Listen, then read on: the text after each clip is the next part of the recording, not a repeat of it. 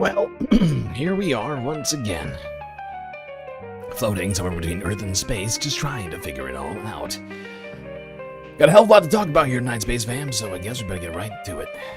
As always, do not forget to buckle up those seatbelts, otherwise you might go floating off into that deep dark void, never to be seen again.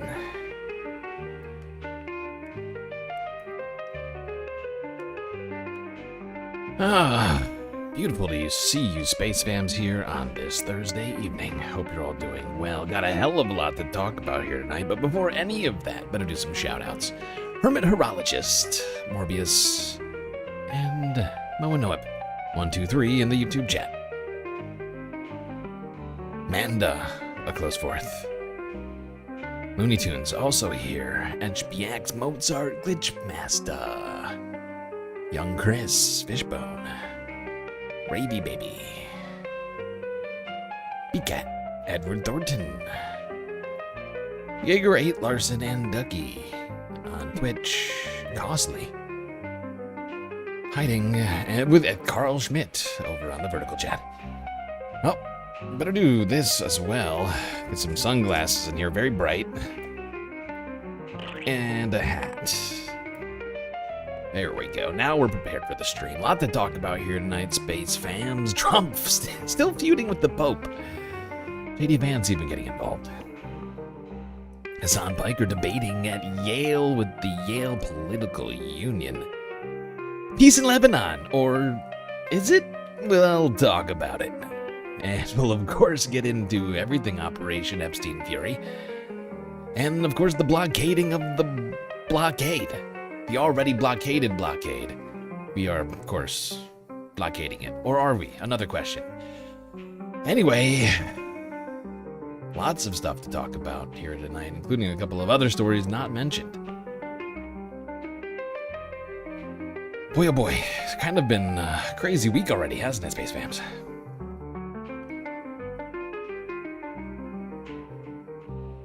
Well, I guess we better get started in that familiar place. The United States. America.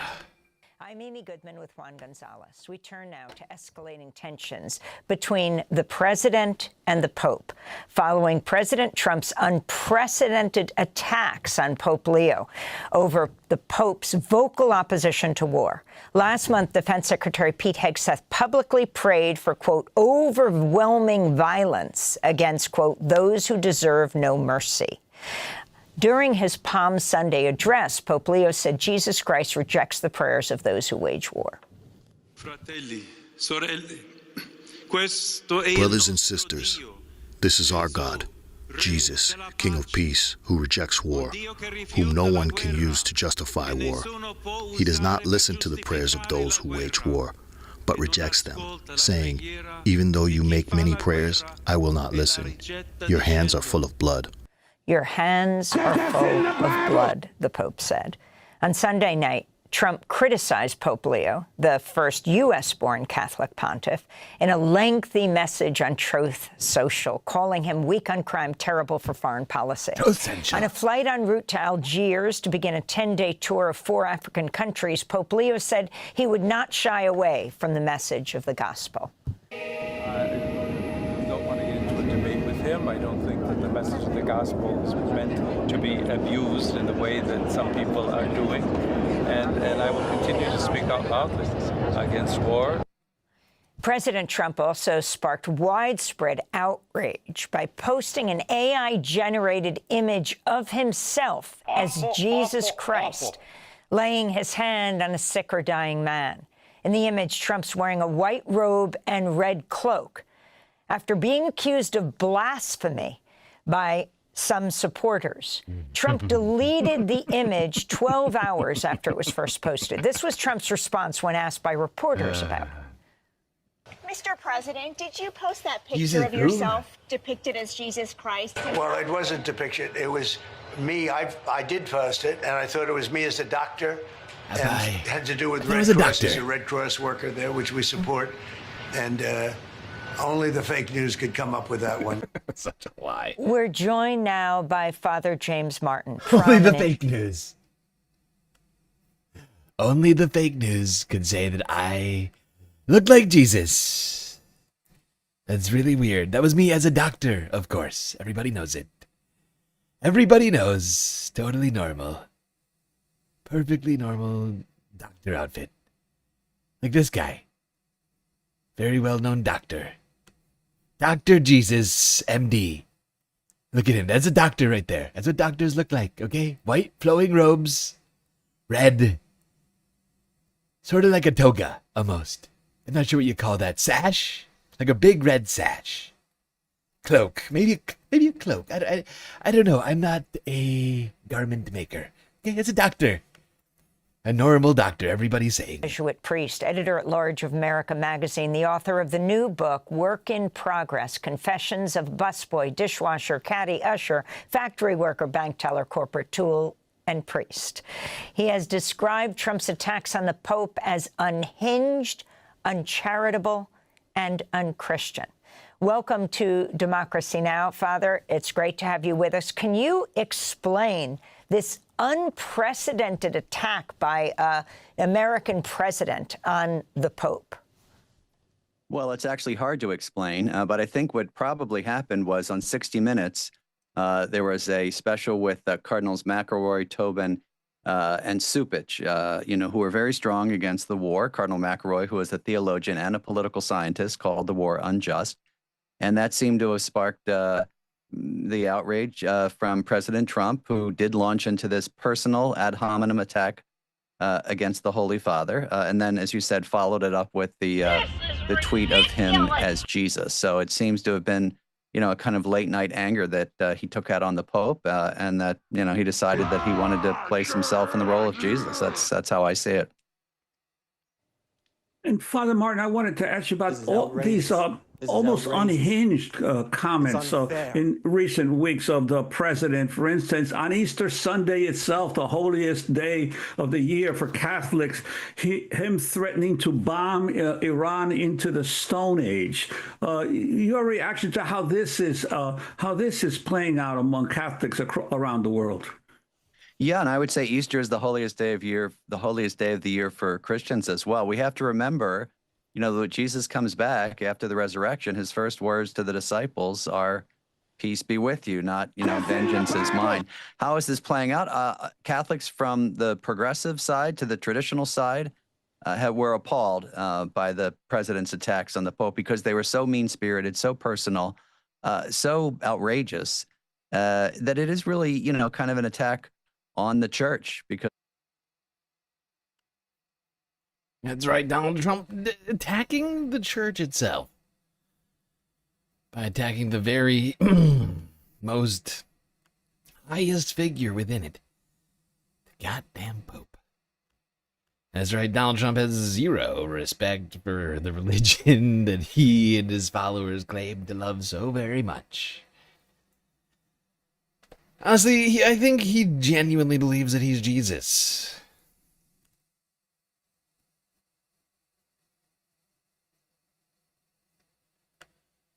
God, I've been so stressed out over the last few days. I don't want to bring it. I don't even feel like bringing it to you right now. I'm too...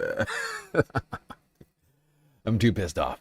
All right, let's go keep talking about the Pope to a guy we're going to be talking about later. The great Hasan Piker. What is this? The Pope pray for peace? Oh, Jesus Christ, young conservatives, what the fuck? Pope says, God does not bless any conflict. Anyone who's a disciple of Christ, the Prince of Peace, is never on the side of those who once wielded the sword and today drop bombs. Military action will not create space for freedom or times of peace, which comes only from the patient promotion of coexistence and dialogue amongst the people. Young conservatives immediately turn around and just, I guess, depict the Pope as brown, wearing I hate white people, wearing the Palestine colors. Sticker that says, I hate white people, dead brown bodies of color, killed by Israel, not cool. Did you know Jesus was a brown body of color? In parentheses, base, decolonized Palestine, Black Lives Matter, Obama 08. Never seen someone get excommunicated by a community now? I've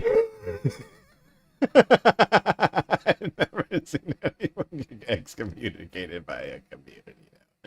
Oh no, not the community notes. I am Catholic. This is not my Pope. You are not a Catholic if you do not accept the Pope, but rather a schismatic. Canon 751. Schism is the refusal of submission to the Supreme. That's literally the argument I've been making over here. Like, look, if you don't want to listen to the Pope, you gotta go to become a different religion. Maybe become Orthodox. Maybe be an Orthodox Christian. That'll be, you have your own schism. Pontiff, i.e., the Pope. I don't know how you live like this. I don't know how you can be such a hateful little monster. I don't understand, man. What good does it do for you or your mentality, your mental capacity, your state, your personhood? It can't be good to live like this, right? You're just giving yourself maximum brain cancer at all times. Reactionary ideology is unironically identifying what the most vile thing you can say or do or behave as and just constantly hitting it. It's just vice signaling at this point. It's endless vice signaling. Very strange behavior. It's so unbelievably antisocial. I'm not exactly sure on who this is for, how this works, who this works on. None of it makes sense to me. I see stuff like this and I think to myself, why are you actively positioning yourself as objectively a repulsive person? Yeah, seriously, this is a pretty gross meme that they've cooked up over here at the Young Conservative Federation. Yeah, it's great. Ooh, they even got a blue check mark. Very fancy. It got 1.2 thousand likes, it looks like. Works on his cult? I don't even think, man. I think there's still... So somewhere between 1 and 1,000, right? It's X, so there's really no way of knowing how many likes it's getting. I think a lot of mainline MAGA would still probably look at this and be like, why are you guys saying that? I just don't think they see it. There are plenty who do, and plenty who lean into it, and plenty in mainline MAGA that just love this shit. They love being repulsive in other ways, I guess. But this is not a sustainable movement. This is just being a villain, being loud and proud about being a villain. This is kicking babies in the head. Aren't I a good guy? This is Israel shit. The maximalist version of this is Israel. How strange. Here's what the Pope said, by the way. When Pope Leo was asked about Trump's criticism, which was really funny. I mean, I love the term. I love the take. The Pope is very weak on crime. That is awesome. Very weak. Standalone statement. Very weak. That in and of weak on crime and foreign policy. Both. Don't forget foreign policy. Don't forget that, Hasan. Okay? Can't forget that. Very bad foreign policy. He likes Iran having nukes. He's the Pope and he likes nukes. I don't know what's up with that. Hilarious. Okay? The Pope is very weak on crime. Bro, he's the Pope. Brother, what are you saying? Here was his long rant on Leo. He's just lost his mind. Pope Leo is weak on crime and terrible for foreign policy. Yeah, bro. He's the Pope. You are the closest depiction to Satan. Of course he is going to be antagonistic to everything that you're saying and doing. If he is even remotely honest as a religious figure, he has to oppose what you are saying and what you're doing. This, under normal circumstances, is an opportunity for you to think about how you present yourself, the actions that you're carrying out. But of course, we are so far removed from Christ in the United States of America. We're so far removed from spirituality that our main religion has been capitalism, right? A capitalist distortion of what Christianity is supposed to be. That's precisely the reason why he goes, Pope Leo is weak on crime. Incredible statement. What? Mm-hmm. Yeah, really, it seems like the Trump crowd have given up actual Jesus for Trump. The rich white man. A rich white man. Follow the rich white man rather than the other guy, the brown guy from the Middle East. That guy who was actually, the poor. Actually, blessed be the poor. Very nasty guy. Like poor people more than rich people.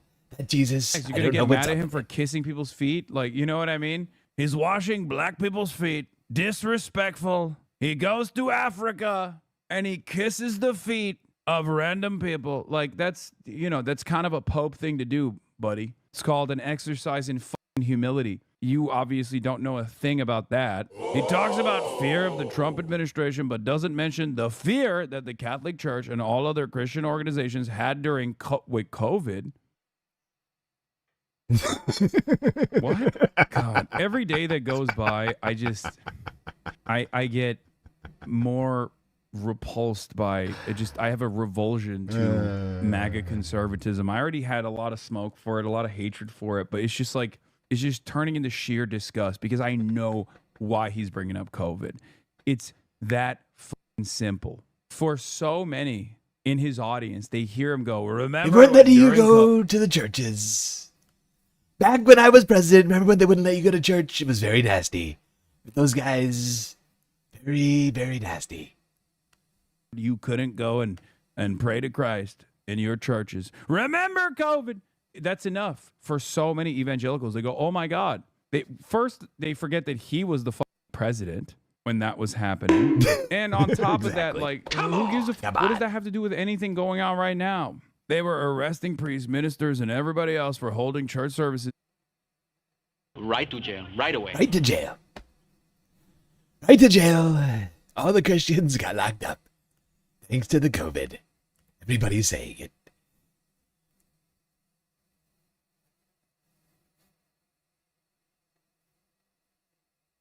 God, he is really an idiot, though. We went through that whole ridiculous tweet from Trump where he starts talking about elections and his brother Leo. Leo was a good guy, but his brother Louis. His brother Louis, very good. But this guy, very nasty.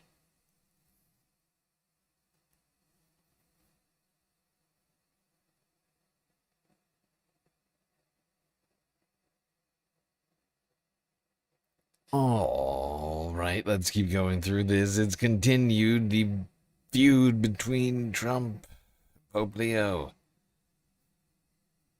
Pope Leo doubling down on peace and unity in recent remarks from yesterday. Here's the Associated Press.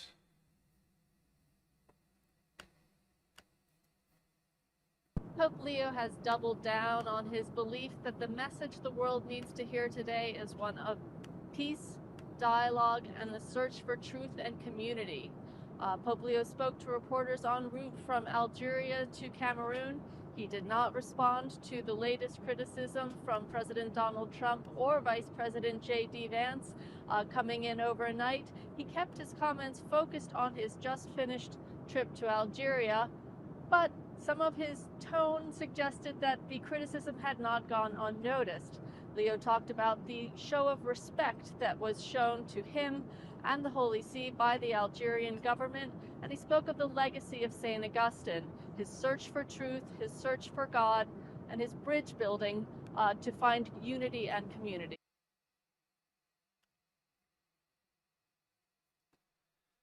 All right. Well, there you go.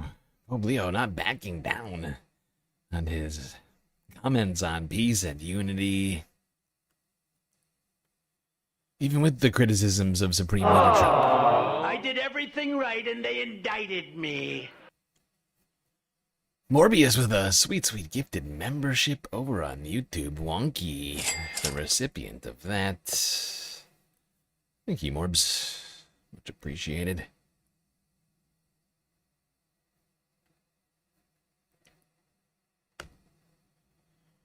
All right, staying on this topic, BBC News 16 hours ago. Let's talk about why Donald Trump has fallen into this feud with the Pope. Why? It's so strange. That's really weird. What happens when an American Pope takes on an American president? Now, the most influential American in the world has almost always been the U.S. president. But for the first time in history, maybe POTUS has a serious rival, Pope Leo XIV. I have no fear, neither the Trump administration nor speaking out loudly about the message of the gospel. And that's what I believe I am called to do, the church is called to do. Since his election last May, Pope Leo has increasingly become more vocal in his criticism of the Trump administration policies on things like immigration and foreign interventions in Venezuela and then Iran. And in response, Donald Trump has taken it up a notch. In the last week, he erupted. We don't like a pope that's going to say that it's okay to have a nuclear weapon. We don't want a pope that says crime is okay in our cities. I don't like it. I'm not a big fan of Pope Leo. From the BBC, I'm Tristan Redmond in London. And I'm Asma Khalid. And welcome to The Global Story on YouTube. In today's episode, we'll be speaking with the BBC's Ed Sturton, a man who knows his way around American politics and the Catholic Church. But first, we're going to give you a quick recap. Now, I'm sure that you all have seen some of the headlines of the beef between the Pope and the President over the last several days. The situation has been tense for some time on issues like immigration and deportation. But it really started ratcheting up in January. In the wake of the US intervention in Venezuela, talking to diplomats in Rome, the Pope said, diplomacy that promotes dialogue and seeks consensus among all parties is being replaced by a diplomacy based on force by either individuals or groups of allies. War is back in vogue. Now, in the wake of those comments, we know that there was a meeting at the Pentagon that took place with the Vatican's ambassador to Washington. Recollections of that meeting vary. Some reports say that there were... That is so fucking wild. The DOD, the military wants a meeting with the Pope, with the Vatican. Like, they're completely, like, opposed to one another, right? Like, why? Why would they want to talk to the fucking Vatican?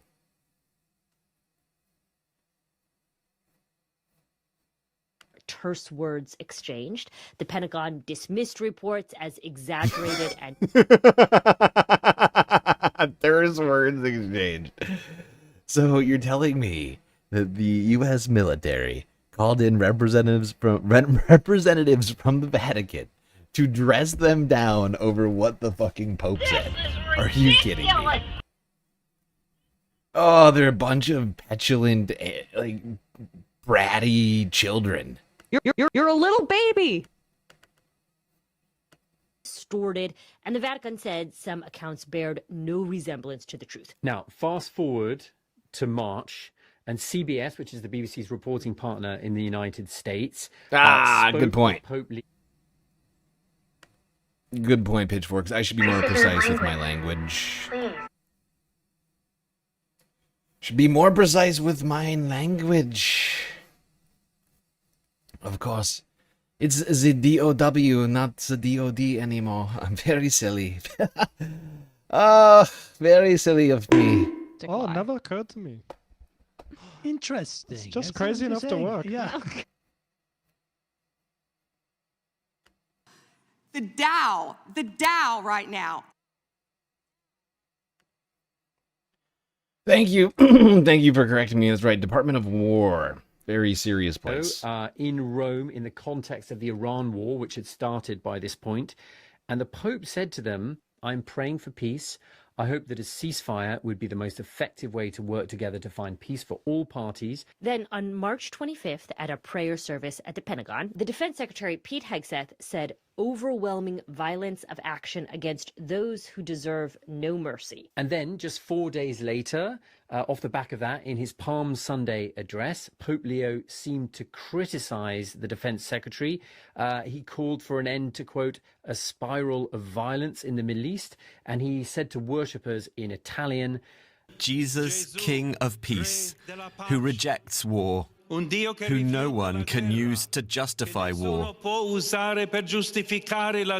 He does not listen to the prayers of those who wage war, but rejects them, saying, even though you make many prayers, I will not listen. Your hands are full of blood. Now, he didn't refer to Pete Hegseth by name, but it did seem to be an oblique reference to what Hegseth had previously said. Yeah, Damn, Pope Leo hitting back at Pete Hegseth.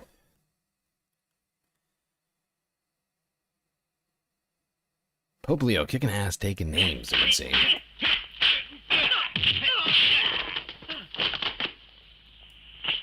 And now you see just how I won that championship.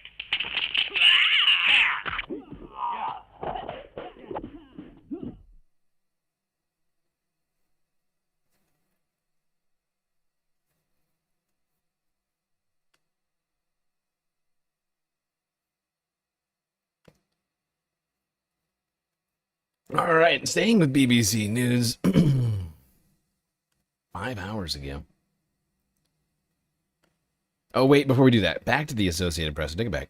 Take it back. Back to the Associated Press. Talking about what Christian leaders had to say about Trump's comments vis-a-vis the Pope. I'm a Catholic, you know, and it's a red flag, and it's upsetting that he would put himself in that position aligned next to Jesus. I take it back. I don't think this guy is a leader of the Catholic Church. Maybe he is, but it just says Catholic. So I think he's just a guy. Pretty sure. Self in that position aligned next to Jesus, and it's exemplary that he doesn't see himself as a political figure of ideas. He sees himself as like a demagogue or someone to be worshipped. I'm glad that the Pope has demonstrated opinions against the war. You can still be a Republican and still have disagrees with Trump, if that makes sense. Because, for example, I did not agree with the Instagram post that he posted yesterday, and I also did not agree with the tweet that Trump also made on Easter Sunday. The Pope needs to stay out of politics. That's my thing. My mom's Catholic. The Pope needs to stay out of politics. Well, not everybody has the same opinion, clearly, among Christians. Pope needs to stay out of politics. How dare he say peace is good? How dare he repeat the words of Jesus? Jesus might say that. All right, that's his job. I forgot. It's his job to repeat the words of Jesus. Silly me. For a second, I was almost like, no. Actually, it's his job. Sorry, ma'am. It's literally what he's here to do, is to talk about things happening and the world and, what's the opinion of the Catholic Church is. He's the, what's the word? Highest pontiff? I forget exactly the terminology, but the point is that the highest most spokesperson for the Catholic Church, and therefore, if you're not an Orthodox Christian, you have a little problem, because you're living in a world where he is in fact basically the highest authority in your little religious world. You could become an Orthodox Christian, though. I'm just saying,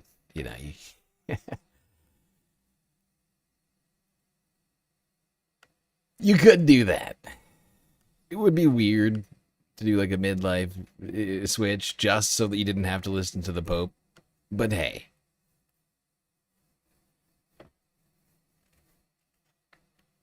Also, here's another option I just thought of. You could be an atheist. You can say, you know what, religion, maybe not for me. Maybe organized religion is dumb. If you don't like listening to one guy tell you what to do all the time, maybe you shouldn't do that. And maybe you should rethink your support of King Trump.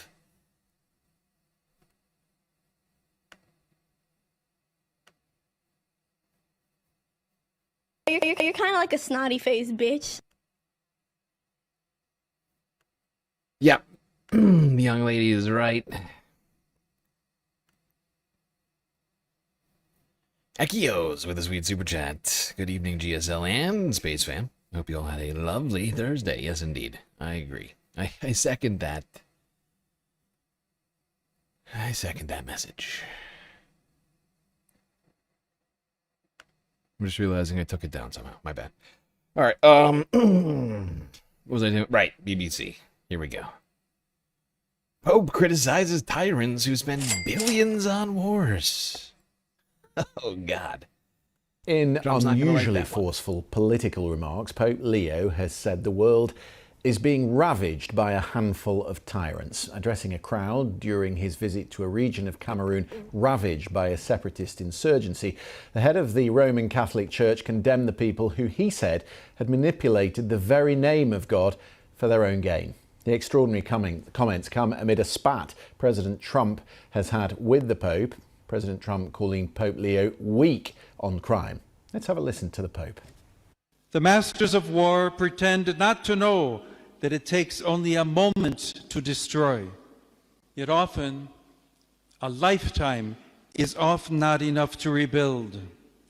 They turn a blind eye to the fact that billions of dollars are spent on killing, on devastation, yet the resources needed for healing, education, and restoration are nowhere to be found. The world is being ravaged by a handful of tyrants, yet is held together by a multitude of supportive brothers and sisters. Let's bring in our global religion reporter, Lebo Di Secco.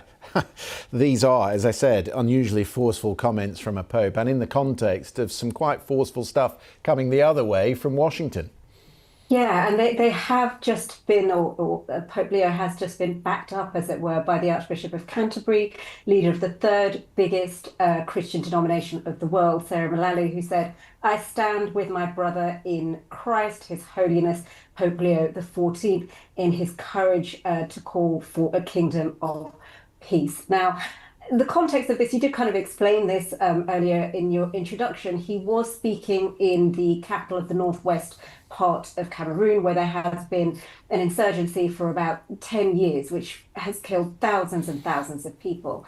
So he was addressing a service there, a crowd of people there, and you could say that, you know, some of the things he said related to that. But it comes after a week of, you know, back and forth with the Trump administration and Donald Trump himself. We saw at the start of the week lashing out at Pope Leo in an extraordinary fashion. Pope Leo has been very critical of war in general and spoken out quite vociferously about the war, the conflicts that we see at the moment. He, in his Good Friday address, said that leaders that kind of promote war or push war won't be blessed. And then we saw his Easter Sunday sermon used to call for peace again. So this is kind of a ratcheting up of the tensions. We also had J.D. Vance, the Vice President of the United States, a recent convert to Catholicism, saying that Pope Leo should be careful when it comes to speaking about doctrine. Yeah, this is a perfect place to pause there. Segue to the next clip that we have. To that very clip. Vice President J.D. Vance. As she mentioned, recent convert to Catholicism. We have some things to learn here. Let's hear what he had to say. I think it's very, very important for the Pope to be careful when he talks about matters of theology.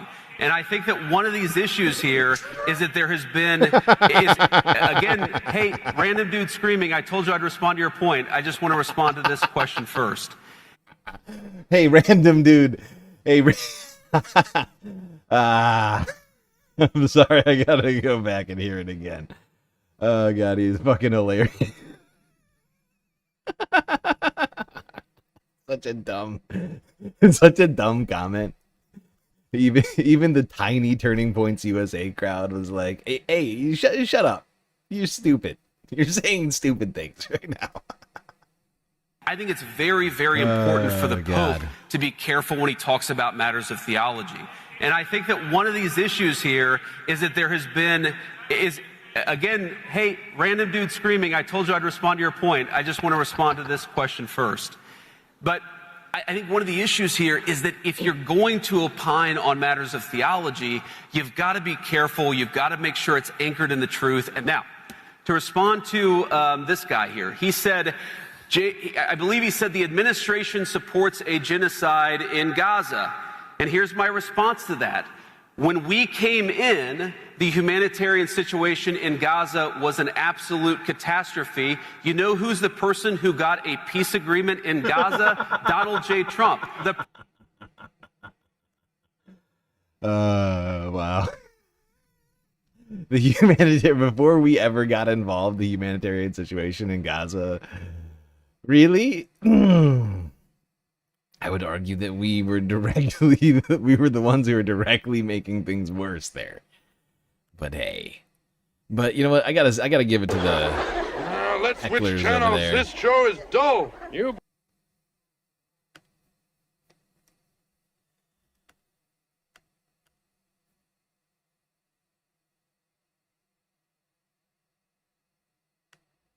There you go.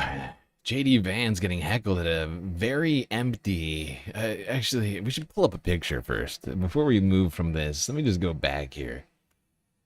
Yeah.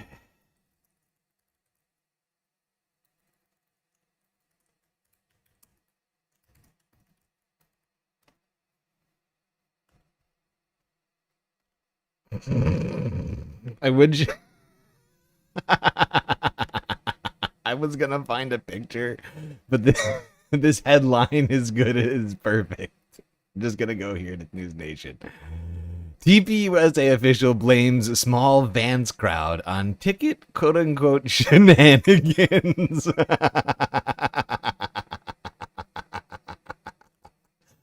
Oh, it's ticket shenanigans. That's why nobody was there. Not because nobody likes the guy. Okay. Yeah, right. That makes sense. He's not a completely unlikable human being that nobody in their right mind would want to spend any time with.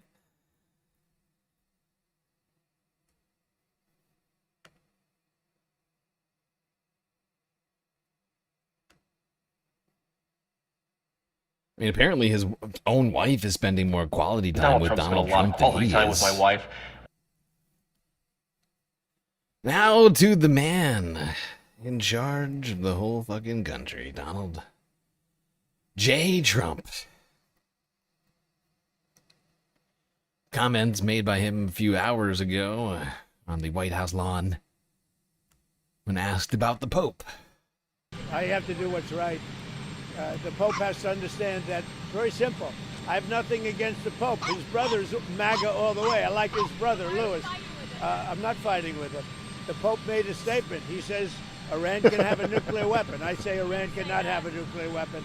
And if the Pope looked at the 42,000 people did not say that over the last 2 or 3 months as a protester with no weapons, no nothing, I mean, you take a look at that. So I can disagree with the Pope. I have a right to disagree. I have a right to disagree with the Pope. Well, I want him to preach the gospel. I'm all about the gospel, but I also know that you cannot let a certain country, which is a very mean-spirited country, have a nuclear weapon. This is the real world. It's a nasty world. But as far as the Pope and very what nasty, he wants, he can do that. Now I know the Pope's brother. He is a big MAGA person. He's got MAGA all over his house. His name is Louis. He's actually a great guy. And I'm sure the Pope is a great guy. I haven't met him. But I disagree with the Pope. If the Pope would allow Iran to have a nuclear weapon, you can't do that. Oh my God. I love how he's trying to pitch a new Pope. Like he thinks he thinks the papacy is somehow like by bloodline. like maybe we can switch out popes. I don't know, this Leo guy, not that great. I mean, he's probably fine. Supposedly he loves the gospel. I don't know. I love it too. But maybe we can switch him out. Maybe we can switch him out with this Louis guy. Louis, you won't even notice. You won't even notice, and he's much better. MAGA all the way. What a fucking idiot. What a fucking moron. Maybe Louis had said, maybe Louis better. I don't know. His brother is really great. We have a demented, unintelligent person running the United States of America. Not fighting. I'm not fighting. I just disagree. I just disagree. And I'm posting a bunch of crazy things on True Social, which I have the right to do. That's not fighting. Now, shit. I think I deleted it. Motherfucker. Oh, I don't want to go back on Truth Social. Oh, no. I hate this website. It's the worst website on the planet. Big Lou. Big Lou, much better. Much better than Little Leo. Everybody's saying. Big Lou, much better than Little Leo. Everybody's saying it. Write that down. Oh, God. Oh, Truth Social is mostly ads. It's like, it's insane. These people were complaining about Joe Biden and Hunter Biden and Burisma, and Donald Trump has his own social media company platform where he posts official government business to, and then sells ads. And then sells ads for that platform. So he makes money every single time one of us has to fucking look at what the president has said.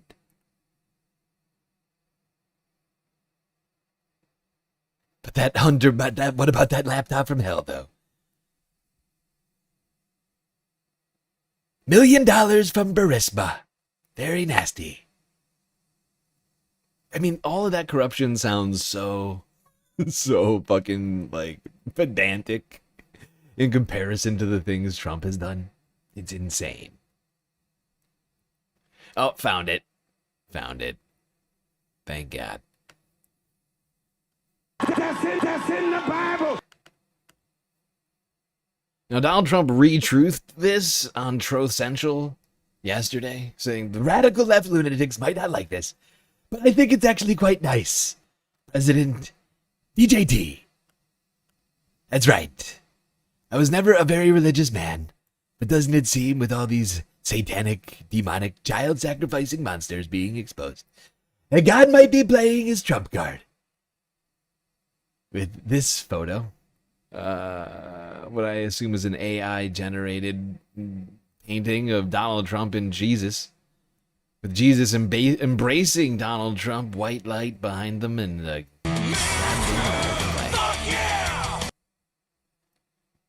32,000 likes, 7.7 thousand retruths. And what do you call comments? Sub-truths? Oh, God, I can't look at the replies. I wish I could look at the replies. I can't believe you know what's amazing?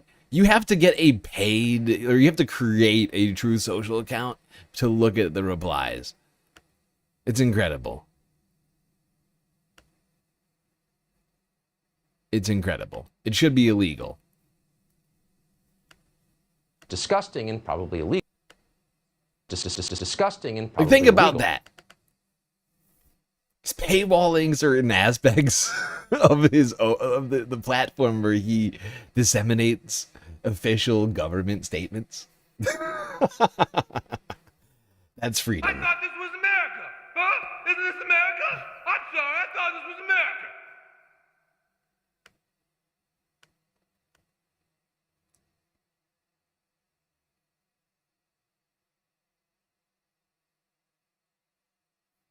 Dr. Jesus MD, that's right.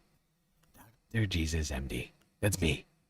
Wait, no, sorry. Just normal Dr. Trump, not Jesus. See? I don't think I'm Jesus. This is Jesus. Like that's what that felt like. He's like, I don't think I'm Jesus. Like he got so much pushback. He got so much pushback for the Trump as Jesus photo. He had the post. 9,000 just subscribed for 23 months. I sent a resub. Hey, you did send a resub. Thank you for the resub with the Prime, the Twitch Prime. Thank you, Looney. Taking money directly from Jeffy Bezos and giving it to me. Very smart life decision.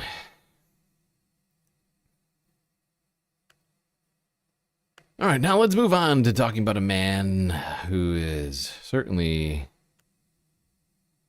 very, very, very involved, intrinsic to the policies of the president. I'm, of course, talking about former author of Project 2025, a man who's been hiding in the racist nerdery under the White House, all of his dusty manuscripts about cranium size and things like that. I, of course, am talking about the director of the OMB, Russ Vought, and co-creator of Project 2025. Trump's very, very, very silent and never seen left-hand man. Of course, Stephen Miller, right-hand man. He's the left-hand man. Caroline Levitt, left-hand woman. Or right-hand woman? Not clear. But she can, of course, be the right-hand man, as she's a woman. But she's always by the president's side. This guy, it's like you never see him. Look at him. Am I wrong? Look, his eyes, dark circles around his eyes right now. He looks like he hasn't. He looks like he's been literally living in a dungeon for the last year.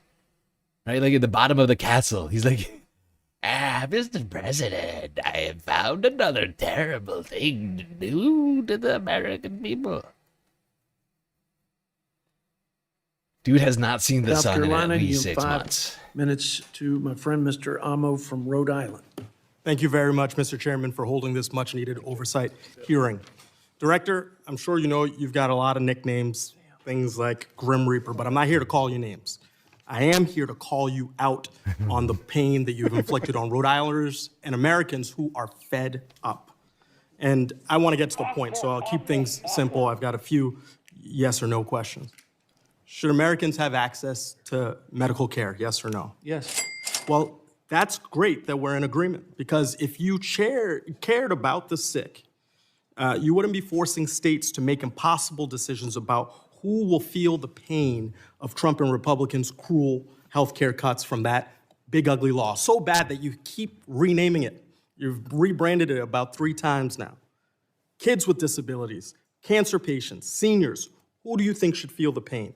You have forced Rhode Island to make impossible decisions about who should suffer. You want us to believe that we can't afford to help my sick constituents. But you claim it's smart budgeting to request $1.5 trillion in defense funding for a department that already has more money than they know what to do with to fight illegal wars. I've got another question for you. Should hungry children be fed, yes or no? Yes, and they are. Look, I would believe you if your shutdown strategy didn't put 144,000 Rhode Islanders at risk of going hungry. Our shutdown strategy? Yes, your shutdown. Really? Yes, because, sir, who's the one who voted against those bills? Sir, you have had a position. Who voted against those bills that would have taken away SNAP benefits for millions of children? Wow. Russ, I love how Russ thinks he's got him in a corner. He's like, who didn't vote against the bills that would have taken away the funding for the things that you're talking about? It's like, what? What the fuck are you talking about? The guy is such a fucking, like, disingenuous dweeb. Ugh, I hate Russ Vought. Go back to the nerdery. Like, leave us all alone. Actually, just leave America. You un-American, America last garbage. You have seen shutdowns as ways to break federal workers, as ways to hurt the American people. I'm reclaiming my time. You caused that shutdown. I'm reclaiming my time, sir. Was $6 a day too generous for you? Look, from Woonsocket to Providence, in the 1st Congressional District of Rhode Island, I visited food banks, and I've seen the struggle to keep up with rising demand from hungry Rhode Islanders, and that's thanks to your cruelty. Look, I have seen your actions, and I want you to take time with this particular question, because you brought up it being our shutdown. Do you think a lot of good comes from government shutdowns, yes or no? No. Well, do you disagree with President Trump then? Because that's a quote from President Trump. You don't care about the 1.4 million Americans who missed a paycheck during Trump's shutdown last year. You want public servants, as you said, to be viewed as villains. From air traffic controllers to naval officers to Never said VA employees, I heard constituents harmed by your shutdown. There is nothing good about that. Then It's you should have damaging voted to for real it. people, You sir. caused it. You voted for it. Look, You were the person that, with all of your votes, Mr. Vogt, just like you did with Doge, you think that good things come from breaking people. You have said it's fine to break things and pick up the pieces later. I didn't make up these words. Those are your words. That has no regard to Rhode Islanders who are still trying to put their lives together, people around this country who are still trying to put their lives together. If you don't know your own words, how can you show up here to speak? Look, I'm going to wrap up because I don't want to afford you more time to tell more lies to the American people. You don't get to override Congress because you disagree with how. Yeah, before he finishes what he's saying, I just want to go to this clip of Russ Vought saying the exact thing he said he didn't say. We want the bureaucrats to be traumatically affected. We want, when they wake up in the morning, we want them to not want to go to work because they are increasingly viewed as the villains. We want their funding to be shut down so that the EPA can't do all of the rules against our energy industry because they have no bandwidth financially to do so. We want to put them in trauma. There you go. Russ Vaught's own fucking words. Just figured we deserve that context for this, since he's just lying to our fucking faces. Lies to the Felt American necessary. people. You don't get to. You don't know your own words. How can you show up here to speak? Look, I'm going to wrap up because I don't want to afford you more time to tell more lies to the American people. You don't get to override Congress because you disagree with how funds are spent. You don't get to force government shutdowns to break people. Your decisions have done nothing but hurt my constituents. They don't need Washington bureaucrats like you making funding decisions that upend their lives. And you've said a lot of things today. I've watched some of your participation from my office. I saw some of it here. And your actions reveal the truth despite your words. When given the choice, you have chosen cruelty and chaos over billionaires over and over and over again. Billionaires, cruelty, chaos. You attacked healthcare. You put food for hungry kids at risk. You ignored Congress. You jacked up prices. The American people are fed up. Read every poll. And you embrace shutdowns that hurt working people. So at its core, sir, I don't think you value the American people. Your disregard for their lives is creating a great Looney amount Tunes of pain. 9000 just cheered 100 bits. Orange circle emoji, capital M, capital F, capital A. My fellow Americans, I am, capital P, pissed at Bobby Kennedy for his, capital F, failure of spreading, capital L, lies during his, capital T, testimonies today. All caps, fired. Capital T, capital E, capital F, capital A, capital T, capital M. Thank you for your attention to this matter. President King Donald Trump. Jesus Christ, Lenny. Wow. You were really stretching the limits of those messages. Thank you for the bits. And thank you to Frizzler for the sweet super chat as well. Space Mams. And as you're hearing from our side, our constituents are paying the price. Yet you put forward a budget that grows but cuts again at the things that help the American people. So I hope you have time to reflect on that and the pain. What in the fuck is that sound? Did you hear that? Sounds like someone took a brush and just started slapping the microphone with it or something. One of the Congress people, or maybe Russ Vought himself, decided to do like an ASMR stream all of a sudden in the middle of it. It was weird. Okay.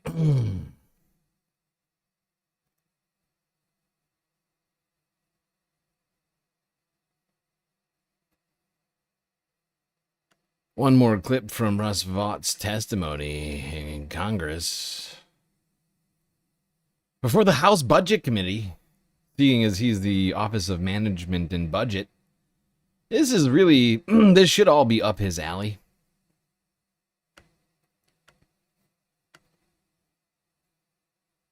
It is, in fact, his literally job at the White House, better for the executive branch, to deal with budgeting over there. This is kind of exactly where he belongs. Exactly where he should be, in fact, giving testimony. Ms. Judy Chu from California. Director Vogt, I represent the cities of Altadena and Pasadena in Southern California that are still living through the aftermath of the Eaton fire that destroyed 6,000 homes last January. For tens of thousands of my constituents, the experience looked like this. It was the early hours of the morning and they were sleeping peacefully in their homes. Suddenly, they were awoken by loud sirens and the smell of smoke as flames surrounded their properties. Their lives flashed before their eyes. They frantically gathered their loved ones, their pets, and escaped with simply the clothes on their backs. 19 of my constituents could not make it out on time, and they tragically lost their lives. The trauma that everybody witnessed was harrowing and unspeakable. They saw the places that they called home for decades, the lives they built, all of their most treasured belongings engulfed in flames. But here we are today, over 1 year after the Eaton and Palisade fires, and more than 70% of survivors have not yet returned home. Families are depleting their savings, delaying life-saving medical care, and many are homeless. Of the 6,000 homes that burned, only half have yet to start the rebuilding process at all. This is a crisis, and my constituents need assistance now. Luckily, there's a straightforward solution to stopping this suffering, and that is finally granting Governor Newsom's federal disaster supplemental funding request to provide an influx of capital and resources to my constituents. And that request includes CDBG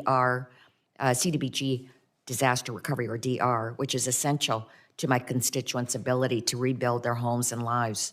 But every single day that this funding is delayed, recovery becomes more expensive and painful for survivors in my district and across this country.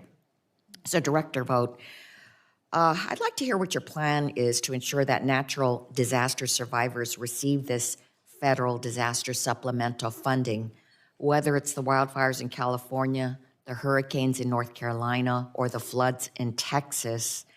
For every major disaster of this scale in recent history, the federal government has intervened to help survivors.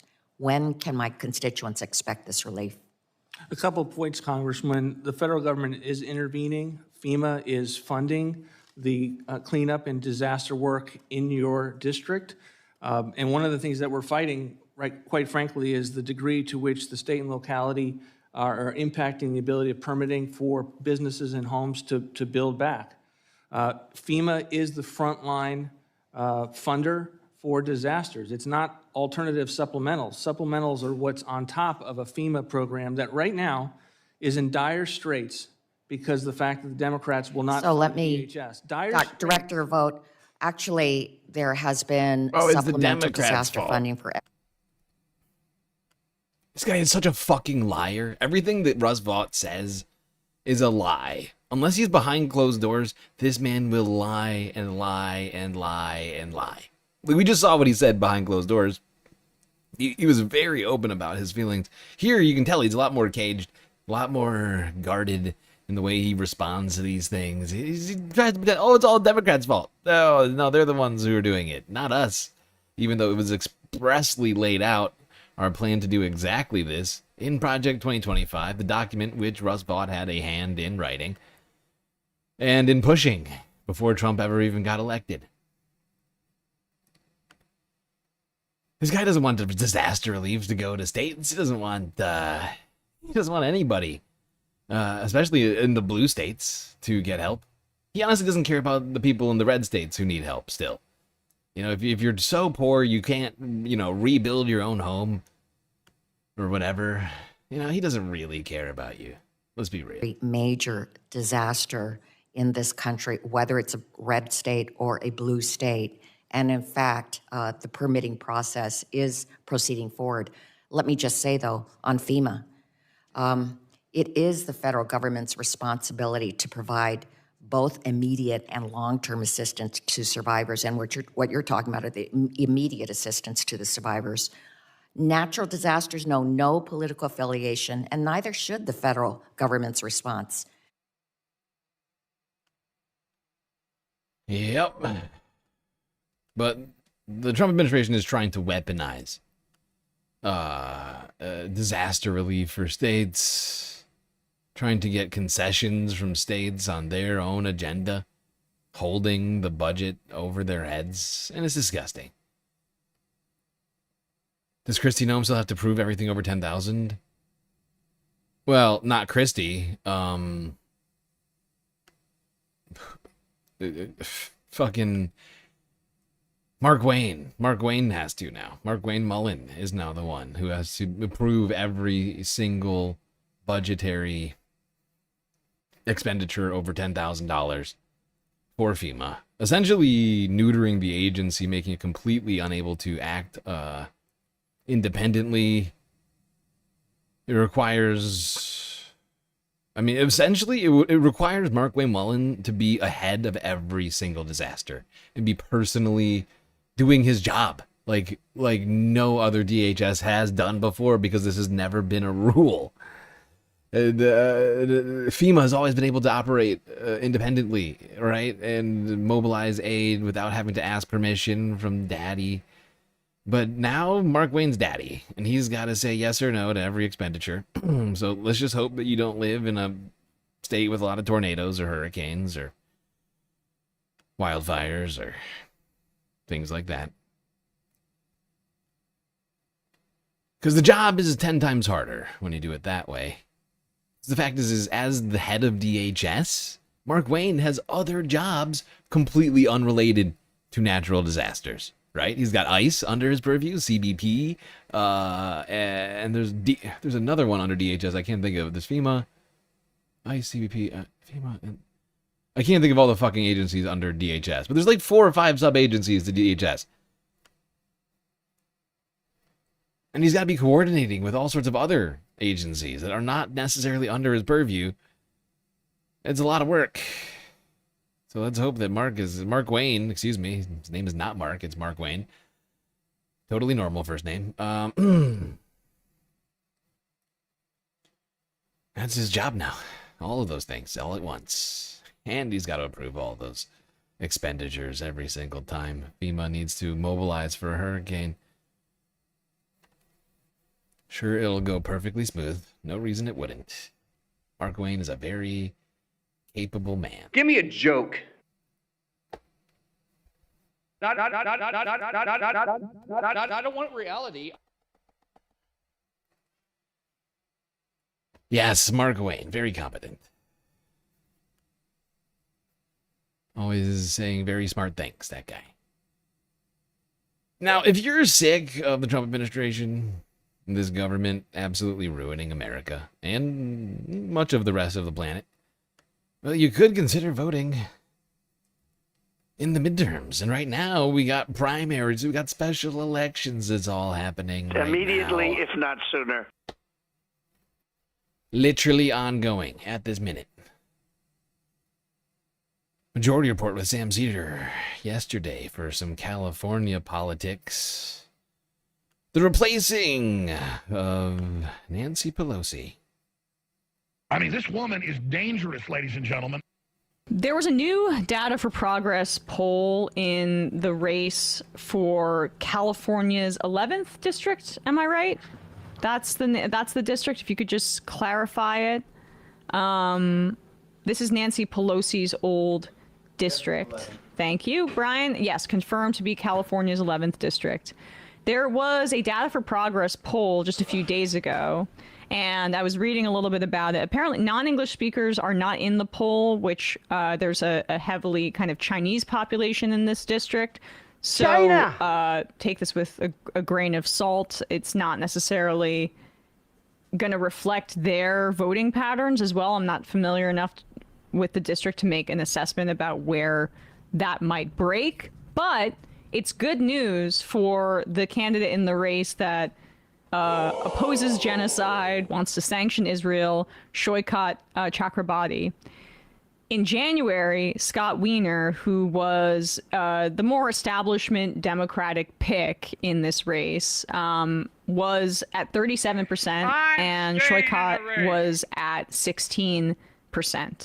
But now it's 33 to 28, with Chakrabarti at the 28 mark, meaning he has closed that gap within a matter of a few months very quickly, in no part due to the fact that he says things like, we should sanction Israel, we should cut off all arms.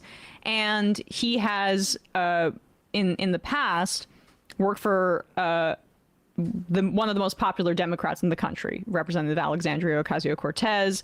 One of my favorite moments in my career was going down to D.C., hearing about this kind of thing, knowing it was a bit of a secret operation between AOC and Sunrise, and it was right after she got elected.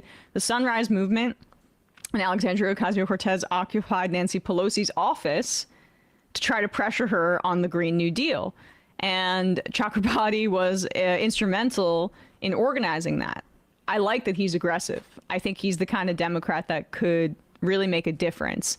And so he's the clear choice in this race, especially because Scott Wiener, or is it Weiner? I'm not exactly sure. But he has had to distance himself from his past support of Israel quite a bit. You can't trust him on this issue for that very reason.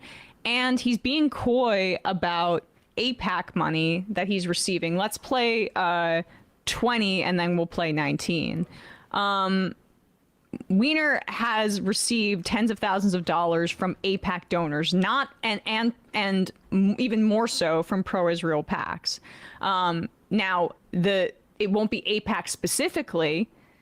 The number here that he's going to reference is $47,000, but this is how they're trying to get around the AIPAC thing, because it's become so toxic in Democratic primaries. They're doing it creatively, and we just have to pay attention to that.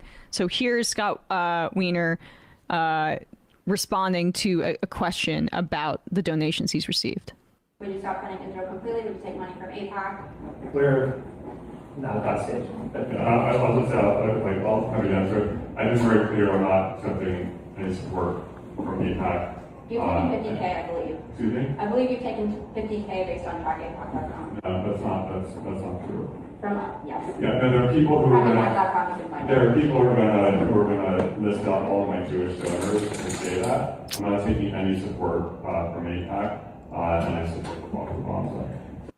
So there he says, quote, there are people who are going to list out all my Jewish donors and say that. Well, specifically the ones that also donate to gross.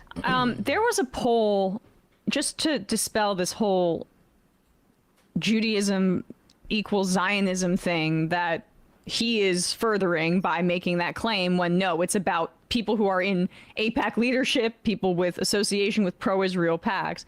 J Street did a poll where they found that 40% of American Jews, including 66% of younger Jewish Democrats, say that an AIPAC endorsement makes them less likely to support that candidate, and 66% overall, an overwhelming majority of American Jews oppose AIPAC spending in Democratic primaries. What?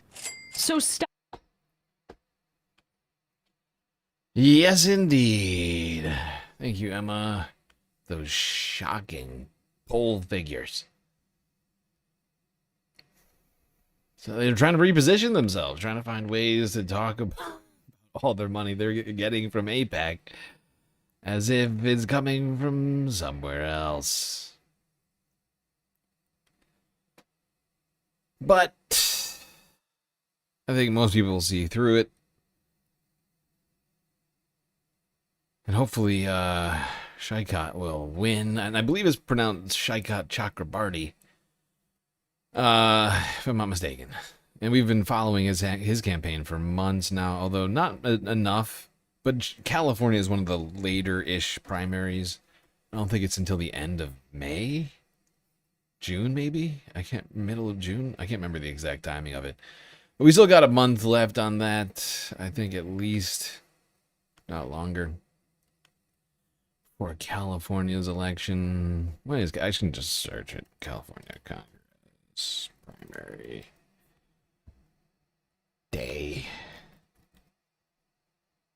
June 2nd. Yeah, called it. Early June. So we'll be talking more about Shikot in the future. Now, to New Jersey, where a election has been going on. Special. Yeah. That's right, a special election. For now, Governor Mickey Sherrill's open Congress seat vacant, it would seem no longer. But before we get to the result, which is apparently already in, let's quickly talk about this race. Eyewitness News, Now open for the ABC special election 7. in New Jersey's 11th Congressional District. 3 candidates are vying for the seat that Mikey Sherrill had to give up when she became governor. Eyewitness News reporter Phil Tate live in Glen Ridge with more. Phil, good morning.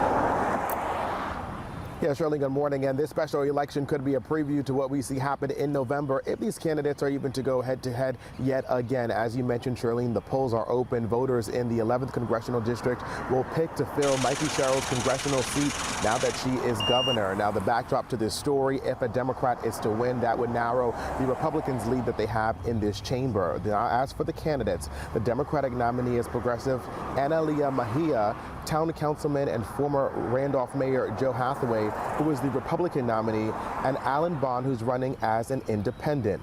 The candidates, they are focusing on a top issue for voters, which is affordability. Affordability. A new term no one's ever heard of. Very big right now.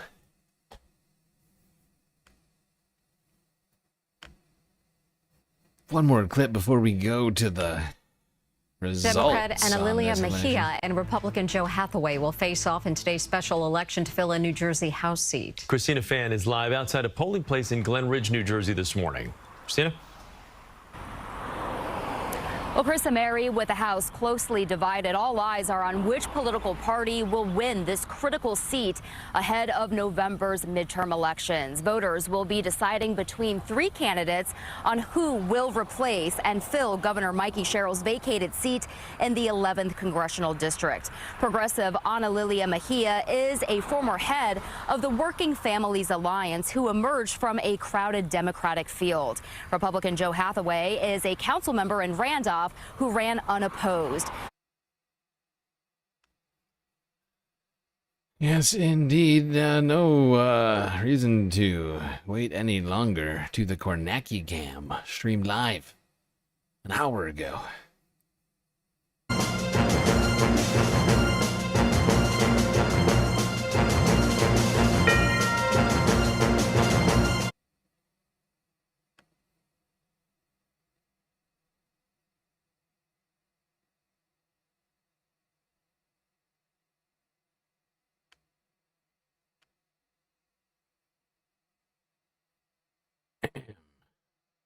On a Thursday, they're doing a special election to Congress, New Jersey's 11th Congressional District, and we are here live now, just 15 minutes before poll closing time, to bring you all the results as they come in this race. A reminder, this is to replace Mikey Sherrill. She was a member of Congress starting in 2018. She got elected governor of New Jersey last November. This was the district she represented. Where are we here? New Jersey, as we say. We're outside New York City. We're in the suburbs. We're in the bedroom communities of, this is Essex County. This is part of Essex County, western Essex County right here. This is Morris County next door. And also, making a cameo appearance, a little slice of Passaic County, Wayne, New Jersey there in Passaic County. About half the vote we think tonight will come from Morris, about 40% from Essex, probably about 10% from Passaic County right there. One other note here, I'm standing, I love doing this. This is the corner of the studio where we got the giant wall here. Well, Kornacki having a good time over here, but we don't got time to talk about his personal experience right now. We want the goddamn results. Come on, Kornacki. Give us the numbers. Give us the numbers. Polls closing. Here we go. Orange, I mentioned just a minute ago, overwhelmingly Democratic town. Zach Braff, Max Weinberg. I'll give you a few more of these as we go. We got the countdown. 5 seconds left. 4. This is like New Year's Eve. Officially now, polls are closed in New Jersey's 11th Congressional District. We await the first results. As I said, just based on, I think, if you were sort of the Vegas odds maker for this thing and you were trying to do the over-under, you know, is it going to be quick? Is this going to be...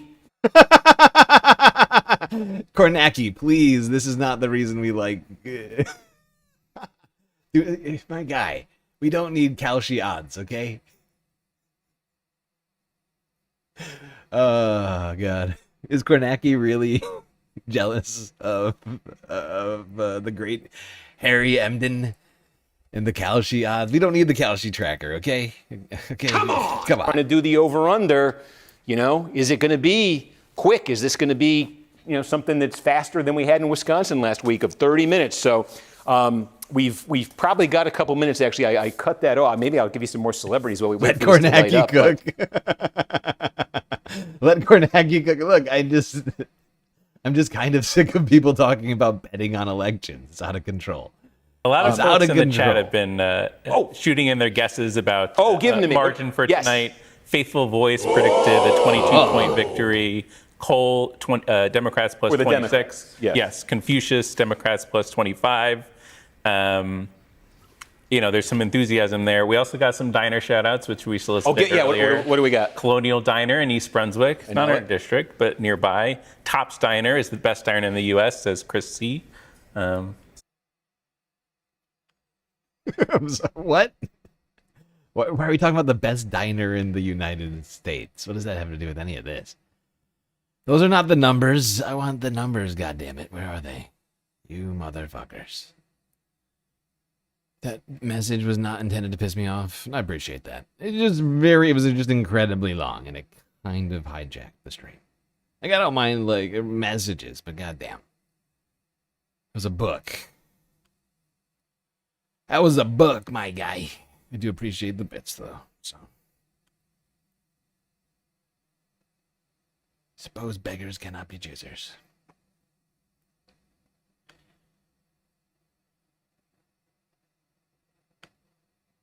All right, I'm skipping to the end of this. Okay.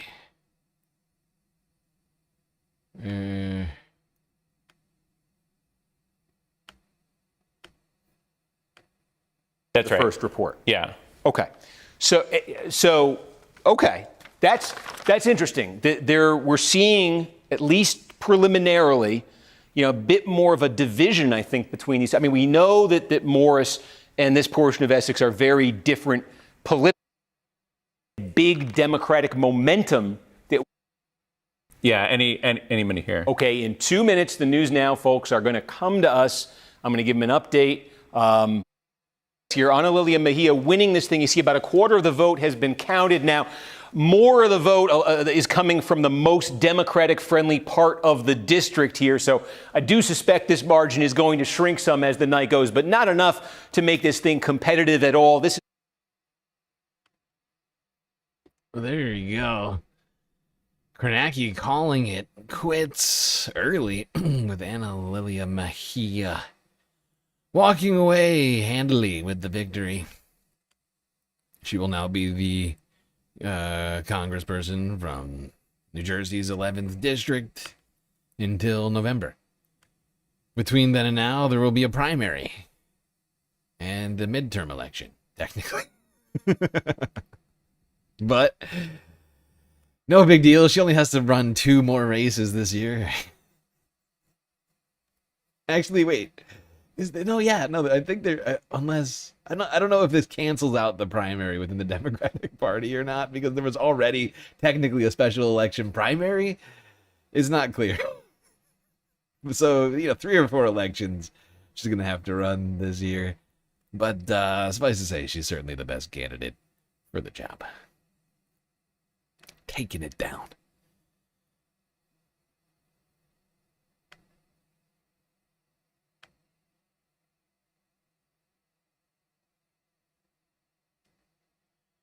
I found this clip. fascinating while we're talking politics. Talk about one of the biggest voices in politics who got a shout out, not a positive one, on Fox News. I'm, of course, talking about the great Hasan Piker. Hasan Piker? What is this? They want you on the Sean Hannity podcast? You didn't hear it in that soundbite, but he got applause at Yale for his literally, he's over the soul of America. I just wanted Invited, number one, and number two, he says it and gets applause. I want to see him in a debate. I told Sean, I said, invite him on your podcast because I want a long format. I want him to understand what he is. I would love that. Oh my God, I would love that. Oh hell yes. Oh my God. Oh yeah. They're gonna be like, do not come. And I'm gonna be like, God, God, dude. You know what I'm saying? I don't think he's lived through communism. He hasn't lived through. I don't even know if he lived through 9/11. How old is he? He looks young. Yeah, he's right. Oh, thank you. Oh my God. Oh my God, the glaze. Oh my God. Did you hear Hasan's voice go? He's like, oh my God. You. Oh yes, young whippersnapper, that Hasan. Too young to even remember 9/11. God damn. Oh my God. Oh my God, the glaze. Oh my God. Fox News, I'm blushing. Oh my Lord. I got gray beard hairs. This is the oldest I can possibly look, right? If I shave all of it off, including the mustache, I look like a child. It's horrible. Everyone makes fun of me. So it's pretty funny that she thinks that I'm not 34 years old. She literally said you look younger than 25. Yeah, it's pretty crazy. I just want him to understand the consequences for what he's saying and what would happen if America did fall. Where would he go if America fell? But the thing is, Ainsley, people like that are uncoachable. I want to know. I want to know why he believes this. Oh, Brian's like, no. Sean should not debate him. Oh no! Wait, hold up, Brian. No, Sean will destroy me. He will destroy me in the marketplace of ideas. Let me do it. Let me do it. I want to know why he believes this, and I want someone who understands these issues, who is brilliant, who can say to him, what you're saying, this is what... Who's brilliant? And then the person that she's using as a brilliant orator is Sean Hannity. What will happen if America falls? This is what will happen if America becomes a communist country. Oh my God, I'm licking my lips, dude. Oh my God. I give Sean Hannity a kissy poo. Yeah, Sean Hannity, known brilliant person. Oh, I'm scared. I'm so scared.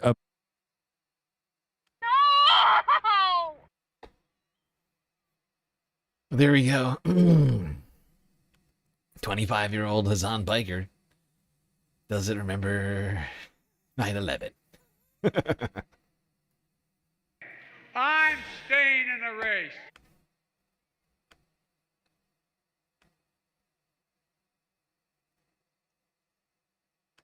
Honestly, Hasan's going gray faster than I am, and I'm a couple years older than him.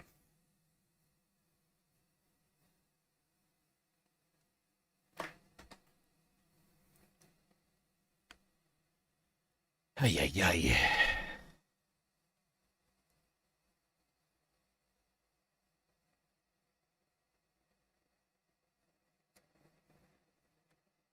$25. Jesus Christ. All right. Well, while we're talking about Republican challenges, Sean Hannity. I would love to see a Sean Hannity Hasan Piker debate. That would be dope. Hasan Piker?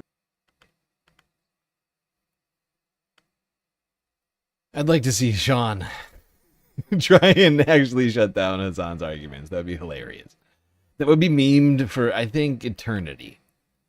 Everybody wants it.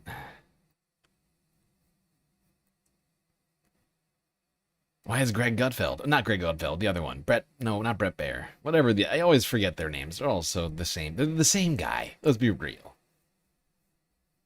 Let's be real. Fox News has like some sort of like a genetic facility where they're pumping out like the same like white guy and or girl for the job. God.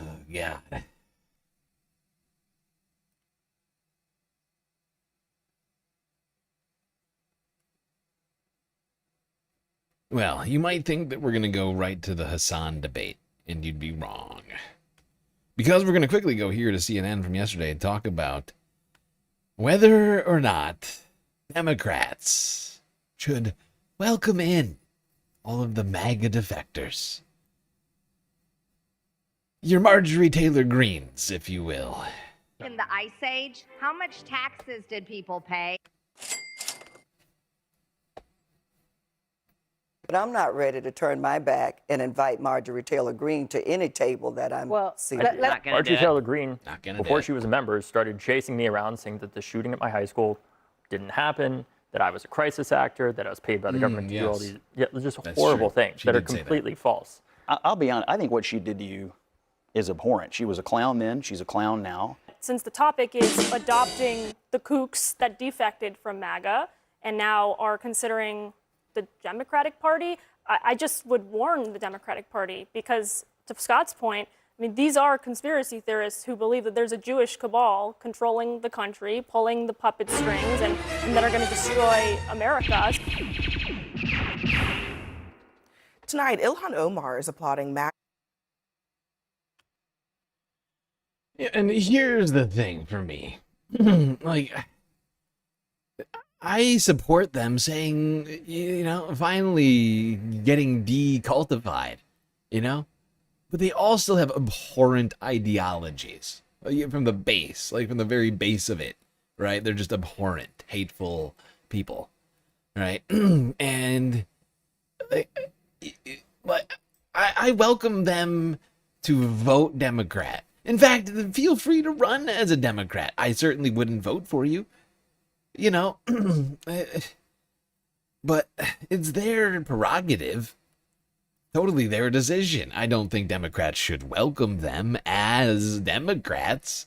In fact, I've been saying Democrats need to go further to the left rather than bear-hugging Republicans. I don't give a shit. Like, I welcome their being deprogrammed from the cult. Great job, you know? I'll even give you a medal. You know, I'll even give you a medal. That's how generous I am. But that, I don't give a shit. Like, you know, like, it's gonna be the medal's gonna be made out of tin foil. Let's be real. Candace, Marjorie Taylor Greene, they're multimillionaires. They don't need my money. And we need to be racing to the left and fighting. That's what I've been talking about all year, basically. Not as much as I'd like to be honest. Not nearly as much as I'd like to, but we need to be winning in the primaries. We need to be getting the most leftist possible people who want Medicare for all, who want to actually end the housing crisis by decommodifying housing, or at least, going after the hoarding of property by billionaires. And like simple things like this, we need that, right? Just basic stuff. People who are going to push for lower military budgets rather than larger military budgets, because of course Democrats vote for the military budgets all the time. The neocons and the neolibs, they get together and they they vote for those budgets over and over and over again. They just did it again. Even though a large group of Congress people tried to block it. When it comes to Israel.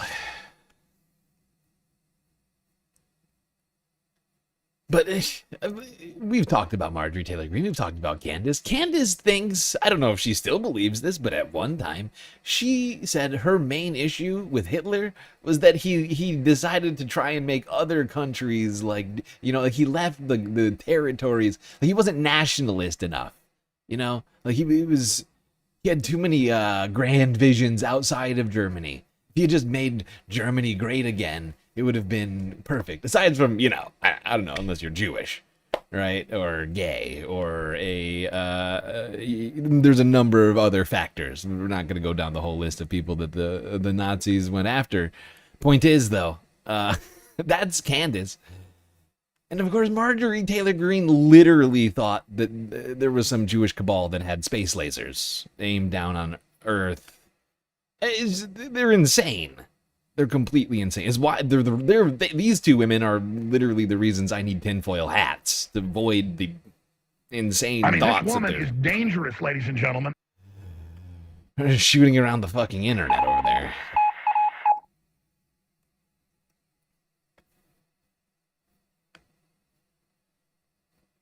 But we'll listen to a little bit of this. I don't really. I think you all know. Candace Owens and Marjorie Taylor Greene for breaking with Donald Trump and expressing their buyer's remorse. The thing that has been very fascinating, especially about Marjorie and Candace, is that they are not just coming out like the other ones that you'd mentioned, where they're saying this action is wrong, right? They're saying, I am done with you. We should give them credit for that. So if somebody is ready to take that step and at least talk to us and maybe do something differently, the message.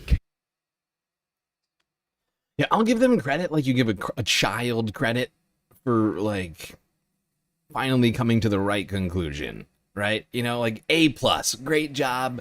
You finally figured out that the world isn't flat. We've been trying to tell you all year, and your brain has been broken. You know, we've been trying to tell you that 2 hydrogen atoms and 1 oxygen atom makes water for the last 3 semesters, and your brain seemingly hasn't been able to contemplate that. And you finally did it. Great job. A+. Cannot be, I told you so. The message has to be, welcome aboard. What else can we do together? Ilhan Omar is like, I will give, you know, like demeaning and sarcastic credit, right? Like, great job. Oh, look at you. An adult baby finally grasping a few basic facts. Incredible. Adult baby. So impressive. Great job. Round of applause.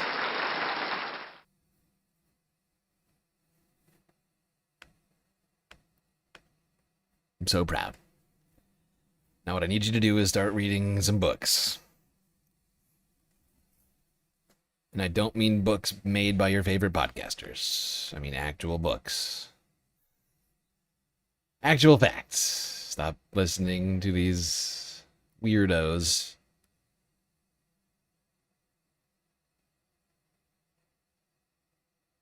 You need to put down the Ancient Aliens and pick up the Howard Zinn. That's basically what I'm trying to tell you.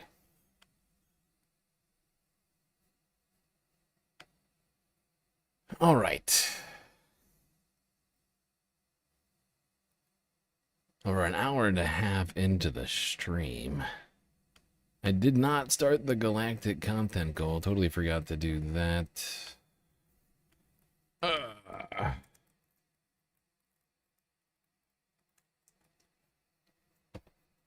Alright, goal started on YouTube. Now, unfortunately, I've been kind of having a few shitty days, actually, for different reasons. Kind of having a headache ever since the beginning of, or the end of the last stream that we did. I don't know, I went to bed after that, woke up, and ever since then I've just been having like a splitting headache on and off. It comes, it goes. Taking Advil on and off, trying not to take too much. But it's been pretty bad. Also, maybe aware this, yesterday was tax day.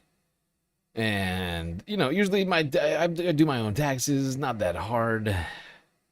Takes a couple hours. Last year I didn't know anything. This year, unfortunately, I got near the end of it and realized I had a serious problem. Because apparently I made more money than I did last year, and I did not plan for that with the taxes. I don't even know what to do about it right now. I had to file an extension because I do not have the money to pay my taxes right now. Let alone paying for the filing of them. But just the money owed to the federal government right now. Not great. Not great. Will your super chat count to the galactic content goal? Yes. I can only do 5, 10. You can only do multiples of 5 on the chat goals. So unfortunately, I can't make them. Like, yeah, I wish I actually could. It would be easier for my own brain. if I could do that, but YouTube doesn't let me. So it's got to be 10. But yeah, suffice to say, we're at like less than 9 because we've gotten a sub and some bits over on Twitch. And I think a new membership gift as well. So we're probably like 2, 3, something like that. I'd have to actually do the math. But like 20, 30% of the way through of it. Already. Well, I'm not going to hold you off any longer. It is time for the end of American Empire. Immediately, if not sooner. I'm sorry, that's the title of this next video.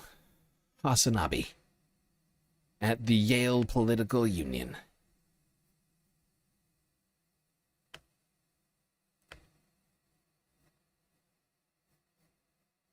We apologize for helping you make more money in an economic hellscape. Sorry, no, don't apologize. It's my fault I didn't think about it. It's my fucking fault I didn't plan ahead for it. I should have thought about it.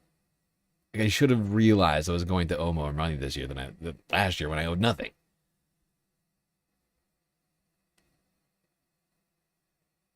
I still had to pay for like the fucking filing, which was super expensive, unfortunately. But I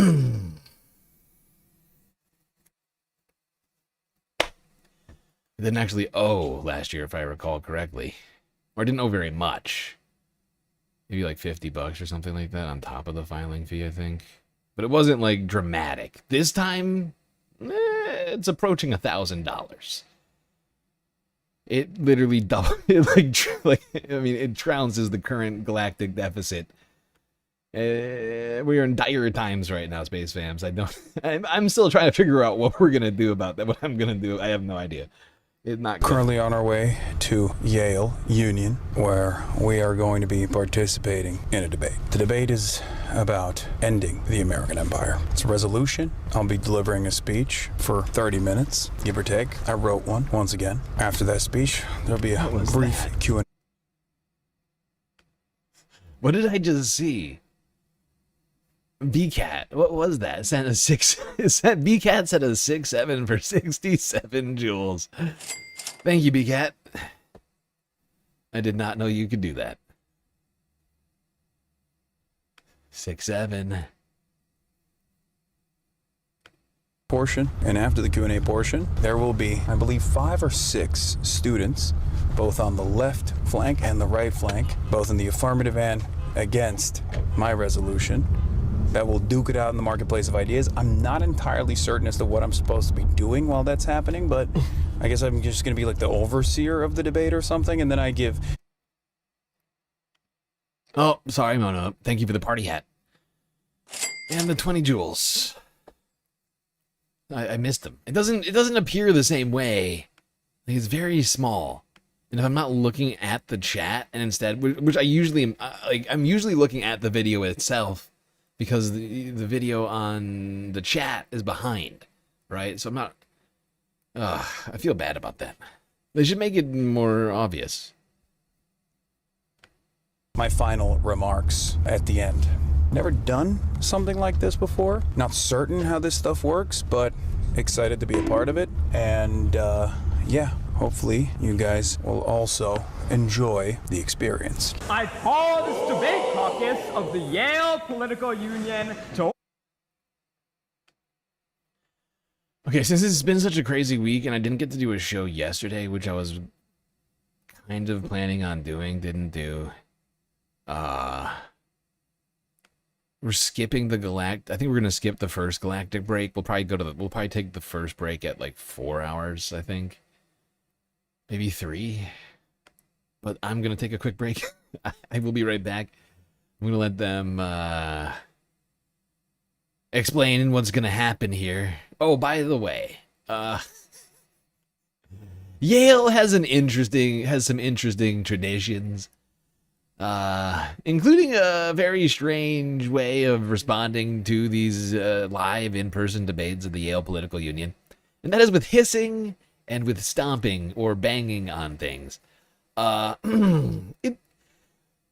If you find it bothersome, I feel you, I understand. But really, when you think about it, it's just like Hasan's chat, but like in real life. And when you think about it like that, it's actually much more bearable.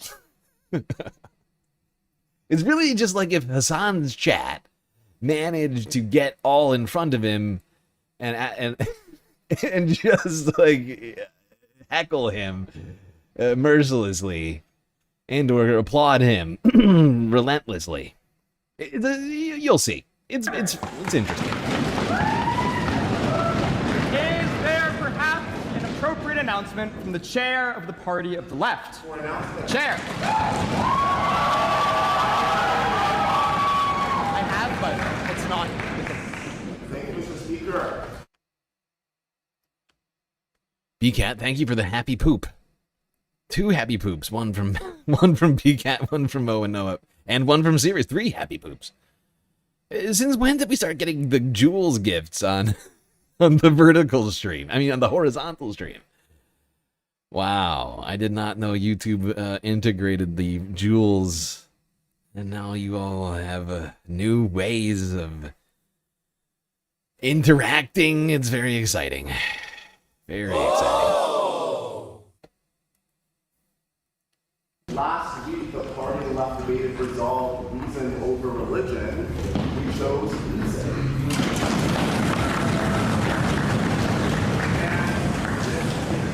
And with the Federalist Party, the party was left debating resolve the enemy of my enemy is my friend. Tomorrow at 7 p.m. in the chapter room of New York Street. The chair is thanked. Is there perhaps an appropriate announcement from the chair of the Progressive Party?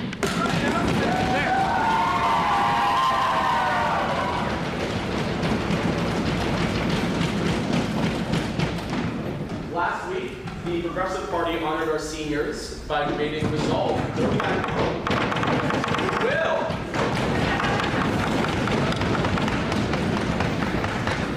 We also joined the Tory Party for a joint debate, which says that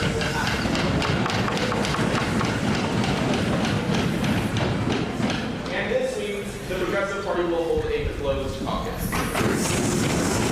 Chair, thanks. Is there perhaps an appropriate announcement from the chairman of the Independent Party? For the announcement, Chairman.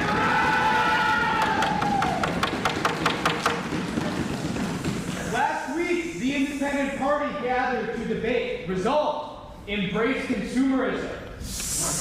We shall not.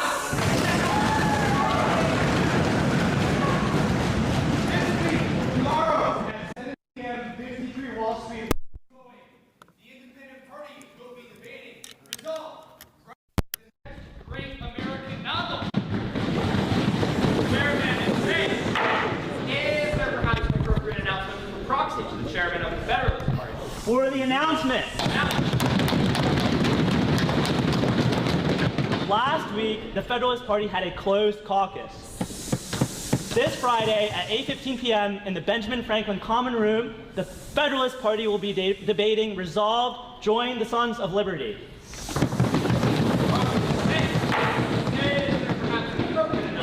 The chairman of the Conservative Party. The proxy. Last week, the Conservative Party debated resolve that America is an idea. It is.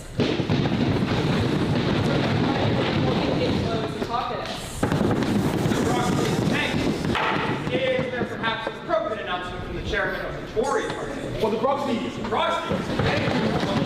Okay, I'm back.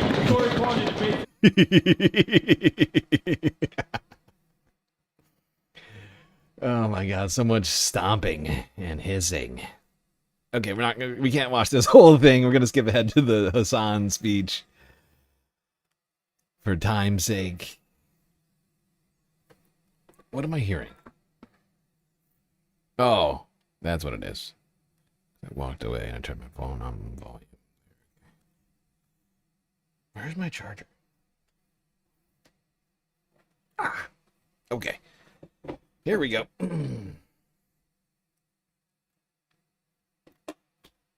Hasan time.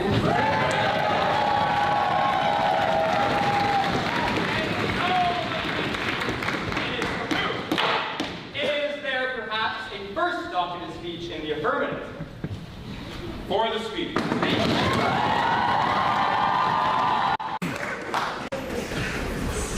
This is gonna pick me up, right? Everyone can hear me? I would like to point something out. Before we go any further, I would just like to point out, and hear that one more time. Hasan got some serious applause here at the Yale Union. This is gonna pick me up, right? Everyone can hear me? All right. Just want to start off by thanking everybody for allowing me to come to Yale University today and be able to deliver a speech on one of my favorite subjects, U.S. empire. I know that it is quite contentious, it seems, that there were a lot of people that didn't want me to come here today and speak to all of you. That's right. I know what that means now. I want to start off by thanking the Yale Union.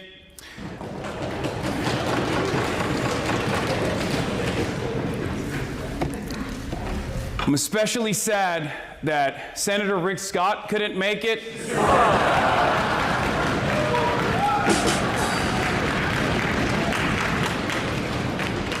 I'm sure you had many opinions on whether or not we should end the U.S. empire and the global capitalist system, which is what I will be talking about today. And then your grandparents are probably going to hear about it on Fox News tomorrow. But it's an interesting resolution, end the U.S. empire. It's interesting because how do you...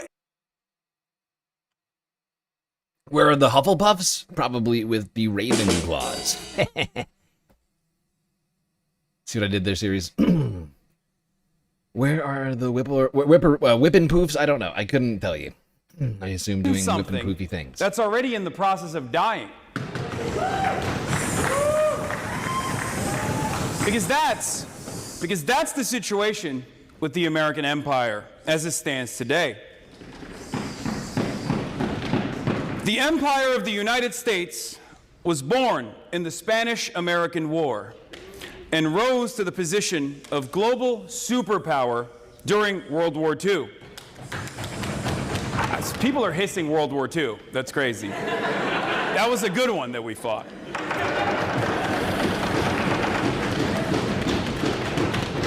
Sure, you can trace America's imperial roots to killing and stealing from the Native Americans, or to the Mexican-American War, but America's status as a transoceanic power came with the dawn of the 20th century. After the Second World War, the American empire was in a time of expansion. We benefited greatly from our distance from the damage to the war itself. We hadn't suffered the terrible losses that our allies did, like in the USSR, with more than 20 million slain, defeating the Nazi scourge. But the Axis powers had been defeated. But the United States, fueled by anti-communist fervor, turned against its former ally, the Soviet Union. This next phase of the American empire was structured as a world competition between Washington and Moscow. Everywhere the United States looked, it found communists under the floorboards, under the beds, both real and imagined. And naturally, this anti-communist struggle went hand in hand with American imperial interest. From Europe to East Asia, the interests of our investors and our corporations were protected, and protected unconditionally, mind you.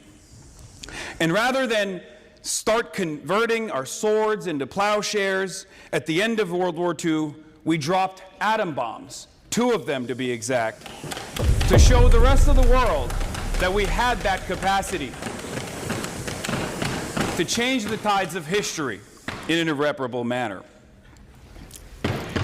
We helped out Nazi and Japanese war criminals. We got into a hot war in Korea where we used the information that we got from those pardoned Japanese war criminals, chemical and biological warfare on Korea. And we began this long-term worldwide Cold War. In other words, we became the monsters that we had supposedly vanquished.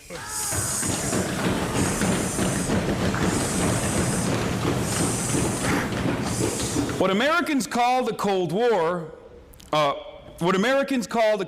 was, to most of the people on the planet, an endless series of butcheries, each more perverse and more tragic than the last. In Korea, the United States dropped 635,000 tons of bombs. By comparison, the United States dropped 500 tons of bombs in the entire Pacific theater in World War II. The United States and its allies destroyed Korea, cut the peninsula into two, built up an anti-communist dictatorship in the southern half, and have maintained a 75-year economic war against the northern half.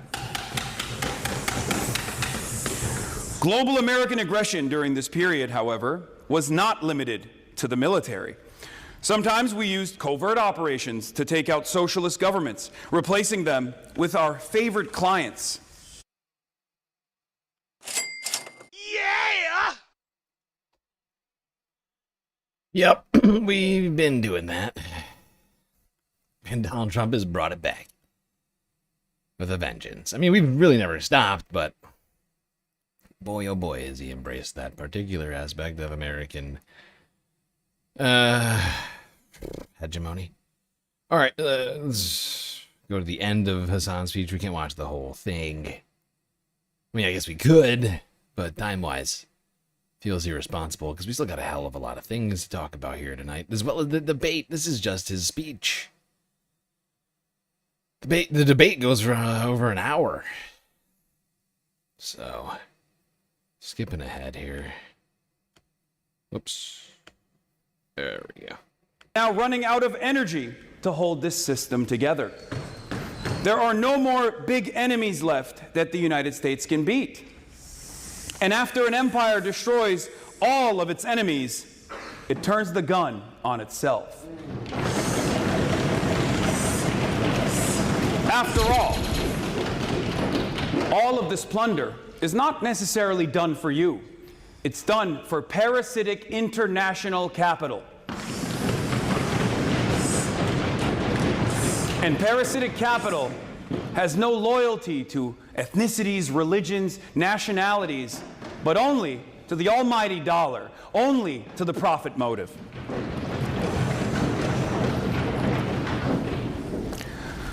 Although critics have been pointing out the decline of American imperial power for decades, I'm certainly one of those critics, we've never seen the decline happen so quickly. And we have never had this much obvious evidence for it. The mini-Trumps around the world, like Viktor Orban, they're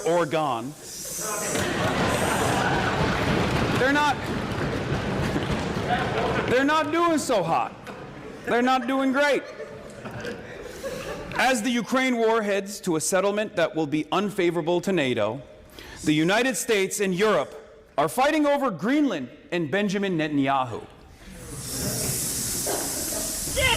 And speaking of Benjamin Netanyahu, some might say the real president,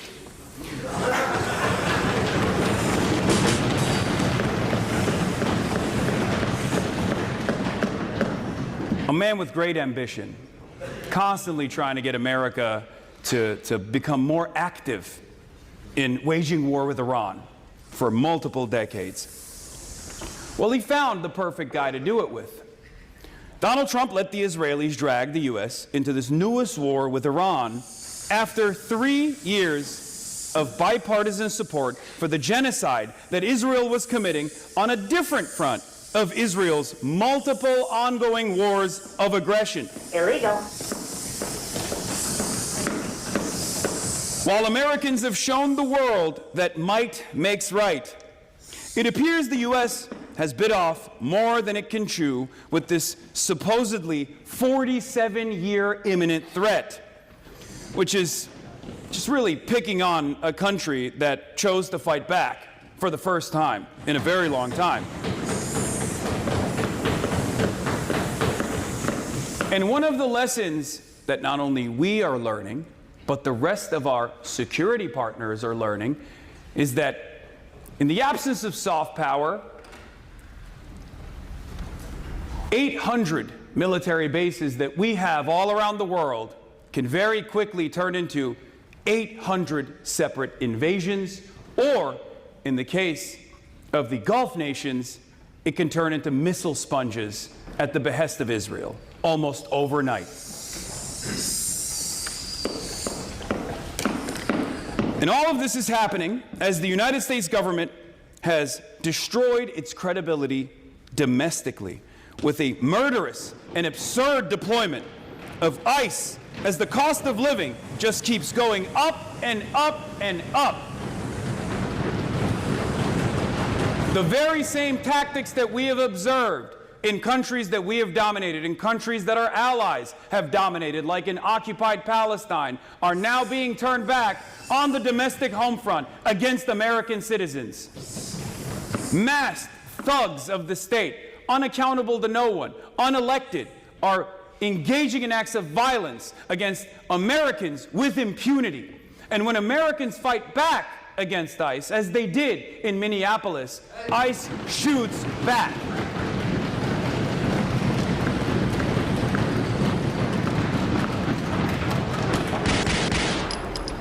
And the problems continue.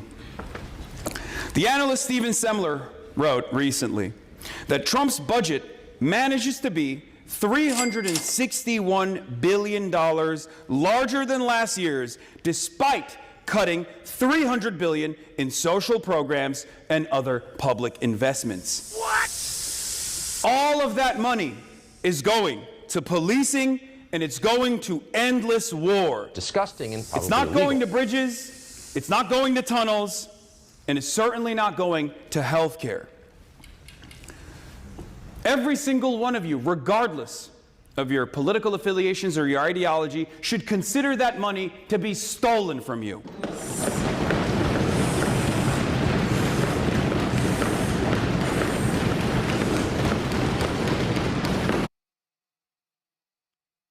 Damn, that's getting a lot of stomps.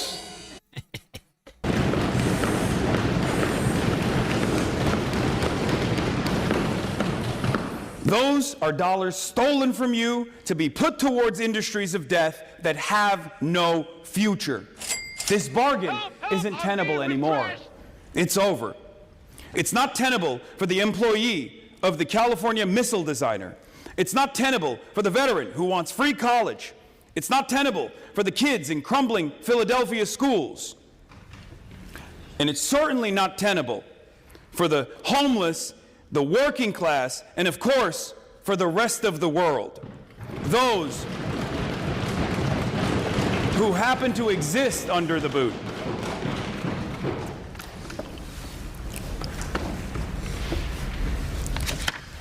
We have been spoiled by an American way of life that requires so much death. The fruits of imperialism were always immoral. Now, they are obviously rotten.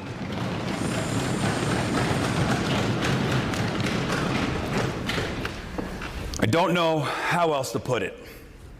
The American empire is fading fast, regardless of what we resolve here today. Okay. What do the hissing and stomps mean? I will give people this rundown again, because maybe it's unclear and it's somewhat chaotic. But the stompings mean agreement with the thing being said, and hissing generally means a disagreement. Or I think it can be kind of complicated, because I think it also sometimes means that you disagree or you vehemently dislike the people being talked about. So sometimes it's not clear, but that's basically, I think, the rundown on it. Stomping means yay, hissing means nay. I know some people think it's a little weird and silly and antiquated, and I honestly, I'm on the fence a little bit on it. I think it is a little bit silly, but also I to some degree I like the audience participation of it. Like I was saying, I think it's kind of like the human incarnation of Hasan's Twitch chat. Like if they weren't allowed to type and they were only allowed to hiss and stomp. And I don't know. There's something about like the direct feedback happening mid, like it's a different kind of debate than I think a lot of people are used to, like expecting a certain level of decorum. It's somewhat different than that. I think at least the expected way of going about these things. But I don't know. It's not. Honestly, I don't think it's the worst. I'm not gonna lie. I think it's very different. But to some degree, I think what it does is it forces the speaker to be able to continue. Like, I think what it does, because it is like, it's a tradition from a college, and I think what it is intended to do is to force you to be able to elocute your position regardless of what other people are saying or doing, right? Whether people are stomping or hissing, you're going to keep talking. You're going to keep making your point, right? And I think that that's what's happening. I think that that's the reason for this to some degree, right? I could be wrong. I should look into the tradition. And I'm not just saying that so that I have an upper hand in this conversation. No matter what kind of like British Parliament. Yeah. No, it definitely gives British parliamentary vibes. A lot of grumbles. American empire is going to inevitably fall.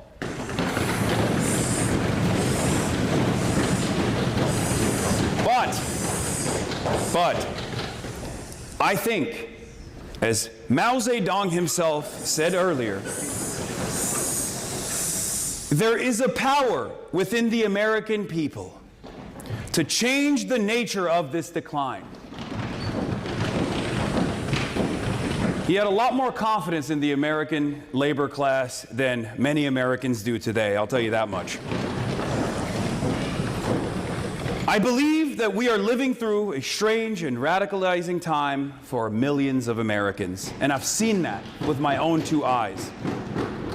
I've gone to protests all around the world, tasted the tear gas of different countries, and I've seen Barbaras and Debras, aged 75 and above, yelling at ICE agents in Minneapolis.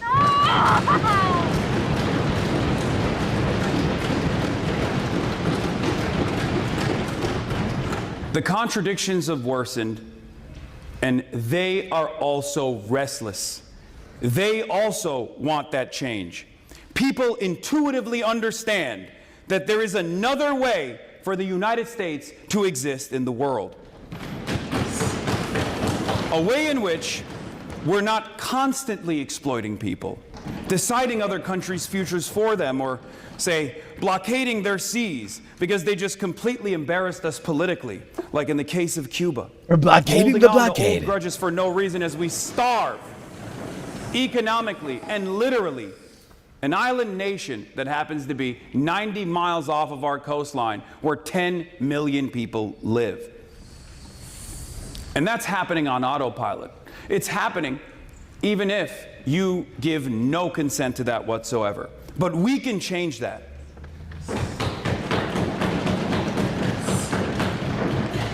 Once you see the cruelty of American empire, it's quite difficult to unsee it. And I do think American people are seeing it for the first time ever. And they know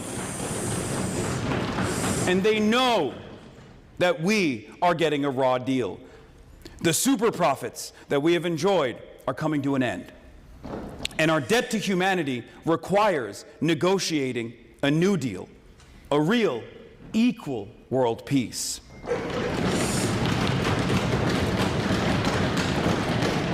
Empires never die quietly, and we must end the American empire regardless. But we must manage the retreat of a superpower from the world stage. This is a challenge for our time. Actually, this is the challenge for our time. Because if we do not do this, then the American empire will come to an end in a much more violent way. A curse on future generations that we must avoid at all costs. Thank you.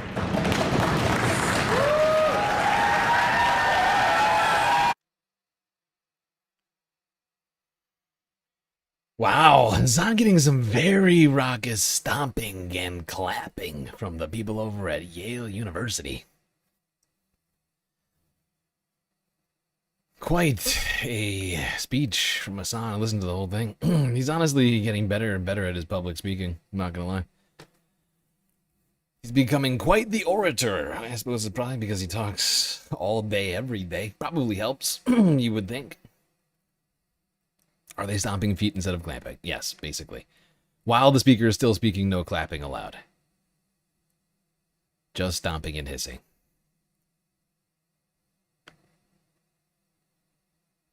By the way, I just looked into it. Supposedly, it is in fact modeled after the British parliamentary system. Doesn't make, not that shocking, I suppose. That one guy is like, world peace. Look, it is Yale. It is Yale, after all. Costs $500,000 to get an education for this place. You're gonna get a few people in here who genuinely hate Hasan. For, like, very personal reasons. Like literally, 4 years of Yale costs $400,000. On speech. Perhaps question. Chair. Thank you, Mr. By the way, there's a questions portion and then there's a debate portion. I'm gonna just do the debate portion because of how long this thing is. Debate number 1.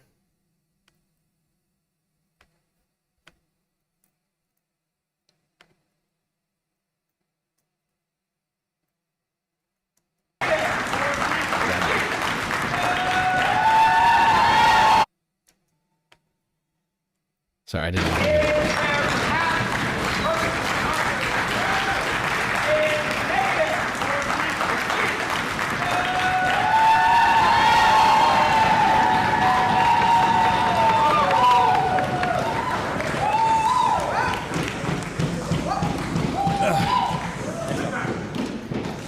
The revolution will not be televised, they say, but apparently it will be streamed live on Twitch. Mr. President, Mr. Piker, Mr. Speaker, and chat, it's a pleasure to be here as we make tonight about your empire. And I really do think that Mr. Piker gets a lot right. He gets it right that America is an empire. I forgot about this guy and the fucking mic. It was terrible. They had to switch. I think they switched the mic or something at some point, but for like the first few minutes of this guy talking, he could not be understood at all. The land we're standing on today is formed by way of violent displacement of the Quinnipiac, Pawcatuck, and the Wappinger peoples. Second, America is no ethno-nationalist empire. Every other empire in history has been ethno-nationalist, with the exception of Rome. The British Empire was for white Brits. The Mughal Empire was for ethnically Indian people. The Chinese empires were for people who were ethnically Chinese. America is not an ethno-nationalist empire. Finally, America is an economic, not a territorial empire. Why is this so significant? I think Mr. Piker and I would both agree that economics are the most important component of America's empire. It is capitalist incentives that draw us to this sort of downfall. And I'm really glad that he brought up the example of Guatemala. I agree that the deposition of Jacobo Arbenez, that was an economic incentive, but note the difference. It was not the case that it was a typical colonial expansion where America made Guatemala a colony. It was commercial interests. So that's the first thing I'd like to establish. But then the second thing I'd like to say, and this is where I'm in the negative, is that an American empire is greatly preferable to any other type of empire. Now, my problem with Mr. Piker's speech is that he lacks a theory of power. He lacks a theory of where power goes. Power does not evaporate. And I think it's telling that he would agree with me when he says that it was a tragedy that the USSR fell because suddenly there's a power vacuum and there were real big problems that sprouted from that. I would posit the fall of the American empire will lead to a very similar situation. Why is that important? I posit that one of two things would happen. Either we'd return to a system of spheres of influence, and we saw how that turned out in the early 20th century with World War I. It's a much bloodier world I'm sure we don't want to live in. And second, America could be supplanted. And I'm grateful to Ms. Perry for bringing this up in a question. Mr. Piker now claims, he says that that would never happen. He says there would be no supplanting because the historical record doesn't reflect that. But his examples, the fact that power went back to the people in South Africa, it went away from the apartheid state and towards the people, shows that power does not evaporate, it changes hands. So it's not a question of empire or no empire, it's a question of where the power is. And I posit it's much better that it's in American hands, which are covered in blood, than it's in Chinese hands or in the hands of another great power. Why is this the case? I'll posit that America gets a lot right. America gets free speech right. America gets capitalism right. America gets a lot right. The fact that we are motivated by competition above all else is the greatest virtue of this country. It means that we get an efficient economy. It has its problems, and I'll be the first to admit those. But it works a whole lot better than the Great Leap Forward, where the state says, we need to collectivize this land, and 55 million people die. The great virtue of he commented that this is a nation that's brought 800 million people out of poverty. That was because of reform and opening up. Reform and opening up to what? Reform and opening up to the system, the post-World War II system that America created. The opening up to billions of dollars in Western loans from the IMF and the World Bank. American empire has enabled these things, and while it's far from perfect, it's by far preferable. And Mr. Piker, because you like Mao so much, I'll end with a quote of his that I think you would do well to study, which is 枪杆子里面出政权. Did you get that? Did you get that? It's political power grows out the barrel of a gun. We do not want a violent world due to a power struggle when American empire falls. America has blood on its hands, but it's better for power to be in American hands than any other.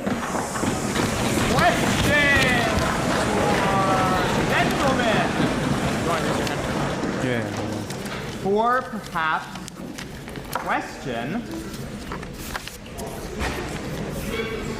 Nick Schwartz. I'd just like to press on one of the statements you made about the ethno-nationalism question of the American empire. So other countries did have slavery before the U.S. existed, but the U.S. practiced race-based slavery, and it did want, and it hasn't ended. In some, it's still practice segregation based on race, and arguably Israel does the same thing. So why did the U.S. empire stop with racism in the U.S.? I think that's an excellent question, and I think that it's true that our racist legacy continues with us to this day. But I think there's a big difference between a racist society and an ethno-nationalist one that claims this empire is for this ethnic group, and a system which is systemically racist. What a dumb fucking claim. Oh my god, look, the fucking framers explicitly made it an ethno-nationalist society in the Constitution, technically. They singled out white men as being the, the upholders of democracy, and everybody else, yeah, you're here. That was basically the vibes. We can all agree that we are moving in what is certainly the right direction. We are moving in the direction of civil rights. The last half century has proven exactly that. And so while I'll be the first to concede that America is not perfect, especially on race, especially when dealing with immigrants, we are not an ethno-nationalist empire. Further questions for the gentleman? The guest. Ooh, Hasan's got a question. What's the format? How do I say for the speaker? Is that how you just ask the question? Okay, all right, never mind. Just wanted to abide by tradition. It's been around. For the gentleman. Tradition. You have somewhat of a deeply cynical, I would say, worldview about how power is supposed to continue. You did bring up an example in apartheid South Africa where the people were able to achieve liberal democracy to a certain degree. There were issues, and there's still issues in South Africa. Why do you think that the abolition of U.S. empire would create a power vacuum that creates a Chinese empire, for example? And why do you think that that system would be far more violent as opposed to an evolution just like what we saw with the American empire being a far better legacy than, let's say, monarchies that existed? That's an excellent question. And I don't believe that when American empire falls, if it does, China will necessarily take over. But I do believe that... I have to have my China. Apparently some people do. But I do believe that power doesn't evaporate. Power is something that doesn't simply disappear, it falls into different hands. And so I think as this applies to my speech, Mr. Piker, what I would say to you is that it has to go somewhere. And again, I think one of two things will happen. Either it'll be assumed by another great power. And unfortunately, there is no better great power than America. I really wish there were. I would point out that there is, like a third option, right? Is like cooperation, global international cooperation, right? If the United States is to fall in this hypothetical scenario, and there's some sort of power vacuum created by that, it is international cooperation that can fill it in, if you will. Multilateralism, if you will. And the other alternative is that we return to a system of geopolitics which is contingent on spheres of influence. I don't believe we should return to the time... It's a zero-sum game. Exactly, Schmegley. It's exactly what it is. Oh, God. I wish I had that sound shot.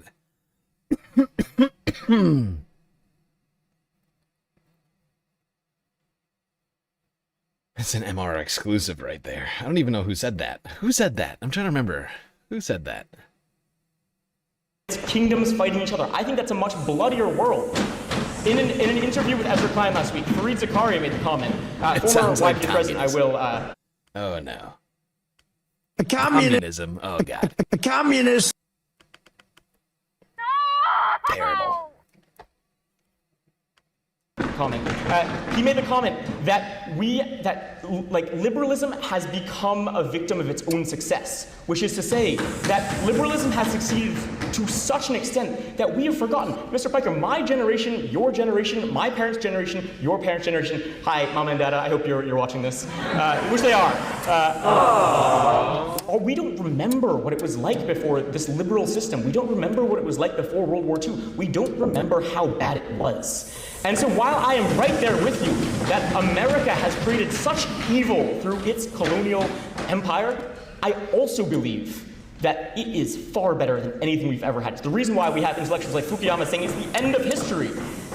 It's because this is almost as nice as we've ever had it. And with that, the gentleman is thanked. A rebuttal.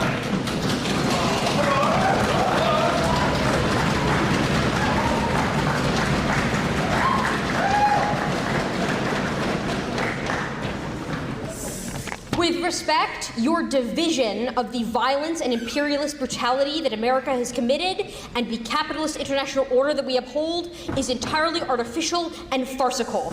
The blood on our hands was spilt in service of the liberalized capitalist international order that you so idolize. Our coups and our imperialist conquests are committed at the behest of the international corporate conglomerates that our governments serve. America is not and has never been the linchpin singeing together the democratic free world.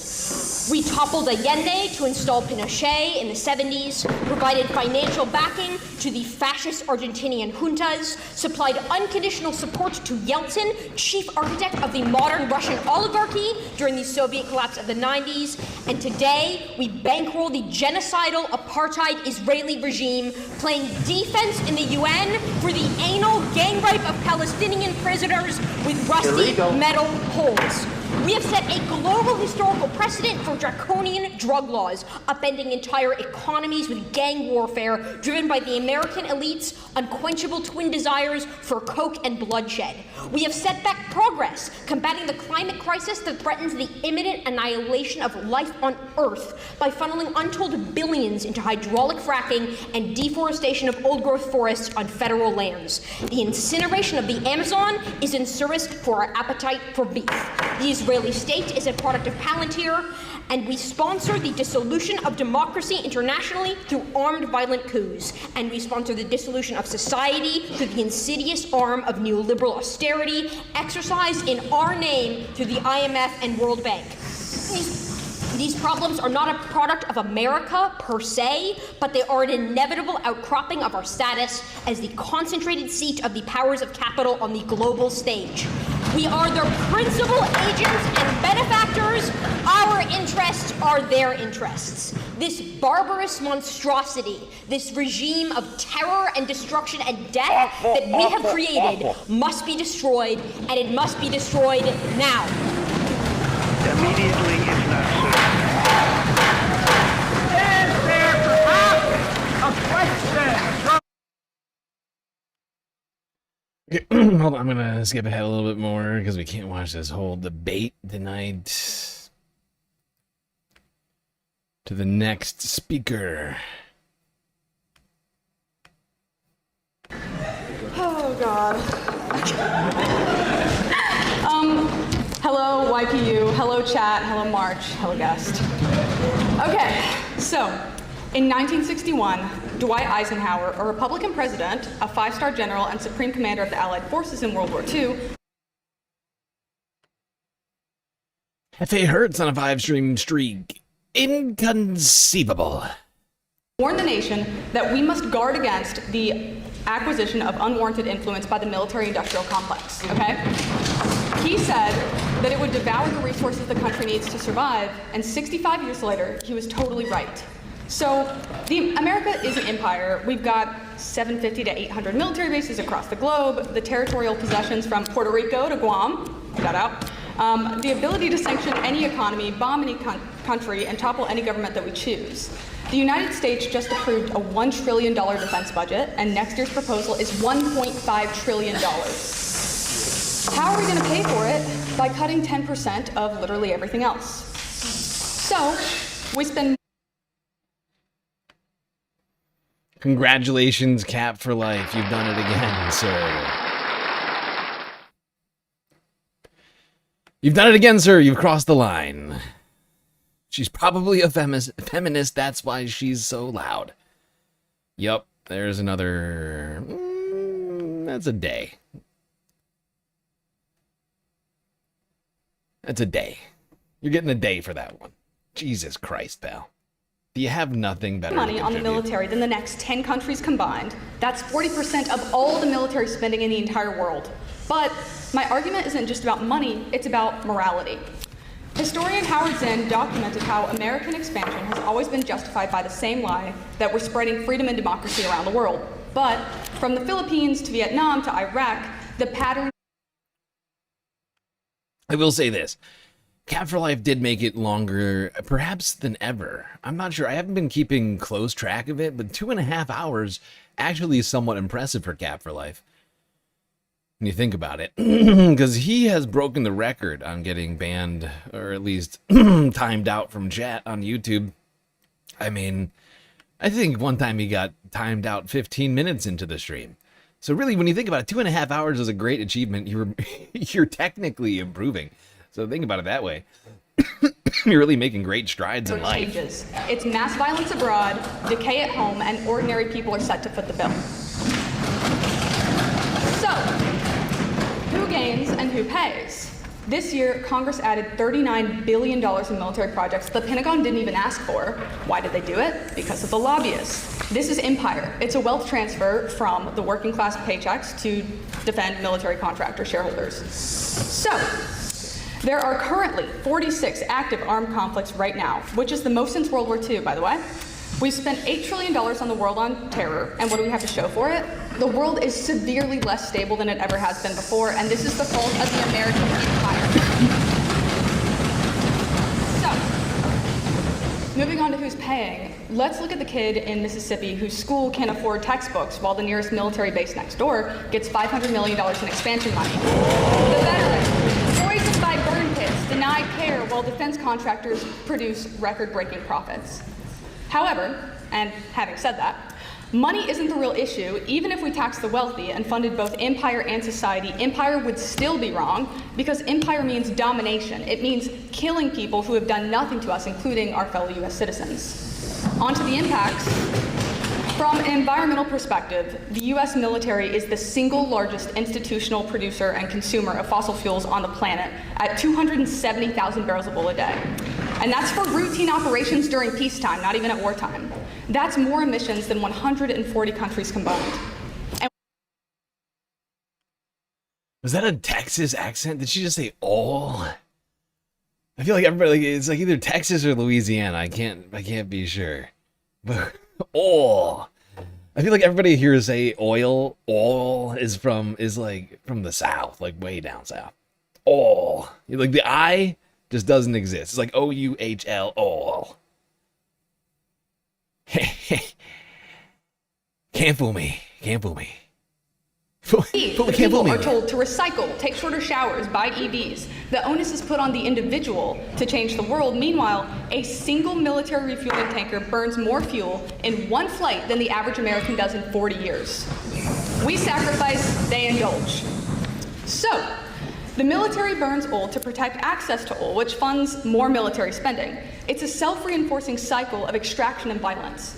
Our business models cycle and sustain themselves on death tolls. And from a lives perspective, Brown University's cost of war projected that we tracked a human toll. So the deaths of post 9/11 wars have killed 4.5 million people and displaced 38 million people. And the empire doesn't deliver the stability that it promises. Every intervention creates blowback. We've armed the Mujahideen, we got Al-Qaeda. We toppled Saddam, we got ISIS. We are the ones perpetuating these conflicts because perpetual war is profitable for the elites. And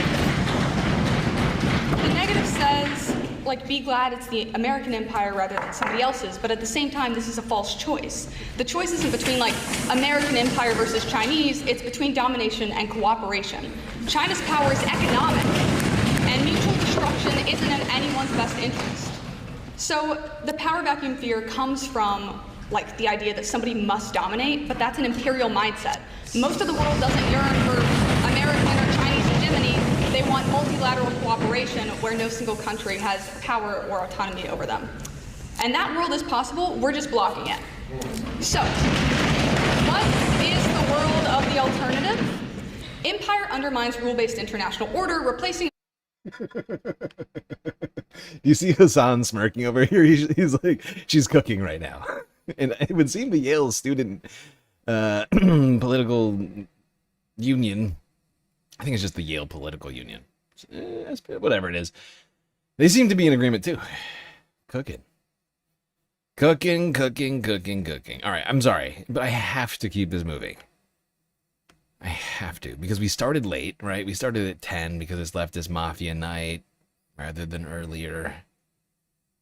You gotta at least let them get started before I can start. Like, it's just impossible. You gotta get at least a few people looking for something else before I can get going. So we started late, and I've got a fairly long list for tonight I wanted to cover.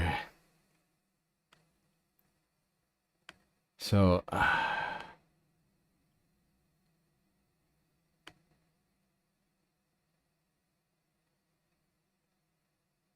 I'm just going to go to the fourth speaker. Oh, this fucking guy. This guy is... This next guy is deranged. I don't know where they found this guy, like on the street somewhere or something, but he is in literally a psycho.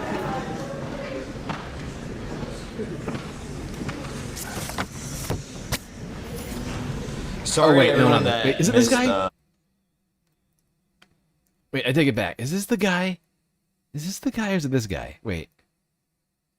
Oh no, it's this guy. No, I take it back. I take it back. I forgot there was more. In my mind, there was only 5, but there's 6 speakers. Okay. Not this guy. No, the next guy is completely. I mean, not that this guy is not wrong about a whole lot of shit, which he absolutely is. But the next guy takes the cake on the most deranged of the of the debate participants. Ben and Jerry's free ice cream day. So thank you. I'm pretty sad. Okay. We on the left need to say something that too many of us have become afraid to say. America is worth loving. Yes, America has flaws. Serious ones. I'm one of the biggest critics of my country, and I will continue to be. We should be honest how we treat the poor, how gun crimes ravage our communities, and the lack of health care. But call out the hypocrisy that exists in the gap between our reality and our ideals, but never forget that we're still better than any of the countries supposedly under our empire, not just the alternatives to our empire. My mom was born and raised in India. She loved learning and reading and writing. She scored at the top of her class in school. But when it came time to college, my grandmother thought it would be more fitting for a woman to get married and learn the trades of a wife rather than allow her to pursue her dreams at college. She was married off to my dad, who she did not meet until her wedding day. He happened to be a good man. Many others were not so lucky. So what should we say to this? My grandmother was wrong. The culture which taught her this was wrong. The government which did not stop that and even incentivize it was wrong. And this is what so many of us on the left are so afraid to say. We are so obsessed with classifying everything in terms of hegemonic power structures that we fall into the worst form of relativism, one in which we can no longer recognize evil.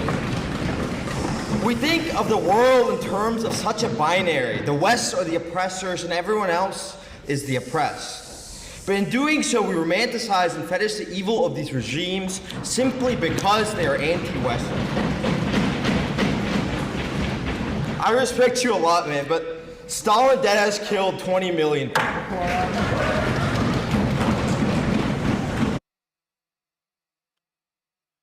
I'll be right back. Look at Iran. It is not some innocent, misunderstood regime. It's a regime that killed 30,000 of its citizens just because they protested. It is a regime that has backed terrorists that have intentionally killed thousands of civilians. It's a regime that has allowed women to be stoned for. By the way, if I recall correctly, I listened to this thing at 2x or faster, but if I recall correctly, he does some weird stuff with these numbers, by the way. Also, we still don't have any evidence that 30,000 people were in fact murdered by Iran's regime. We've been told this, but we've actually seen very little evidence. Not none, but such a small slice of evidence that, in fact, you could not just make the leap from, seeing what we've seen to claiming 30,000 dead. Am I saying that nobody died? Absolutely not. Am I here to say that Iran's regime is not repressing its civilians? Of course not.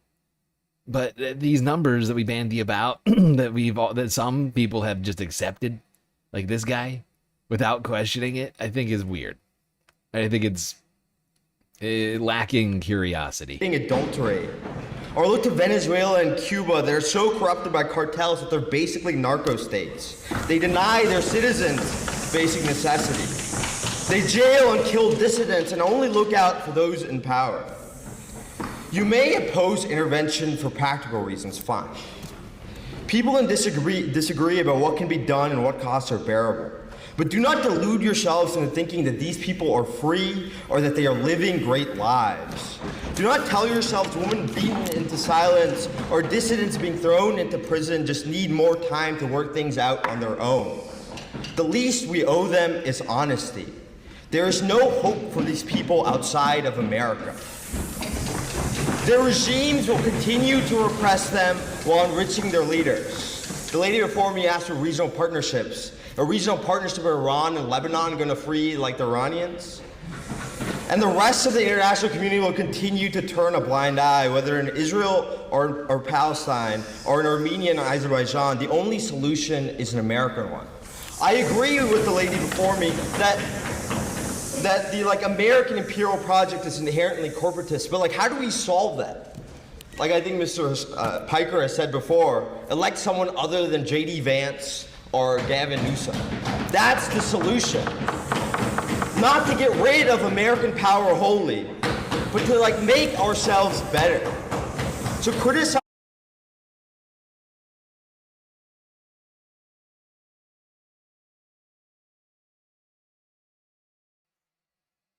Gosh. Oh shit, my fucking headphones just broke. Okay, I'm back. I just wanted to, I didn't quite hear everything he was saying. I heard it earlier, but I just don't know exactly where he was at just now. But I just want to go back to the point I was just making, because, the thing about the numbers on the dead protesters in Iran that we've been sold, I just find it fascinating that basically the people who are claiming this 30,000 dead are the same people, from what I can tell, not like one-to-one, but many of the same people who are doing this are the same people who for 2.5 years have been telling us that the numbers coming out of, the Ministry of Health in Gaza can't be trusted, right? And, oh, you believe that there 50,000 people really died already? That kind of thing, right? People who, for the longest time have been telling us that the numbers in Gaza are fucking fake, and actually it's just Hamas propaganda or something. And but we're supposed to just accept that we're supposed to accept that in 2.5 years it's taken Israel to kill what are the current accepted numbers? 60,000? I think the current accepted numbers. Just follow me here. Not the numbers we talk about. The accepted numbers right now. I think it's a little over 60,000. Maybe I think might have reached 70.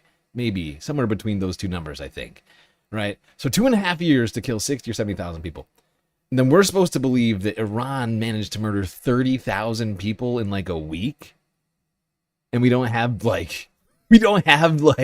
just think about that for a second. Why don't we have just a fucking treasure trove of information surrounding that?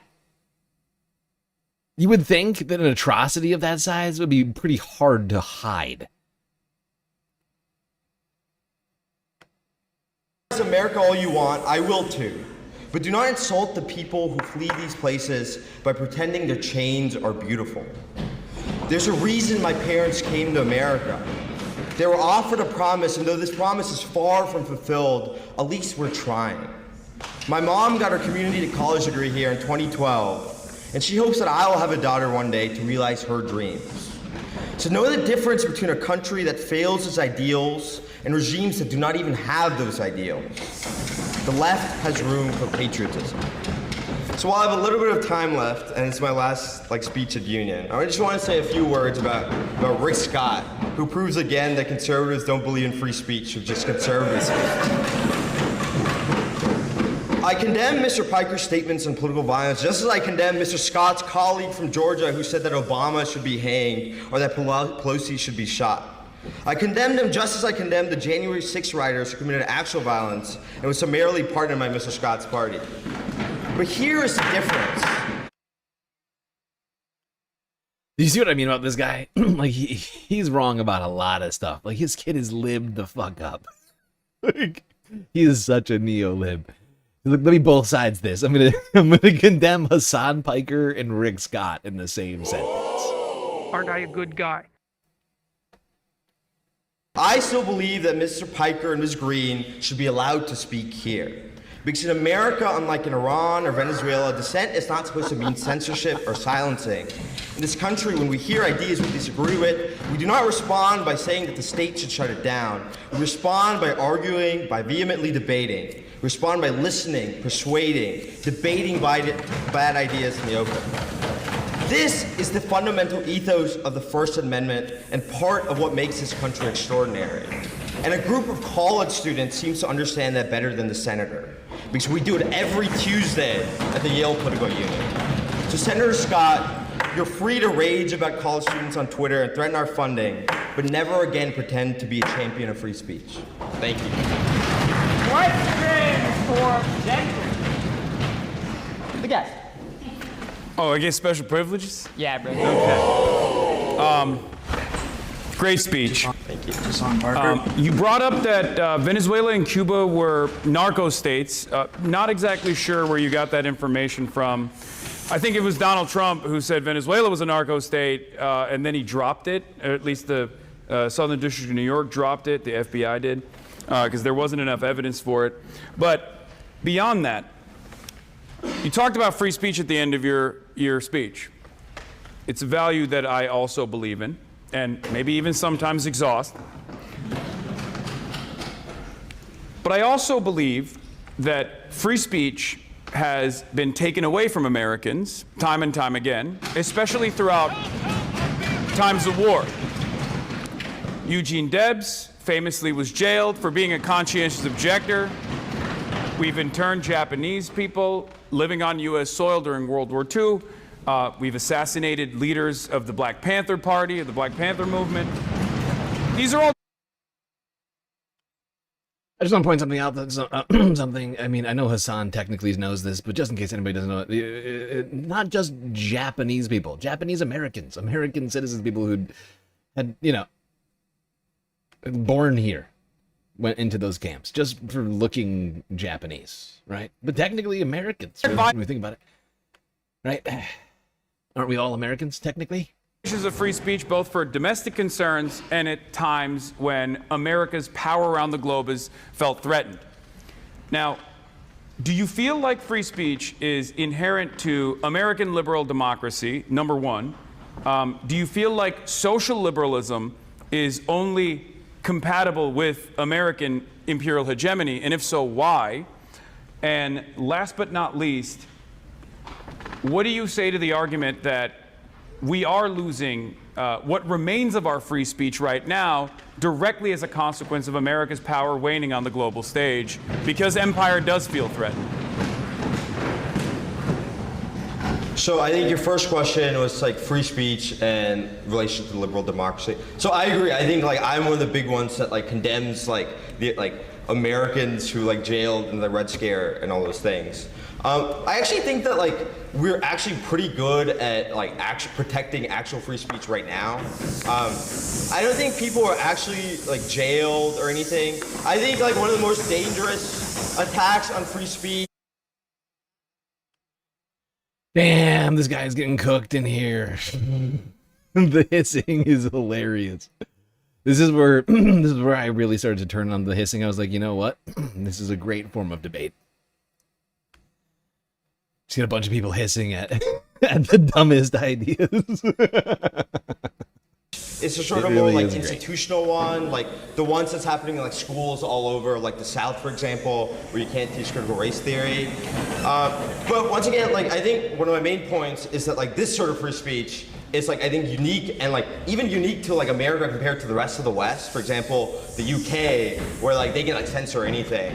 But I think the state of free speech in America is certainly, I think, way better than anywhere else. Boy, oh boy, this guy just fell apart in front of the entire internet. Awful, awful, awful. Weak, weak, weak. Boy, oh boy. It's like he's living in a different reality right now or something. My guy, the United States is literally imprisoning people for their speech. I'm gonna skip past to the craziest dude in the room. This guy. Oh boy, brace yourselves for this unhinged specimen of a man.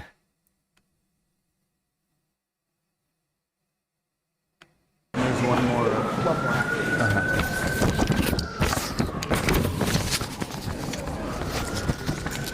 Mr. Speaker, Today I stand before you wearing all black for two reasons. One of those reasons is due to your resolution, because I fear we cannot argue about whether to slaughter an already dead empire. An empire is not defined by territory, especially in a world that is so wrought with globalization. Rather, empires are defined by their dependencies. If a state becomes structurally and asymmetrically reliant on another for culture and tradition, security, or economic survival, they are integrated within this larger empire. For example, if I'm a sovereign state that adopts American cultural traditions, receives protection through military bases, and relies on exporting goods to American soil, then I am one with the American empire. But there's one thing that those who have and will speak on the stage have gotten terribly wrong, Mr. Speaker. Empires are inherently good. When conflicts can be simplified down to in-groups and dehumanized out-groups, forcing other nations under one in-group is bound to reduce out-group villainization, dehumanization, and conflict. Without this coordination, power fragments and struggle for domination wreaks havoc upon this now vacuum. An empire can stabilize trade.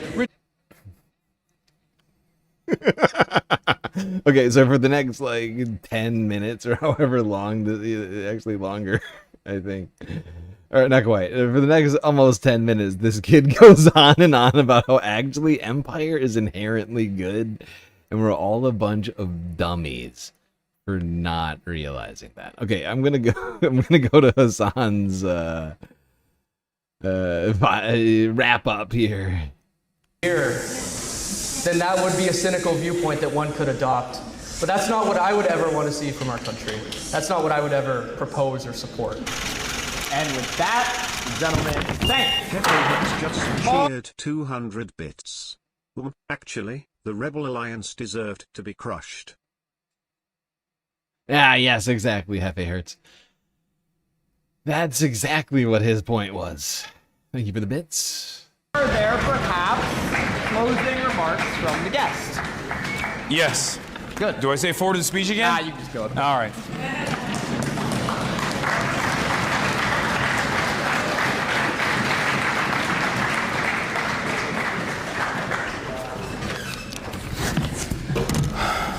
Wow.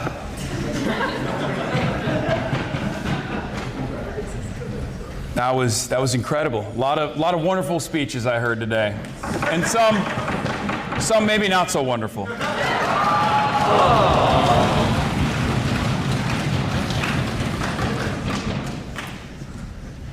I did, however, hear a lot of American exceptionalism. I heard a lot of liberal chauvinism and an overall fear of the unknown, a fear of the enemy that we've designed in our minds.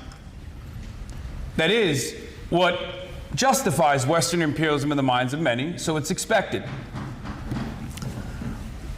But I just wanted to say thank you for all your wonderful and thoughtful contributions today.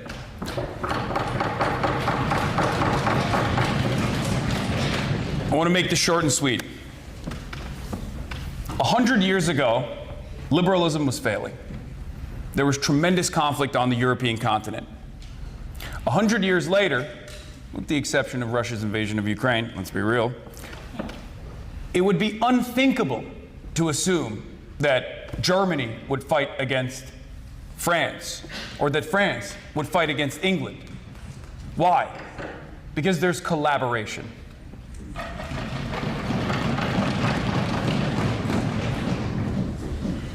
Capitalism has robbed us of our humanity. Illegal. We assume endless greed is the nature of man.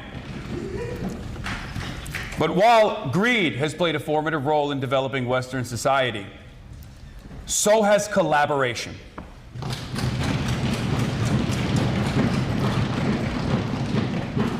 We look to these institutions that we've built. We look to skyscrapers, the invention of the internet. Maybe that was not so good. Although it did give me a job, so I have to be grateful. And we assume this is a byproduct of capitalism, a byproduct motivated by man's greed, the profit incentive. All of these institutions, whether it be skyscrapers, whether it be our infrastructure, was also built with labor, with collective action.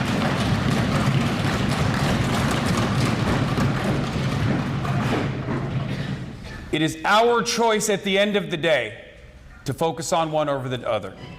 We can make that choice to no longer be greedy. We can make that choice to no longer exercise that selfishness. And we can make that choice to engage in collaboration with many of you, I believe, regardless of your ideological background, would probably agree that Donald Trump is forcing us to retreat from that collaborative nature, whether it's for good or for evil.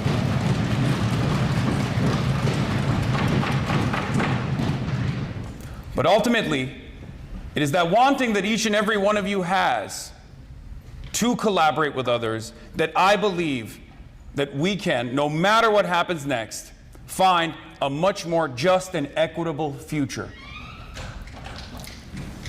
And the only way we can do that is through organizing.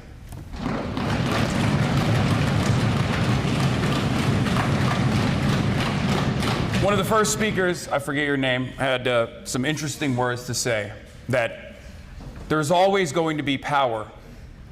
I say we put the power back in the hands of the many, rather than the power in the hands of the few.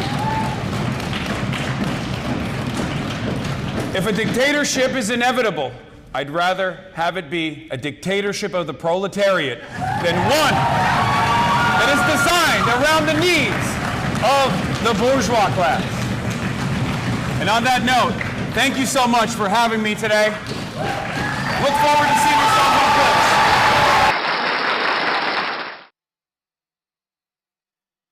There you go. Hasan Piker at the Yale Political So I don't know if you guys have been debating a bunch of students. Honestly, making some fairly moving speeches as well. You might think it's pretentious, you might think it's a little silly. But honestly, what I think it represents is something of a shift. We've been talking about it. But fact is, you got like people like Ethan Klein coming out and embracing Hasan. Well, not embracing Hasan Piker, but at least, I mean, in comparison to what we've seen from the liberals lately, it might as well be embracing Hasan. But I mean, at least saying it, Hasan is by no means an anti-Semite, and him getting invited onto the Pod Johns. And I think seeing these young future elitists applauding Hasan gives me some amount of hope for the future, I guess.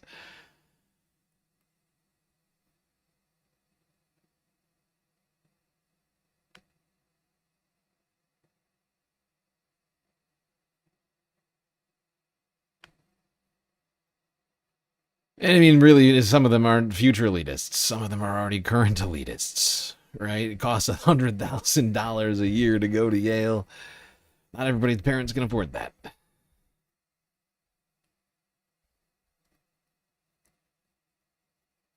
fact, many people are saying most people's parents can't afford that, as it turns out. I think what we're gonna do next is take a quick galactic intermission.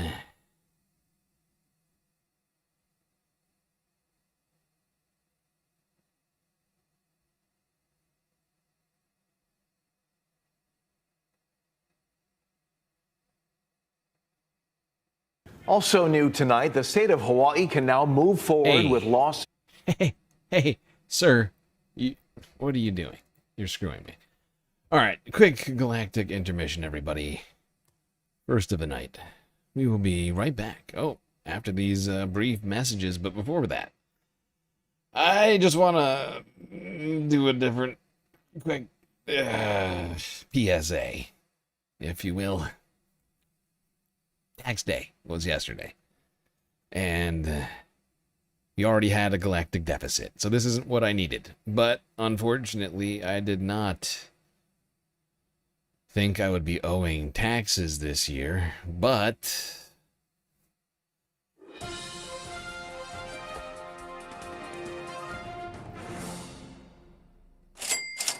I do.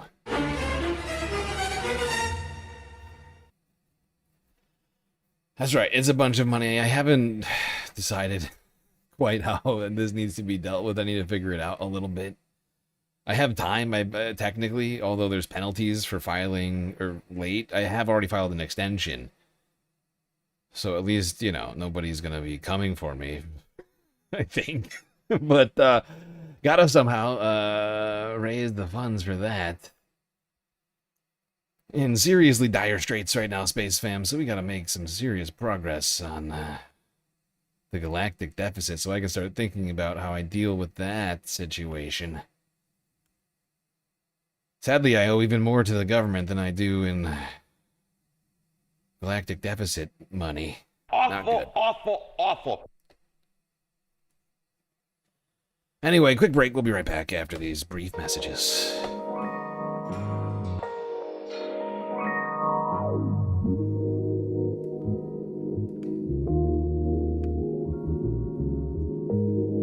All right, everybody. Hope you've been enjoying the show so far. If you haven't already, hit the follow button on Twitch and the subscribe button on YouTube. And while you're at it, do consider contributing to the Galactic News Network, as we are completely funded by individuals like you.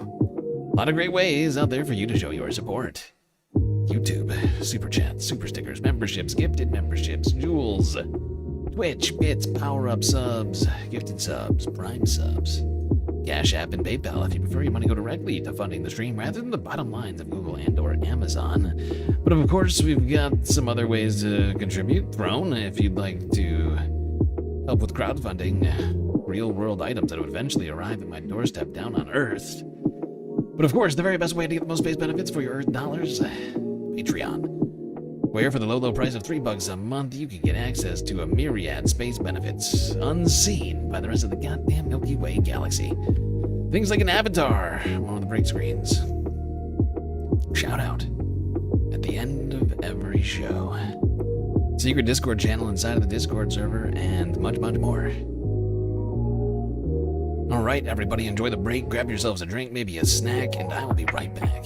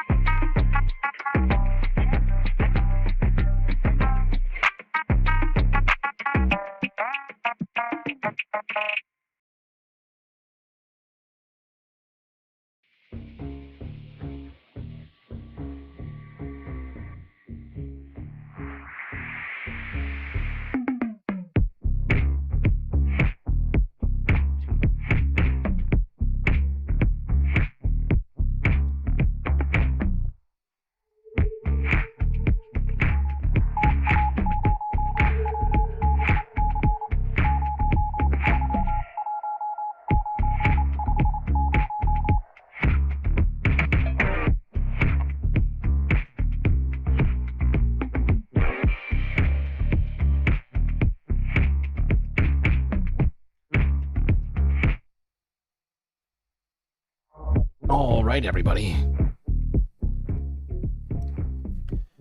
The break is over, and the second half of the stream is about to begin immediately, if not sooner. So you better get back in your seats, otherwise you're gonna miss it.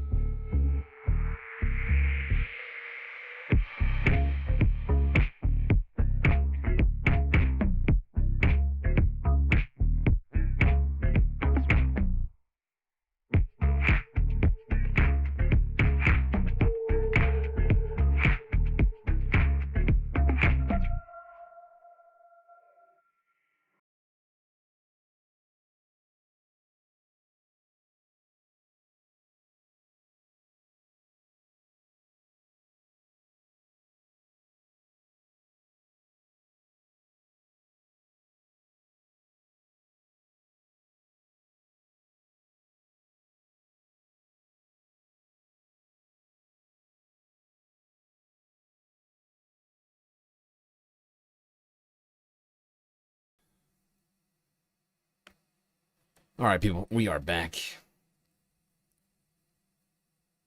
I'm gonna skip a few things here on my list. I'm afraid. God. Kind of tired right now. I don't know why.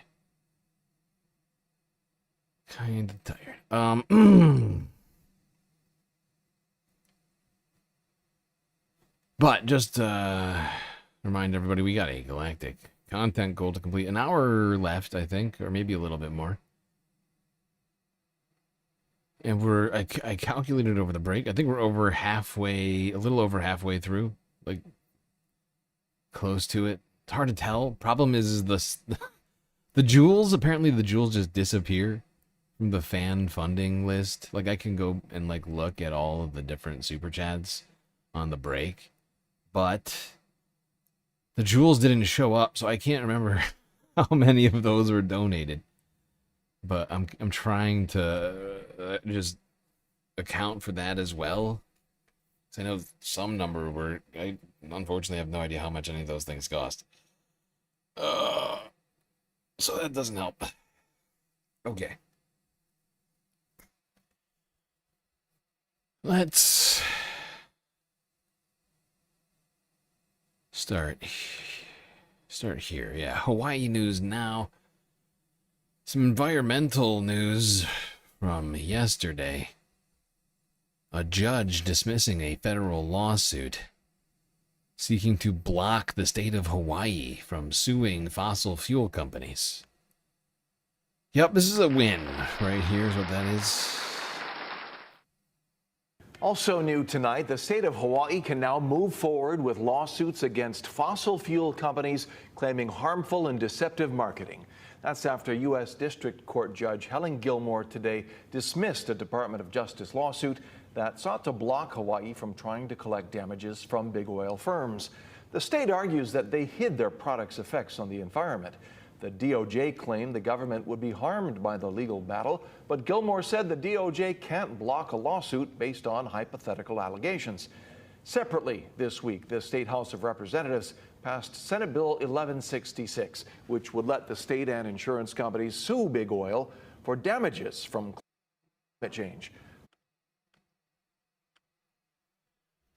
There you go. Big win. It's not a big actual victory in a case, but it is a dismissal of a case that was preventing cases from going forward. which will hopefully take place soon.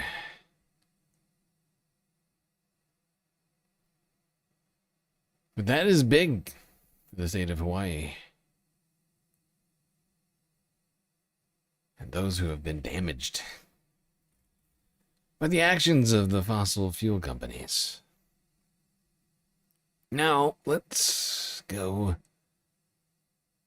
way on down to the Tijuana River, where thousands are suffering as a result of polluted waterways. Associated Press, 14 hours ago.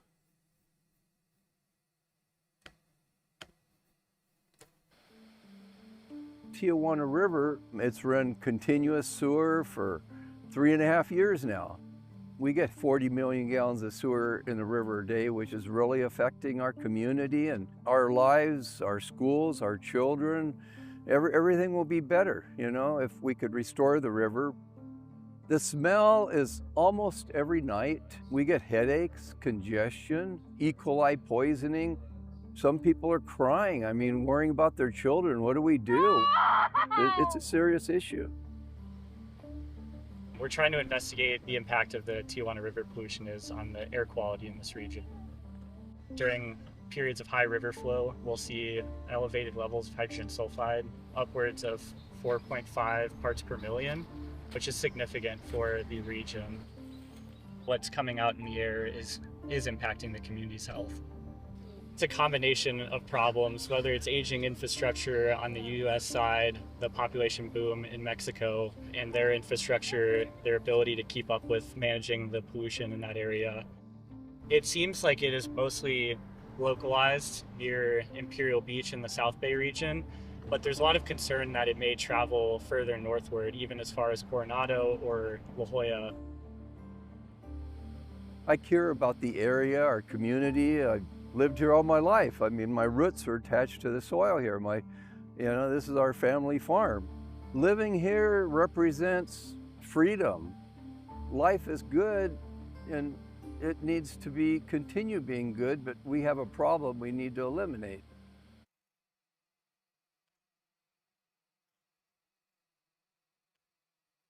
Yep.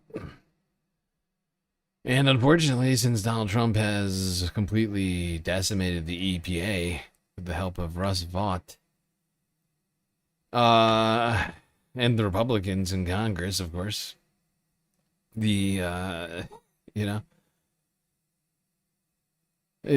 sorts of things are just going to get worse. If I'm not mistaken, the Tijuana River is connected to rivers that are also connected to rivers inside of the United States. And as a result, it's sort of a multi-faceted approach that needs to be taken. All right. Now, let's go to the Mariana Islands in the Pacific. Guam, one of those islands, the U.S. territory, has been getting utterly trounced by a super typhoon in the Pacific, which parked itself over the island chain, causing great devastation. Guam, April 14th, 2026.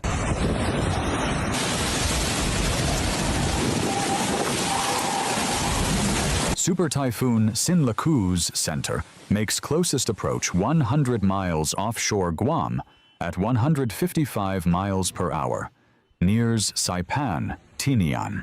Super Typhoon Sinaku's expected closest point of approach to Guam happened at about 1 p.m., with the extremely powerful center of the storm passing about 100 miles east-northeast of the island. The National Weather Service in Tinian confirmed the information, which puts Sinaku's closest point of approach a little ahead of the 2 p.m. to 4 p.m. schedule made earlier in the day. Sinaku's eye was 20 miles southeast of Tinian, Well, I'm just going to skip ahead a little bit. 48 hours. Through Tuesday night, tropical storm force winds around 50 to 60 miles per hour will continue to hang over Guam, with gusts up to 70 miles per hour. Yeah, and now, while that doesn't sound that fast, this is after the storm has been going for multiple days in the region. It made landfall initially. I can't remember which island was hit first, but it made landfall while it was at a Cat 5 super typhoon with winds of, I think it was 175 miles an hour. Or was it 160? Whatever it is. 165, 175, who cares? All right, that's like race car speed.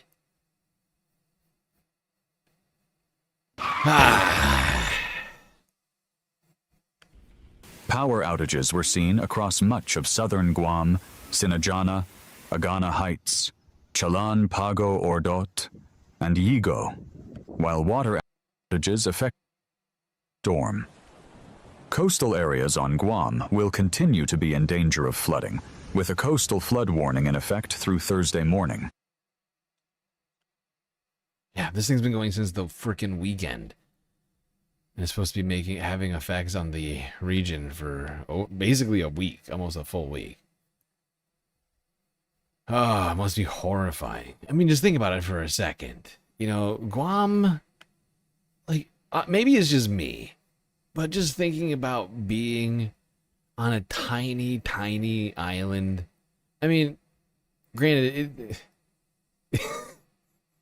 it won't be, it probably, you know, it won't be washed away by the storm entirely, but I don't know. Like, you're literally just in the middle of the ocean. There's like nothing around you for like 1,000 miles on each side, aside from a bunch of other tiny islands.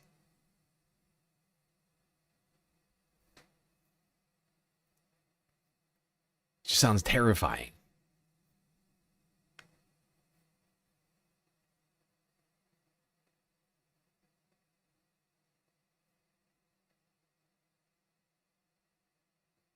All right, to island news from yesterday. The latest now this morning from the Pacific on Typhoon Sinaku. Right now, the storm is in the northern Mariana Islands, just west of Alamagan, Pagan, and Arican. The Associated Press reports widespread damages in areas like Saipan and Tinian. It tore off roofs, flipped cars, and knocked down trees and power lines. Officials say flooding is widespread, with some residents reporting water getting into nearly every home, no matter how strong the structure. More than 1,000 people have been moved into shelters across the region. Right now, no reports of deaths. The National Weather Service in Guam is forecasting 125 mile-per-hour winds through tonight as it weakens tomorrow. Okay, this is in the northern Mariana Islands on Saipan? Saipan? I can't forget how you say it. I think it's Saipan.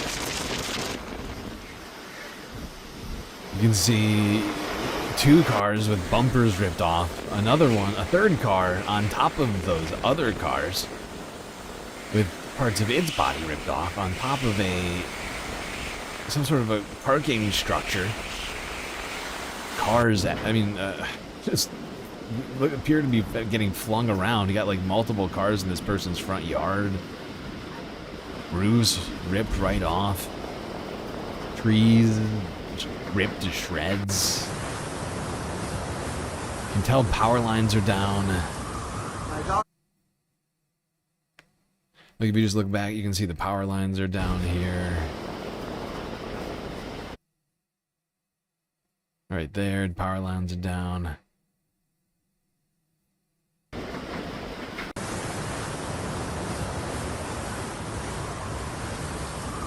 My dog kennel destroyed. My hoop for my kids. Luckily it didn't hit the truck. That's a blessing. It was there.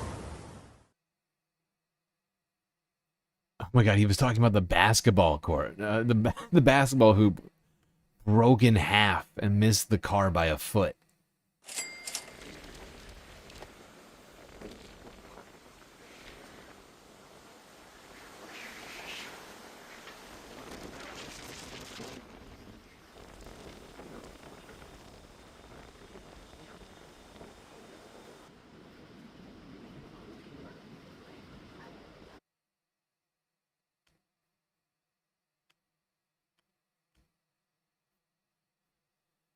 Okay. Well, that's the last on that I could find for us. From my understanding, the storms are still ongoing, but are starting to taper off as they make their way up into the more northern portion of the Pacific. Young Chris with a sweet, sweet super chat. Tax season sucks. I had to pay too. Yeah. Yeah. Sucks, but we gotta do it. I should have thought ahead. Honestly, I should have realized sooner that I was gonna owe money. I appreciate you though. And 2 double super chat from young Chris. 1 and 2. Incredibly generous, Chris. I appreciate you. Using those sweet, sweet galactic emotes, I see.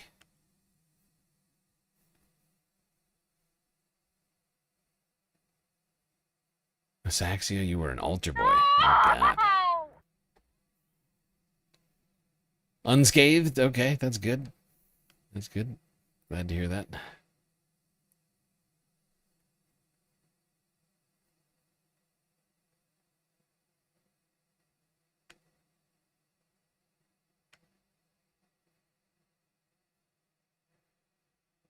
All right.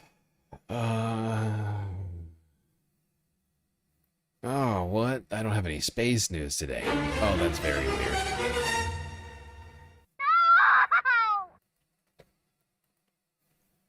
I'm very sorry to report to you, Space Vams, that I have no space news for you today. We've been inundated, let's be real, we've been inundated by space news lately. So it's probably for the best, you know? We talk about space a lot, more than most podcasts. I would say. We talk about it practically every goddamn day. So, whatever. Break. One day break from space news seems fair. Straight to the geopolitics on the planet. Let's go down to Cuba, where Cubans are currently enduring multi-point, what do you call it? What do we want to call this? A multi-faceted assault on their infrastructure. The ability to produce energy in the country with the U.S. blockade and the U.S. blockade. A what now? You heard me. The U.S. blockade and the U.S. blockade. The blockade of Cuba, of course, is not helping at all. But then you can't forget that the U.S. is also blockading the already blockaded Strait of Hormuz. It's a triple whammy. It was the height of the Cold War when American President John F. Kennedy authorized a secret military operation using U.S.-trained Cuban exiles to invade Cuba's Bay of Pigs. But the plan to overthrow the newly declared communist government failed miserably. 65 years later, the Cold War is over, but Cuba has the same government, and U.S. President Donald Trump is now vowing to finish the job Kennedy started. Well, Cuba's going to be next, yeah. Cuba's state-controlled economy has been in free fall for years, aggravated by more... He says that in such a blasé fucking manner. What is wrong with that guy? Yeah, Cuba's next on the list. What a sicko. You have a mental health problem.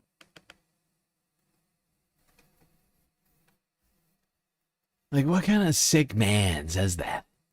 Shouldn't be the president. It should be your elderly grandpa that nobody listens to. Not the leader of the supposed free world and the guy in charge of the planet's largest military and largest nuclear Kennedy arsenal. started. Well, Cuba's going to be next, yeah. Cuba's state-controlled economy has been in free fall for years, aggravated by more than 6 decades of U.S. trade and financial sanctions, including a nearly total fuel blockade, now in its 4th month. East of Havana, the densely populated satellite city of Alamar is pitch dark from yet another blackout. Hola. Buenas noches. Aquí con apagón. Tato Mesa, whom I've known for years, is waiting for us. Since there's no power, I'm making dinner with charcoal as usual. The area hasn't had cooking gas for 6 months, and with no power, residents who can afford it buy small bags of charcoal for 65 cents. It's enough for one meal. If I have to cook rice or beans, I need 3 bags. These tin stands serve as stoves to cook tonight's chicken.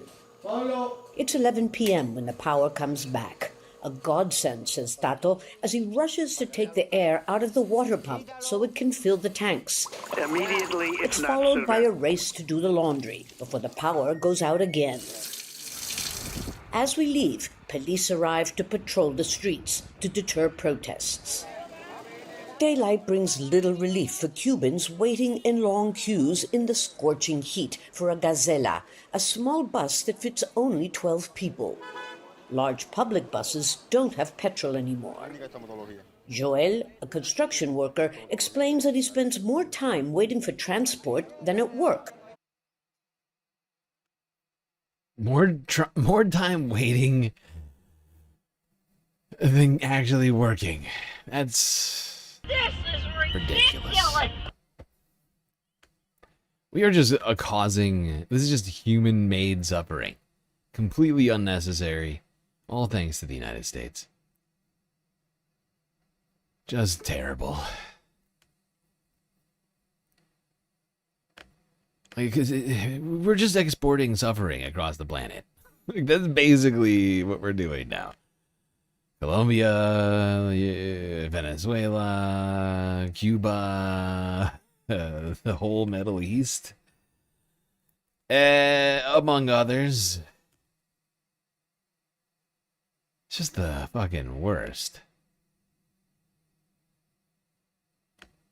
When are we going to start being that supposed force for good I hear so much about? Thanks, Jeff, for the question. Yeah, Sabrina. Yeah. Remember her, Sabrina Singh, former Pentagon spokesperson for the Biden White House? Oh, Sabrina. She was always really good at telling us about why we were very stupid for asking about the war crimes that Israel was committing. Remember that? Maybe not as good as Caroline. I mean, Caroline's very good at her propaganda job.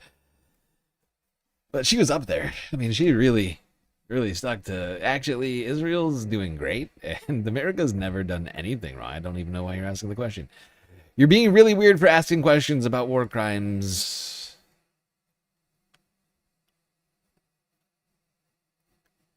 Thanks for the question. Thanks, Jeff, for the question. Okay. That's one of the great things about the sound shots. They harken back from another time. Some of us remember the moments when those sound shots were taken. Long ago. Arguably the greatest work of nonfiction of the 20th century.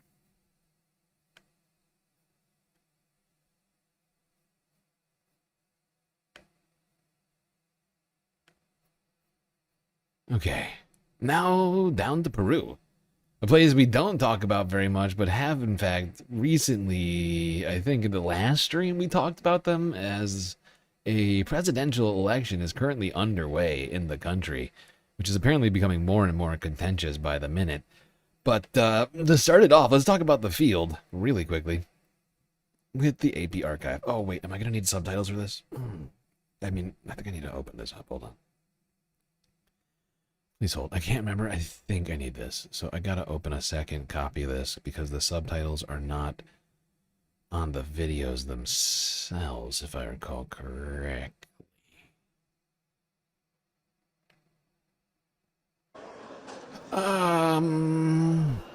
No, you stop that. Hey, that's not what I asked for. You stop that. Ah! There it is. Okay, perfect.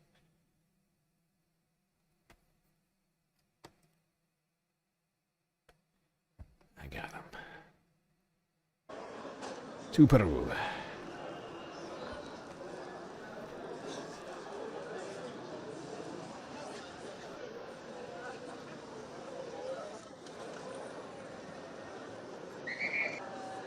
Now, this was from April 9th at a EU election Today, observation the European Union is deploying its site. short-term observers across the country.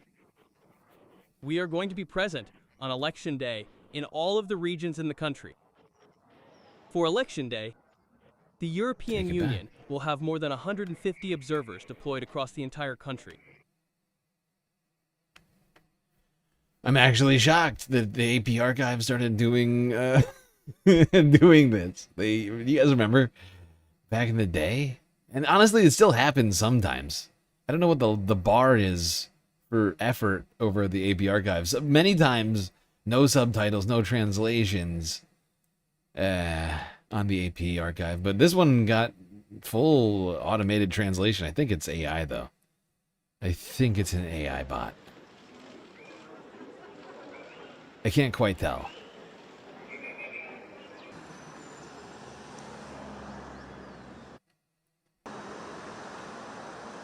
Contributing photographs.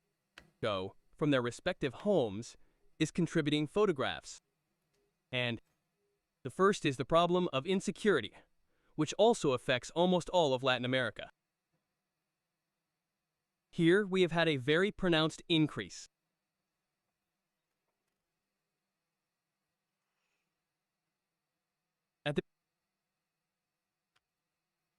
Okay, now, this guy, is this, I can't remember if this is the guy.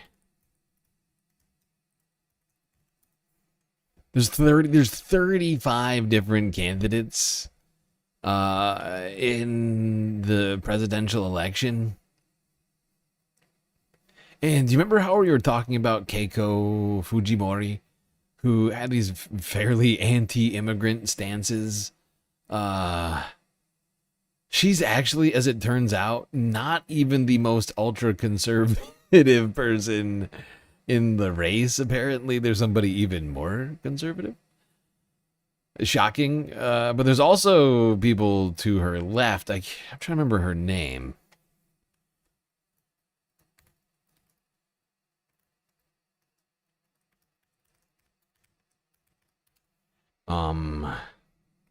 Sanchez something, I think.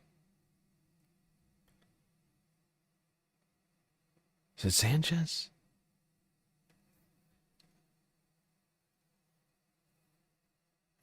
I think it may have actually been a dude.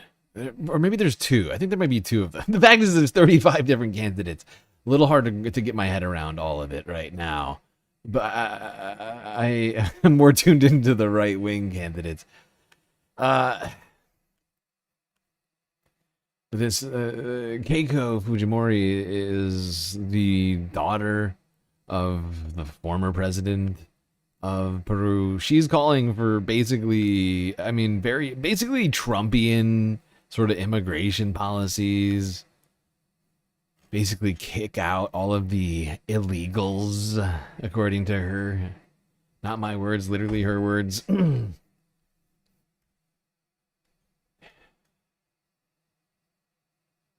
However, this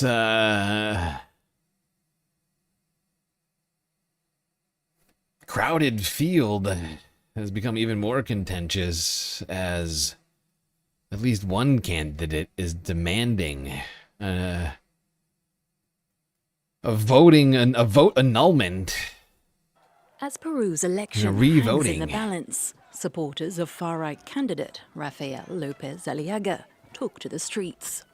They're alleging sabotage and are calling for a redo vote after an election that's been plagued by organizational issues.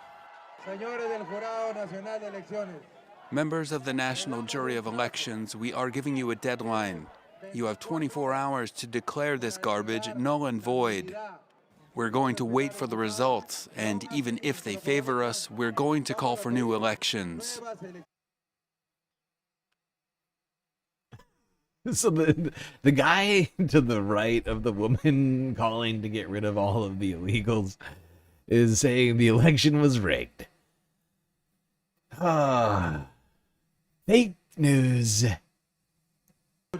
Stop the steal. Aliaga is currently neck and neck for second place, with centre-left candidate Jorge Nieto as his closest rival. They're competing to go into a runoff second round, which will take place at the beginning of June. Frontrunner conservative Keiko Fujimori says she's remaining neutral. The numbers are very close between each candidate, but all we can do is wait with respect and prudence for the results and wish everyone good luck. We'll see. We'll see. Allegations of fraud are mounting, but an EU observer mission said it had not found any objective elements supporting the claims. And speaking before Congress, the head of Peru's electoral authority denied any serious irregularities. There you go. You got EU observers on the ground claiming that the election isn't rigged and that there are no irregularities. Meanwhile, one unhinged psychopath is claiming it was being stolen from him. Fact is Peru is going to go to the right if the current runner wins. I mean, as of now, Keiko Fujimori does appear to be the potential future leader of Peru. The count's not in yet, but we will see. That's at least the vibes right now.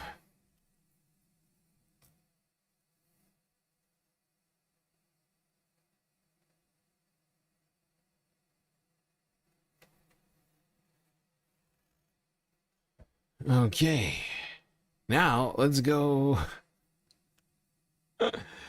Let's go across the fucking Atlantic to the country that in many ways started a lot of the countries in South America. I'm of course talking about Spain. Where they are in fact welcoming migrants. What you talking about? That's right. Spain is embracing its immigrant population, even while they're having a housing crisis. You know why? Because they actually blame the housing crisis on billionaires and property investors setting up Airbnbs in their towns instead of the immigrants. I know it's crazy. What now? I know. But actually, yeah. We've been talking about it for a while. That is a fact.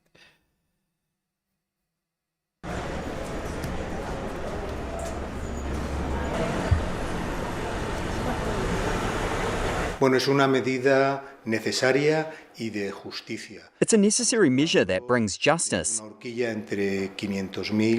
We're talking of about 500,000 and 800,000 people that could apply. This measure will be one of the most important regularization processes Spain has ever had. Más importantes que ha vivido España.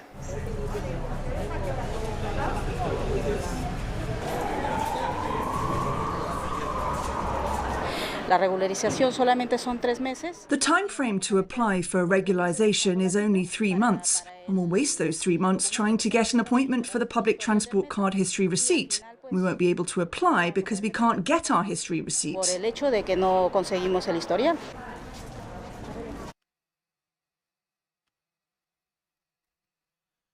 Well, there you go. Spain looking to open its country, open its arms to its immigrant population and nationalize. Is that the wrong word, isn't it? Naturalize. Naturalize,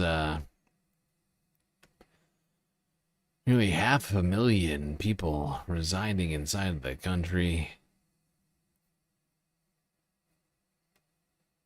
Some hiccups in the process, but certainly a break from many of the colonialist and or former colonialist powers on the planet. A nice change of pace, when you think about it.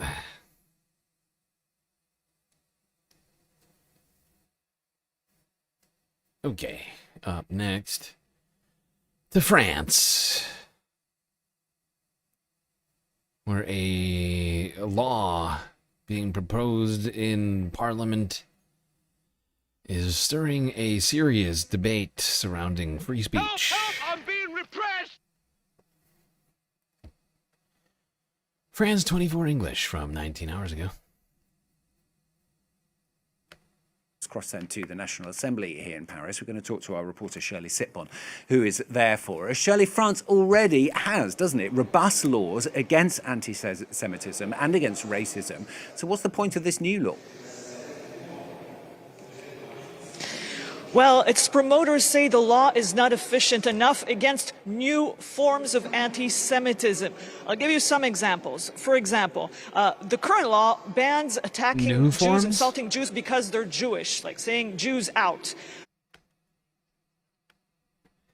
What are the new forms of anti-Semitism? I can't wait to hear about this. Well, the promoters of this law say that the word Jew has been replaced with Zionists. Zionists out, for example, on the walls of French universities. And they say, well, this is currently legal, but it should be made illegal. Another example, they say that minimizing attacks of terrorism can generate terrorism. I mean, this is fucking ridiculous. Zionism is a political ideology. It does not describe all Jews. I don't know the exact numbers, but there's got to be millions of anti-Zionist Jews on the planet. This is a ridiculous farce. Violence, anyway, here in France. Anti-Semitic violence sometimes. They also say that even calling for the annihilation of Israel, the destruction of Israel, today is legal and should be made illegal because they say that Israel is the only Jewish state, and so calling for its destruction is in a way a new form of anti-Semitism. Of course, it is legal today, and it's also legal to say that Palestine shouldn't have the right to exist. That's the current free speech here in France. Shirley, criticism, though, against this law is mounted, hasn't it? I mean, many saying it would weaken free speech. Absolutely. And to be really clear about this, I listened to one of the absolute experts in this is Judge Marc Trévidic, a former anti-terrorist judge, and he's the one who got suspects in old anti-Semitism terrorist attacks against Jews in the 1980s. He brought the cases forward, brought them to justice, and so he says, you can't say I'm anti-Semitic. I put everything forward to fight anti-Semitism. Well, he says this law is terrible. You know what the new form of anti-Semitism is? It's this shit. This is the new anti-Semitism. It's claiming that Israel represents all Jews no matter whether they like it or not. And same goes for you. Right? Like, that's basically, like, that's what we're to accept. We have to, like, that is the new form of anti-Semitism. It's out of control.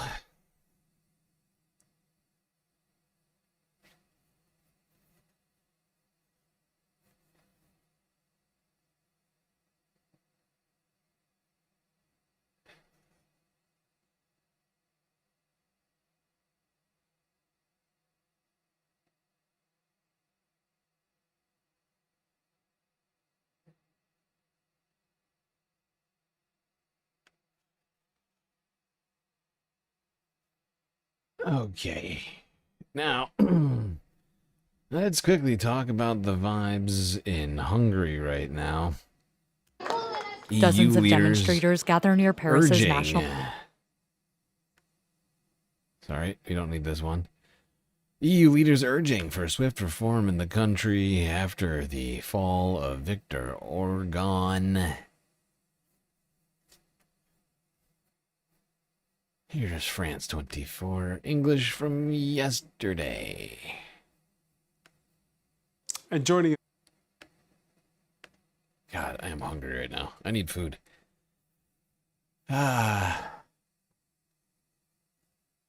on France 24, she was a member of parliament at the ripe old age of 34, just after the fall of the Soviet Union. Zsuzsanna Szalényi, program director of the Budapest-based CEU Democracy Institute think tank, the author of Tainted Democracy, Viktor Orban and the Subversion of Hungary. Thank you for being with us here on France 24. Inviting me. Thank you. Were you surprised at, first of all, this landslide result with a supermajority ousting a seemingly immovable Viktor Orban who'd been there for 16 years? I think everyone was really surprised, but Tisza party was so long ago leading the polls that there was a probability of this outcome. But this was not exactly what we were prepared for because Hungary is not free and fair elections. So no one really knew that a lead in the poll how it could actually unfold at the end of the election day. And as we saw in that report, there was the euphoria of Sunday night, the hangovers of Monday morning. Has reality kind of set in when you see, for instance, that the president of the European Commission, she puts out a tweet saying, yeah, we've spoken, but it's too early to release the 17 billion euros that Hungary wants until we see the reforms? So first of all, I think there were days-long festive events in Budapest because of 16 years was a long time. It was a repressive regime. And especially young people, my 3 children are in their 20s, was a fascinating feeling for them to see something unimaginable in their life. So I think it's a very, very important result for Hungarians. Now, for European Commission response to that, obviously these funds were not withdrawn without reason. And at the current moment, the laws produced by Viktor Orbán's government are still maintained, many supporting corruption, a lot of them are against European law. So I think the new government, when it comes together, hopefully in a month's time, should provide certain changes in Hungarian legal system in order that Hungary can get these fundings. And I'm Yep, that's one of the things we've been talking about is that just because Viktor Orbán's gone does not mean that the system of laws that he put in place do not still exist. And it's quite a facade to take down. It will require a great deal of effort. There's also a question surrounding just how far Peter Magyar will go. Still to be seen, and I am cautiously optimistic about it. In fact, the reason why I'm only cautiously optimistic about it is due to the fact that Magyar, or however you say it, was formerly in the party of Orbán, the Fidesz party, and I know they have different views, but I just don't know exactly how far this guy is going to go. I hope he goes real far, but I feel like the last time I was saying that about a change in leadership, it was Syria. We all know how that's gone. We need to be outside with the crowd. What did he just say, Orbán? It's the man himself on stage. I cried when I was putting the actual... Just to be clear, I don't think this is analogous to Syria. I'm just saying, like, the last time I said something like about being hopefully optimistic about a change in leadership in a country, I was immediately disappointed. Immediately, if not sooner.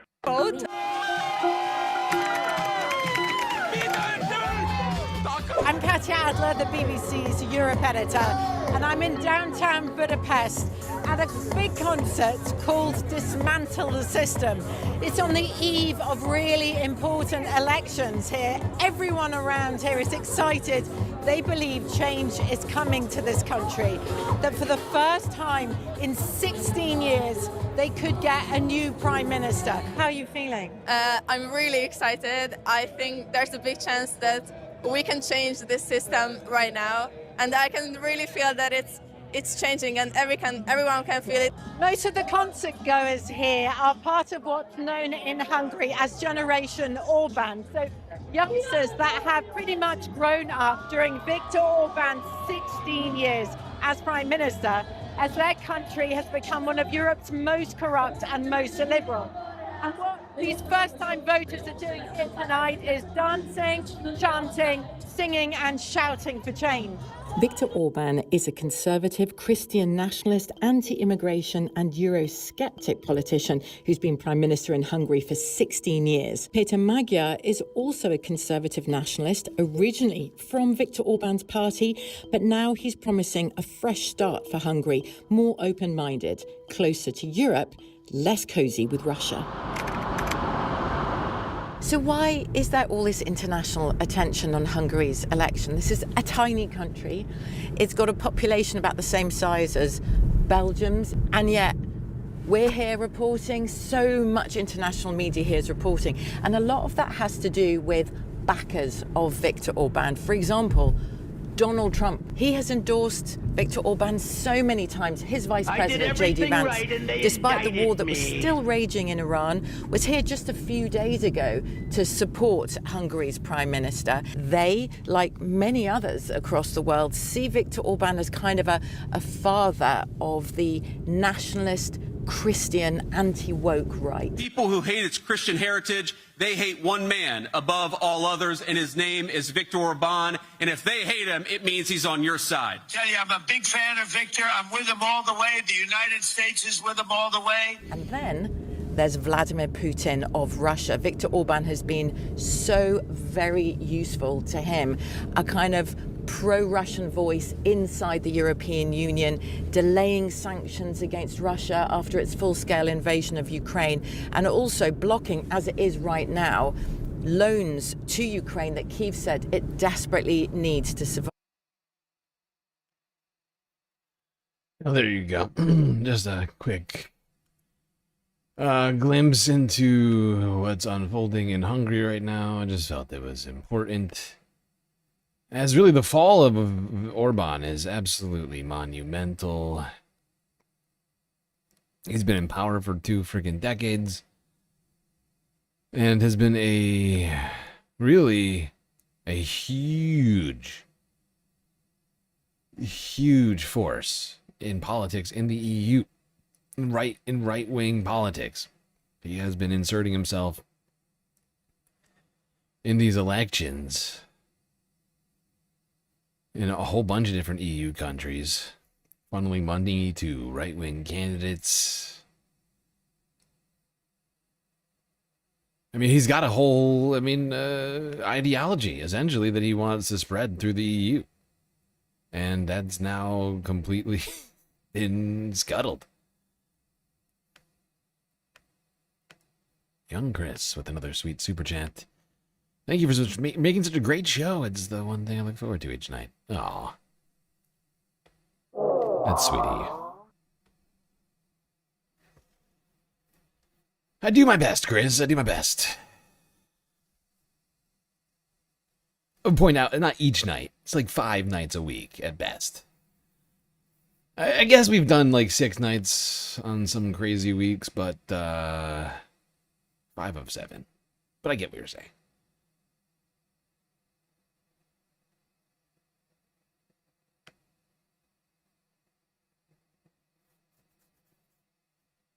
Maybe one day we'll be able to pull together an extra 2 shows. Although I have no idea how I would do that.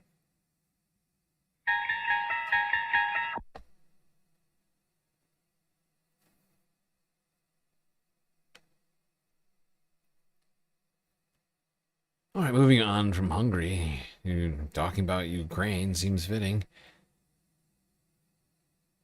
And, we just got done talking about how Hungary has been one of the main reasons for why loans to the Ukraine have been blocked. However, even without those loans, Ukraine has been doing some crazy shit lately. They've made an entire drone industry that is now basically got countries all over the place coming to them. But this one's crazy. Volodymyr Zelensky said yesterday that robots had captured Russian soldiers. Or, I'm sorry, captured territory from Russian soldiers. Sorry, I misspoke. But this is wild, if true.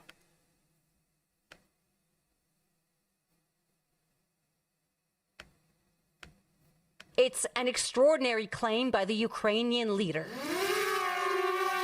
For the first time since the war began, Volodymyr Zelensky says Ukrainian forces were able to retake territory seized by the Russians using only an army of robots. Zelensky, appearing in a heavily produced video address on Monday, said the enemy position was captured by ground systems and drones, without infantry involvement and without losses on the Ukrainian side. The president also revealing that drones have carried out roughly 22,000 missions on the front lines just in the past 3 months. In other words, said Zelensky, lives were saved more than 22,000 times when a robot went into the most dangerous areas instead of a warrior. Among experts, both the announcement and the video were met with cautious skepticism. Is this a slick PR move, or is this an actual significant breakthrough in the battlefield? It's both a slick PR move and a breakthrough in the battlefield. There have been some real advances in Ukraine that I think are very notable, but there is an awful lot of public relations and, frankly, marketing involved in this latest video.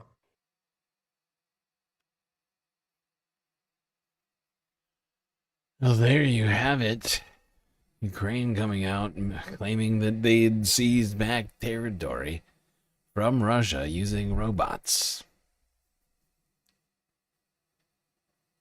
Whether they were autonomous or piloted is unclear to me. I am of the assumption, I guess, that that they were piloted. But regardless, this would be quite a feat. If true, I think probably the first time it's ever happened in human history. Meanwhile, Russia was pounding several Ukrainian cities, including the capital. Here's France 24 English from 24 hours ago in Kyiv.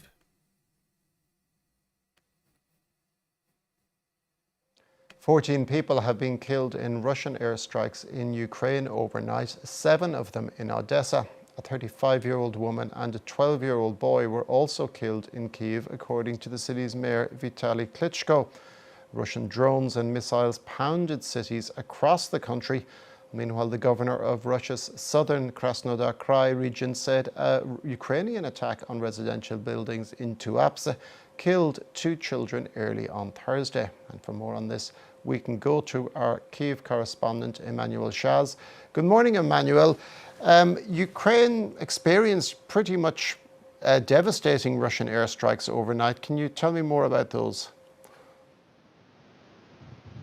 Indeed, a devastating overnight attack, and this attack, this morning the death toll keeps on rising. Our first responders are still on site. They are searching the rubble for survivors. Here in Kyiv, just to give you an idea of how it was, we first heard the air red alert at around 2:30 a.m. So that means that sometimes you are caught by surprise if you don't hear this first air red alert by explosions. There was a series of explosions, and the alert lasted over 4 hours, and all across the city there were debris falling from intercepted drones. It was also a ballistic missile air red alert, which also means that people have less time to seek shelter as those missiles are cruising at very high speed.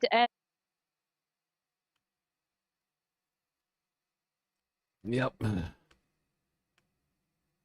Suffice to say,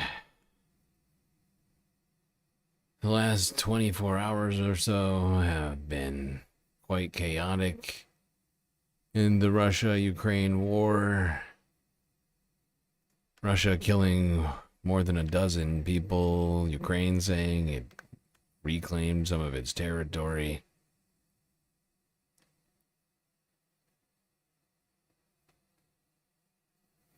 Now,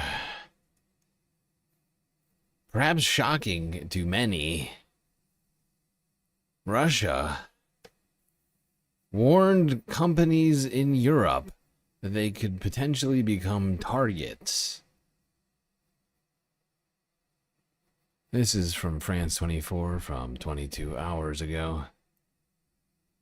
It's time now for a look at the press today. And Litsa Gedeva, you've been looking at the latest from the Russian media. That's right, Oliver. So let's start by taking a look at Russian independent paper Meduza that reports that the Russian Ministry of Defense has published a list of companies in Europe that allegedly produce drones for Ukraine. And the Ministry of Defense said that these companies could be, quote, potential targets for the Russian armed forces. And the list includes 11 companies, for instance, in London, Riga and Prague.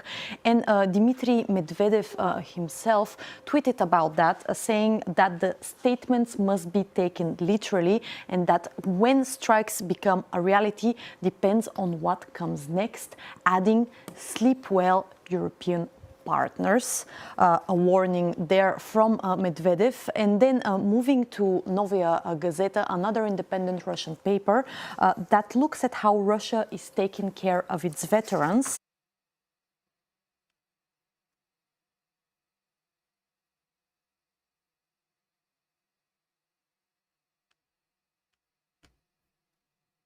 Okay.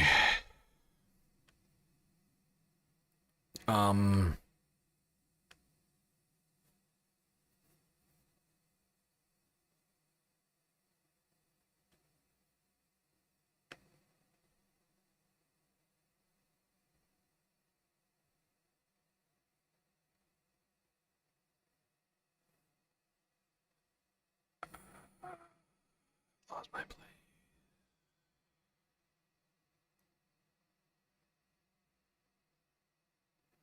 I've lost my place. Ah. You have a story of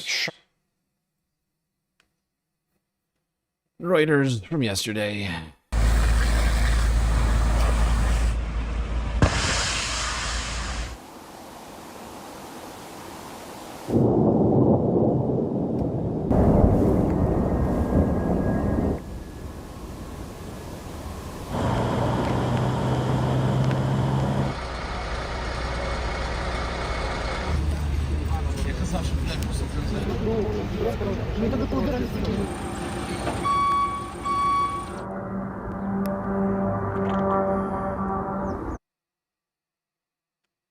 That's horrifying.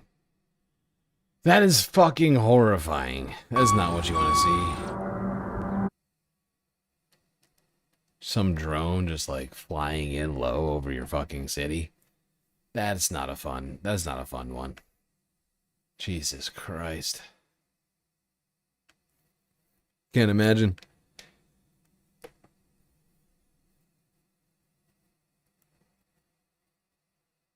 It's kind of like Gaza, except there's more buildings left because Ukraine has an actual military. But a lot of drones flying over constantly. It was the horrifying terror campaign. When will it all end? I don't know. This has been 4 years now.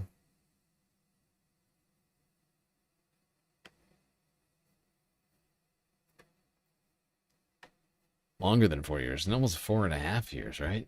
We're getting there, at least.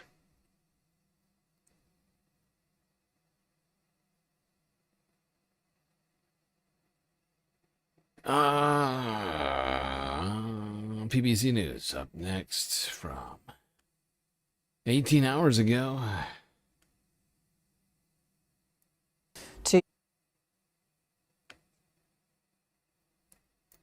Damn. We're almost out of non-Iran stories. I'm afraid to say, once we finish with Ukraine and one other thing, it's basically Operation Epstein Fury for the rest of the night.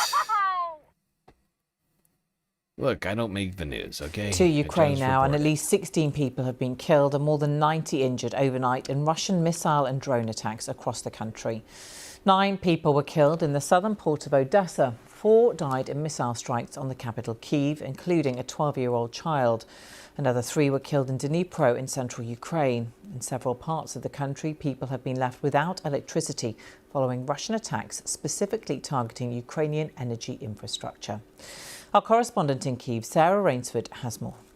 16 civilians who've been confirmed dead by the authorities here in Ukraine. It was a very, very difficult night for people here in this country. The attacks began, the Russian missile and drone attacks began around about 2:30 this morning, and they came in waves. We know from the air forces here that there were around about 700 missiles and drones launched by Russia. Some of them intercepted, but some of them did hit their targets. And whatever Russia would... Does Putin have imperial visions of taking over all of Europe, or at least the eastern part? Honestly, I can't really speak to what Putin is thinking in his head. I've heard suggestions that that's what he wants.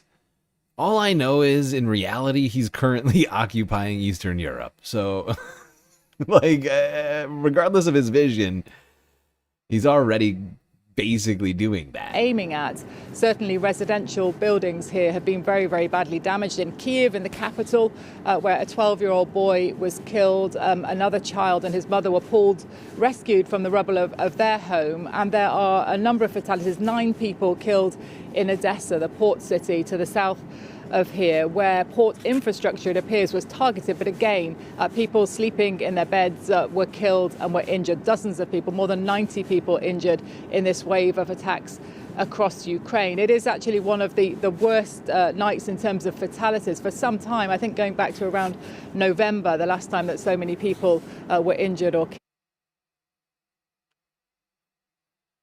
You've heard that he's been obsessed by Great Russia. Yeah, but yeah, I too. I have also heard that many times. I'm just saying, I can't say for certain, like, what is going on in that man's head. Same way I can't say for certain what's going on in Trump's head or any other world leader. I can only technically see what they're doing in real life. I can guess. I can guess what they think. And I have suggested in the past that that's possibly something that he wants to do. I just don't know what his intentions may be. I just know what he's currently doing and what he said. To another he's war doing now, and Sudan's civil war. It's now entering its... Yes, to another war now. Exactly, BBC. Moving on from Ukraine all the way down to Sudan, where yesterday marked the 4-year anniversary, if you can call it that. 4 years of civil war, mass displacement within the country, death and destruction, and other human atrocities. And I hate to say this, but I see no end in sight to this conflict. Mostly because nobody talks about it. I feel like we talk about it as much as I can. I feel like we hear about it like once a year. It's like, oh, another year of the Sudan civil war. All right, back to talking about other things. Like, that is genuinely the vibes. And that's partly why the war in my estimation, will not end immediately, or in my estimation, anytime soon. Because you don't have the press on the ground. You don't have the aid agencies on the ground. You got more aid agencies than press, but still, it's a real deficit in both, which is going to, A, adds to the suffering, and B, will prolong the situation, because if you don't have press on the ground, nobody knows what the fuck is going on, and so nobody's talking about it. And the 3 combined videos we're about to watch didn't even crack 50,000 together. To another war now, Sudan's civil war. It's now entering its 4th year, and it's triggered the world's worst humanitarian crisis. Tens of thousands of people have been killed, millions displaced, with widespread allegations of ethnic cleansing and acts amounting to genocide. Despite the scale of suffering, the war receives limited global attention, and aid agencies say only a fraction of required funding is reaching Sudan. Drawing on testimonies from displaced civilians in Darfur, humanitarians and analysts, the BBC's Kalkidan Yibeltal examines what lies ahead. This is really a fucking terrible time to be alive. I'm not saying anybody should stop being alive. No. I love life way too much, and all of you people for that. I'm just saying the amount of conflicts that we have going on right now is just It's honestly, at least in my estimation, it feels unprecedented in the 21st century. I'd have to like do some sort of quantitative analysis to be able to say that with ultimate certainty. But I'm like 99% sure that this is one of the most conflict-ridden times in all of the 2000s, last 26 years, and I feel like we're heading down a very, very slippery slope.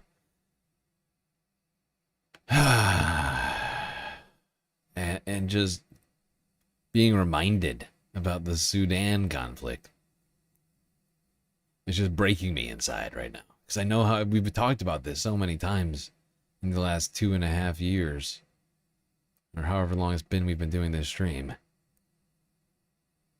And like I said, I have zero hope on this ending. Sudan is continuing to, whether it's the RSF or the Sudanese military, they're both being funded by different actors that are also involved in conflicts elsewhere, essentially. And the whole web of actors and like militaries and all these other sorts of things is all just getting very... It's a clusterfuck of conflicts, really. That's the word I would use. Sudan is burning. 3 years of a shattering war has left one of Africa's ancient nations on the brink of collapse. Tens of thousands are killed and millions are forced out of their homes. In Tawila, a sprawling settlement for the displaced in the country's northern Darfur region, victims of a vicious war speak of living through one tragedy after another. We lost many people, brothers and sisters. I lost my brother Musab. He was killed in shelling in El Fasher while going to the market. He was sitting with us and we were enjoying his company. Then he went out and they brought us his lifeless body. It tore his body apart. I have never seen such a scene in my life. Hundreds of thousands live here now in squalid conditions. Many of them arrived in recent months after the region's capital El Fasher was captured by the Rapid Support Forces, or the RSF, one of the warring factions, as the group strengthened its foothold in Darfur. Abdul Majid was already displaced and living in a camp when the RSF seized El Fasher. He had to flee again to reach here with his extended family. We have no food. We are very exhausted. Fire killed my younger brother and burned our belongings. We have no source of income. Now we are 12 people here. My father is elderly and cannot work. And my older brothers died in the war.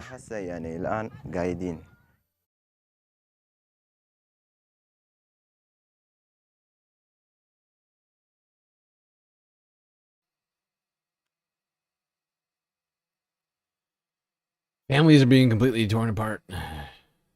There's 20 million people internally displaced inside of Sudan from their homes, living in refugee camps, not able to live their lives, barely able to get food, and are living in there's different levels of starvation, but basically have been in a famine-like condition now for years, and yet we don't have a mobilization of aid to Sudan. And there's no formal blockade on Sudan, I would point out.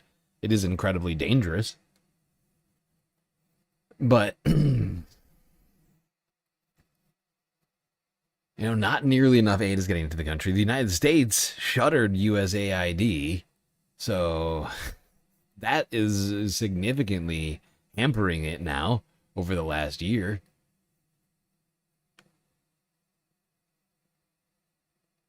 So if anything, things are just getting worse, it feels like, in Sudan. Even though there's been little victories that the media has talked about, like the Sudanese military supposedly taking power back. I would also point out, they too have committed war crimes and atrocities, have been accused of a whole bunch of shit.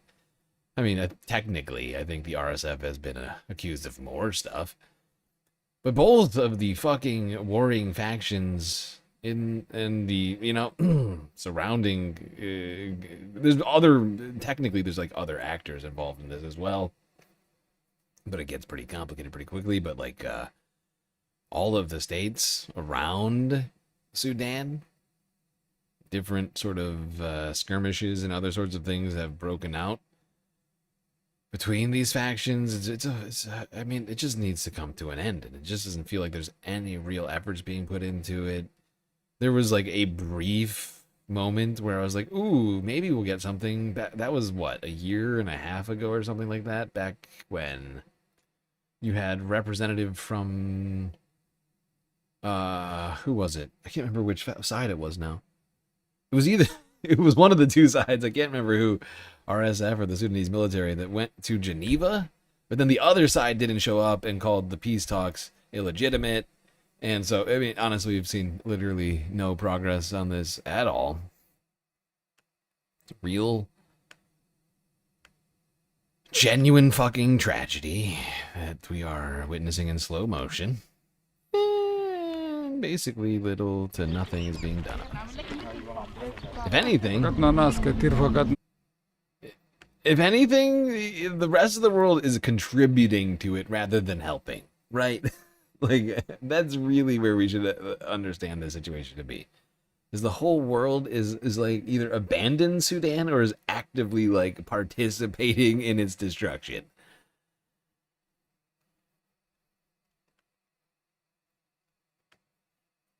Just continuing to fund a state to stay in a perpetual state of war with itself is fucking insane.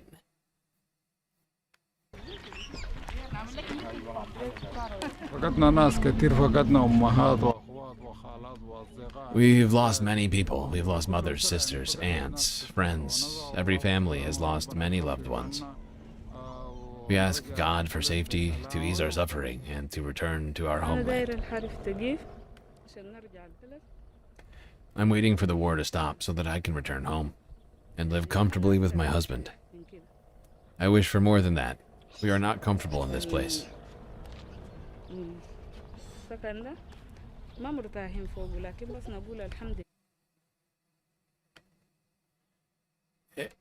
As you look around, I'd like everybody to notice just how many toddlers and babies there are. There are children being born in fucking refugee camps in Sudan that know nothing but this life.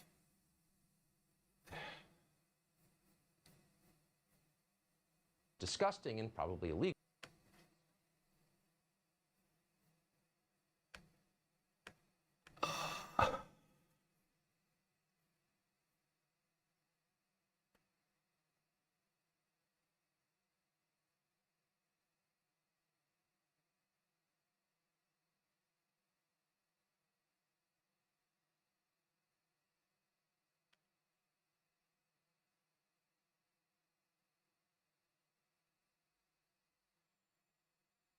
Like, honestly, what is needed here is genuine diplomacy and for people to stop funding the war and to start funding aid and to start funding peace. Because Sudan cannot continue this. There are too many millions of people that are just living in a perpetual state of poverty and terror.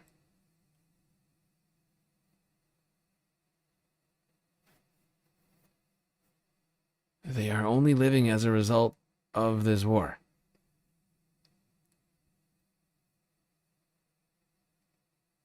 All right, final clip on Sudan and the 4 years of this horrifying episode This in is human Democracy history. Now!, democracynow.org. I'm Nermeen Sheikh with Amy Goodman. The ongoing civil war in Sudan enters its 4th year today, creating what the United Nations calls the world's worst humanitarian crisis. The country has been engulfed in civil war since April 2023, when fighting erupted between the Sudanese Armed Forces, SAF, and the Paramilitary Rapid Support Forces, or RSF. The war quickly drew in local militias as well as foreign powers. The United Arab Emirates, in particular, has been accused of aiding the RSF. The U.S. government and a UN fact-finding mission have accused RSF and allied fighters of committing genocide. The death toll from 3 years of war remains unclear. The National Health Ministry says 11,000 civilians have been killed, but some estimates are as high as 400,000. Nearly 34 million people in the country need humanitarian assistance, according to the United Nations. A new report from the Norwegian Refugee Council says in the two areas hit hardest by the conflict, North Darfur and South Kordofan, millions of people get only one meal a day, if any. On Thursday, international leaders meeting in Berlin pledged $1.5 billion for humanitarian aid in Sudan. UN Secretary General Antonio Guterres said, quote, "This nightmare must end," and called for an immediate end to hostilities. The French foreign minister spoke at the meeting. Today, I want to speak to the people of Sudan, to the Sudanese armed forces and the rapid support forces. I say this once again, there is an alternative to war. You must publicly commit to the path of negotiation and peace, starting by agreeing to the ceasefire proposed by the Quad. Together with its partners, France stands ready to contribute to a monitoring and verification mechanism to ensure its implementation. That was French Foreign Minister Jean-Noël Barrot. The International Sudan Conference in Berlin was supposed to help revive faltering negotiations to end the fighting, but the two sides fighting the war were excluded. The Sudanese foreign minister criticized Western leaders for not coordinating with Khartoum, describing the conference as a, quote, colonial tutelage approach. For more on Sudan, we're joined now by Khulud Khair, a Sudanese political analyst and head of Confluence Advisory, a think tank founded in Khartoum. She joins us today from Nairobi. Welcome back to the show, Khulud. If you could just share your reflections on these 3 years of war in Sudan, and also your response to this Berlin conference that's ongoing. So, the war in Sudan has really, plunged the country, and more importantly, its civilians, into just the depths of hell. We have seen that it's not just become the world's largest humanitarian crisis, as the UN points out, but also the world's largest hunger crisis, the world's largest displacement crisis, and the world's largest sexual violence crisis. But this war is, not just fought on the bodies of civilians by happenstance. It's not incidental to the fighting. It is precisely the point. This war is a war of succession between the SAF and the RSF, who want to inherit the military security state of former dictator Omar al-Bashir, and they're doing so in large part not just by fighting each other, but also by diminishing as much as possible the revolutionary fervor and the calls for civilian democratic rule in Sudan. They're doing this by effectively fighting a war against civilians, ensuring that, as a UN report today said, that 71% of the country is below the poverty line, that you have Sudan's production capacity dwindling by 90% in just 3 years. And things seem set to get worse, particularly as the agricultural season, which many will rely on to stave off the food insecurity and famine, is likely to fail as a result of growing fuel and fertilizer prices owing to the war in the Gulf. When it comes to the Berlin conference, it very much set out to really focus attention on what is happening to civilians. So there was a component about the humanitarian impact of this war, alongside a pledging conference for humanitarian aid, which, as you said, raised $1.5 billion. There was a ministerial conference also to recommit from the international community some level of, commitment towards a ceasefire.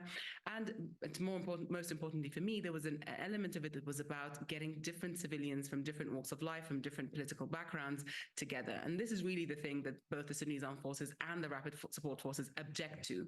They don't just object to not being invited, they object to the fact that civilians are being centered rather than they themselves, when they themselves have multiple platforms in which they can get global attention. What they're really afraid of here is that Sudanese civilians will come together precisely as a result of this war and create a lot of international pressure for the war to end.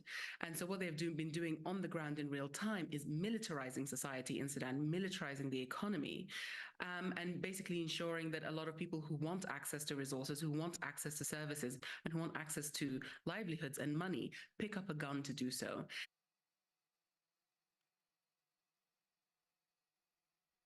Yep. They're weaponizing starvation. Using it as a way to recruit people.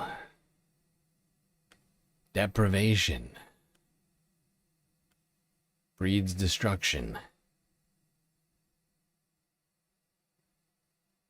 And, she made some very good points in there, and the fact is, since there is no real press coverage coming out of Sudan, it's incredibly difficult for there to be any sort of movement, right? Like, for there to be, like, you need, like, for there to be international pressure, like she said, you have to have international cameras in the country witnessing what's happening to the people. And there's just a serious lack of that.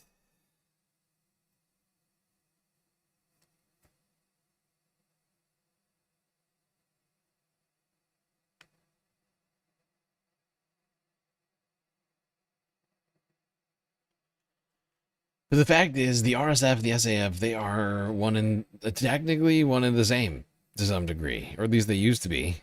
They used to both be the Sudanese armed forces. Then they split into two separate factions and started fighting each other for who would have a stronghold over the country, who would have a despotic rule over the people, a non-democratic. They're literally looking to do a military coup. They just can't decide who's in charge. Neither of them want democracy. Neither of them want human rights respected, or to have their access to resources and to power taken away. It's a recipe for fucking disaster. Young Chris with a completely blank super chat. Thank you, Young Chris. I think that gets us very, very, very close to completing the galactic content goal. I don't know, 100. I'll have to check on break, but we're getting very close. Just a reminder, everybody, we still have a galactic deficit right now. And unfortunately, the only way to contribute to that is on Cash App, PayPal, and or Patreon. As we see that money immediately, if not sooner. Because while we enjoy and appreciate all of your super chats and your super stickers and your bits and your subs over on Twitch, unfortunately, that money does not come to us immediately. We must wait weeks, oftentimes a full month at this point, to see anything donated today.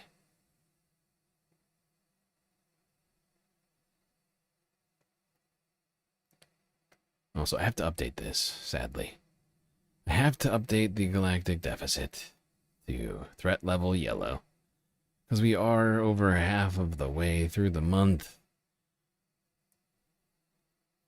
We still got like 2/3 of the galactic deficit to complete.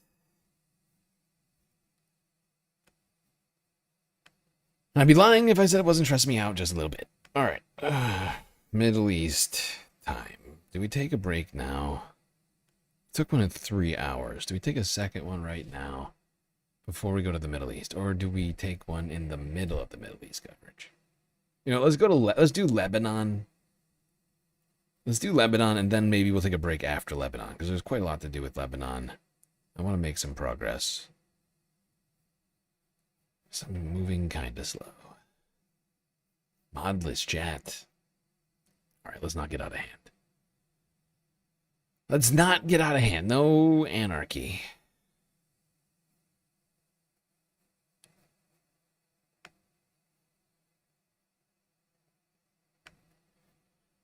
All right, well, let's start in Lebanon with the AP archive from a few days ago, showing search and rescue workers looking for the missing from Israeli strikes in Beirut,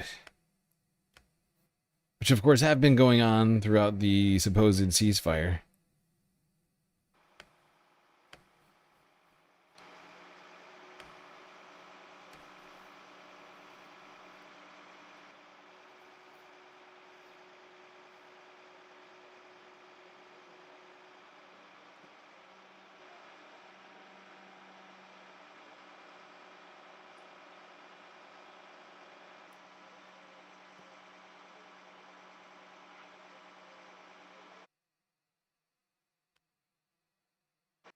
Here in Caracas, because they say there's still a missing person. He was not found in the hospitals and his body was not found. Today we have a dangerous problem. As you saw here in this building, the ceilings have collapsed on each other and are sitting on the floor below them. And if there is a possibility he is here, there is a high probability he is under the collapsed ceiling. Right here.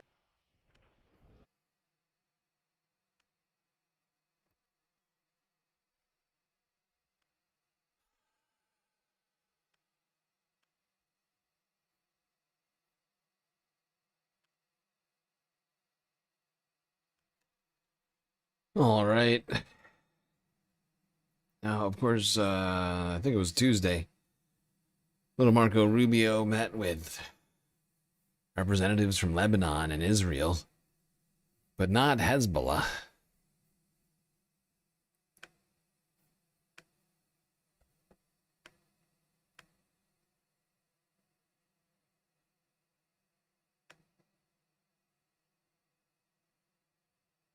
Marco Rubio hosted the Israeli and Lebanese U.S. Secretary of State Marco Rubio hosted the Israeli and Lebanese ambassadors in Washington Tuesday in the first direct talks between Israel and Lebanon in over 30 years. I'll be right back. The talks come as Israel continues to bomb areas across Lebanon and expand its occupation of parts of southern Lebanon. Israel says they're focused on disarming and dismantling Hezbollah. More than 2,100 people have been killed and over 1 million displaced. Hezbollah, which was not a party to the talks, made clear it will not abide by any agreement that results from the negotiations and called the talks a national sin. Speaking to reporters after the talks in Washington, Israel's ambassador to the United States, Yechiel Leider, praised the Lebanese government for standing up against Hezbollah. The head of Hezbollah warned the government of Lebanon yesterday not to participate in these talks, and the government of Joseph Aoun bravely said no to Hezbollah. And this is the beginning of a very strong and fortified, consistent battle against Hezbollah. They are weakened as they've never been, and together we'll continue to rid the threat of this Iranian proxy, which is so malign and so malignant in the region.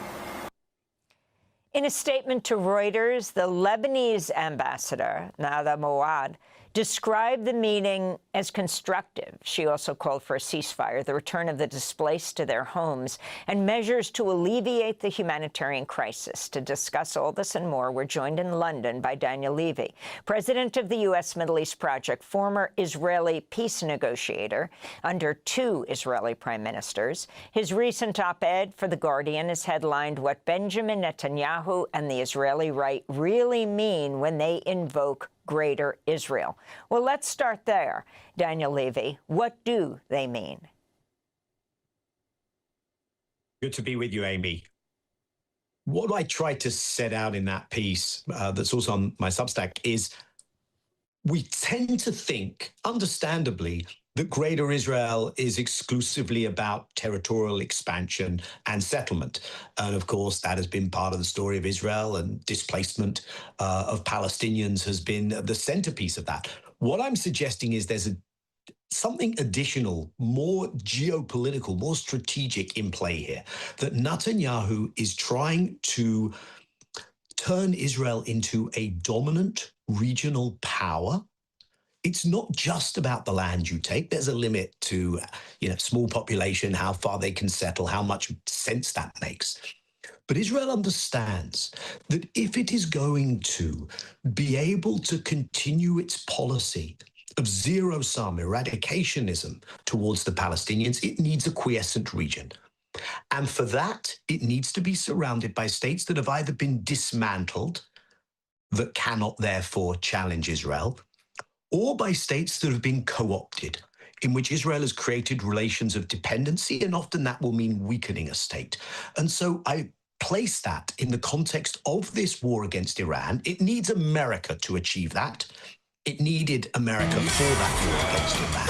If you can remove Iran as some kind of a power balancer and deterrent, if you can, for instance, weaken the Gulf and create relations of dependency of the Gulf states on Israel significantly more than you have today, then that power project begins to look possible. I think it's overreach. Israel will tell us it's deterrence, but it's domination. Israel will tell us it's survival, but it's hegemony. I don't think they can achieve it, but to understand what one is confronting, one needs to understand what is being attempted here by the Israeli side, and that is what I suggest they are trying to achieve. So talk about these rare negotiations that took place in Washington, overseen by the U.S. Secretary of State Marco Rubio. The first time Israel and Lebanon have held negotiations in over 30 years. Of course, they didn't include Hezbollah, and Israel continued its attacks on Lebanon. One of Israel's key ultimatums is the disarmament of Hezbollah. Can you talk about how these negotiations are unfolding? Yeah, let me try and do that. There were, by the way, meetings in Nakura in Lebanon at the end of last year of official Israeli and Lebanese teams, which were very unusual in December and January, December 25, January 2026. But I guess this kind of official termed as a negotiation hasn't been seen for an awfully long time. Now, what the Israeli side comes to this with is something that is designed to sound eminently reasonable. Of course, if there is a non-state actor, that should not be able to carry arms and decide when the state of Lebanon is taken to war. And therefore, what could be more obvious than a disarmament in that context? Take a step back and let's understand why the position Israel is asserting is anything but reasonable. You have a resistance in Lebanon, you have an armed group, and you have a very weak central state, partly because that's a deterrent strategy by Iran, but it only is sustainable because Israel is a country that has invaded Lebanon, I think it's 7 times now, maintained a military occupation of the south of Lebanon and established its own proxy militia to run that for 18 years, 1982 to 2000. Since then, continues to violate Lebanese airspace, Lebanese sovereignty on a daily basis, even since the ceasefire reached in November 2024. There have been, as of a couple of months ago, the UN counted 10,000 Israeli violations, 300 Lebanese killed during the so-called ceasefire. If that sounds familiar from Gaza, well, it should. And so the idea that Israel can come to the table with clean hands, make these demands of a Lebanese government that it knows is in no position to implement that. It also knows that this Lebanese government did try and create the political conditions where you could begin to move towards at least the south of Lebanon, and then later the rest of Lebanon, where a political arrangement could be reached that Hezbollah would not carry on with this same capacity. Israel knows that what it is doing here is it is trying to put something that sounds reasonable on the table, but with the intention of embarrassing and humiliating the Lebanese government, which cannot carry these things through because it, Israel, has created the conditions which makes that impossible, and it did so. Let's just remind ourselves, it did so off the back of one of the most violent, destructive, and ugly military strikes against a country that has known very many bad days, Lebanon, on the day after the ceasefire was declared. So Israel creates the worst possible conditions in which to make a demand which is intended to not be achievable, and it seems to throw Lebanon back into a civil war. That's an Yeah, it certainly seems intended at least to prolong the conflict. I think Israel wants a civil war because they can't afford to wage that war and Operation Epstein Fury simultaneously. And the genocide of the Palestinians. They're really stretched quite thin at this point. Defenses are proving to be quite woefully inept at preventing the strikes from Iran from getting through. I mean, Israel is, like I said, is stretched thin. And I think that what they really want is for Lebanon's military to fight the Hezbollah. I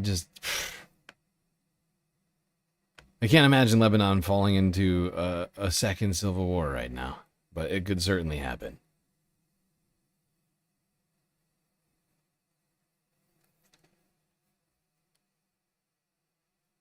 Honestly, though, what I think is more likely to happen is Lebanon says, actually, we're good, and Hezbollah and Israel keep fighting. Fact is, they don't have enough money to wage a real war against Lebanon. I mean, against Hezbollah. I'm fairly certain Hezbollah is more militarily prepared for such a thing than the actual Lebanese military. They don't even protect the towns that Israel's occupying or blasting, right? They just leave.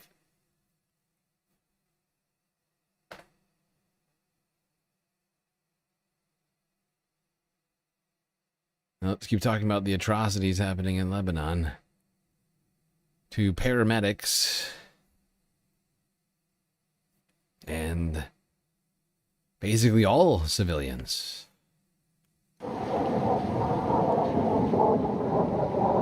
Often in Nabatea, the only sound you can hear comes from the sky, sometimes hidden behind clouds.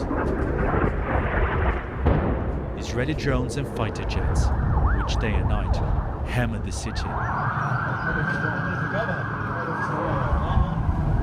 With emergency teams being constantly attacked, every mission for these paramedics comes with risks. This is the first day of the war. You are a little bit concerned. Why? Because today in the morning, about 4 drone strikes on the cars. So we are waiting the army's approval.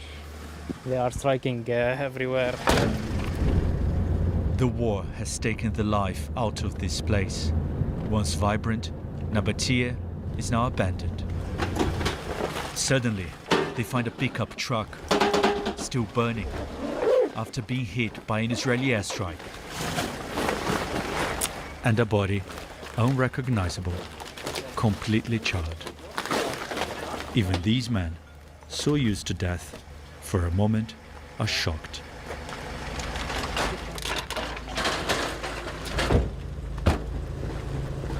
The fear of airstrikes is such that they only spend a few minutes and do everything very quickly.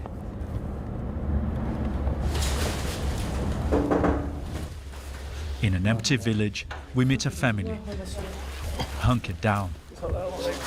The war has forced 1 in 5 in this country to flee their homes.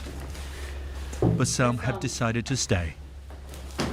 How do you feel being here in a village that is deserted? Hopefully we'll be here and nothing will happen. This is our land and we cannot give it up easily to the enemy. I'm scared that if I leave, we won't be able to come back. And this is something that hurts me a lot.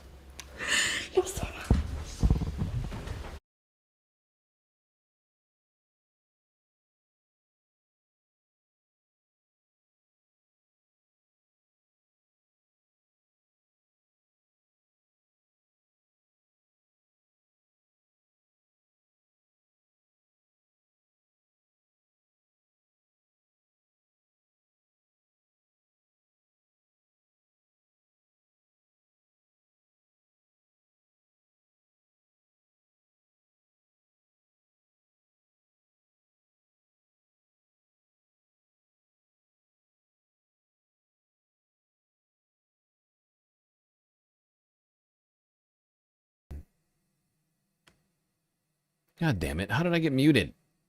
Son of a bitch. What was I saying? Oh, God. The human atrocities and suffering that we are forced to witness every single day is quite a toll, Space Fams. It's good that we have each other to get through all of this. However, just a reminder, we have a galactic content goal that needs completing and has now ended. 5 hours into the stream. Very, very, very, very, very close to completing it. If I've done the math right, I think we're literally at like 8 or 9. I can't figure it out right now. I think it's somewhere between 8 and 9 possibly. But point is, we've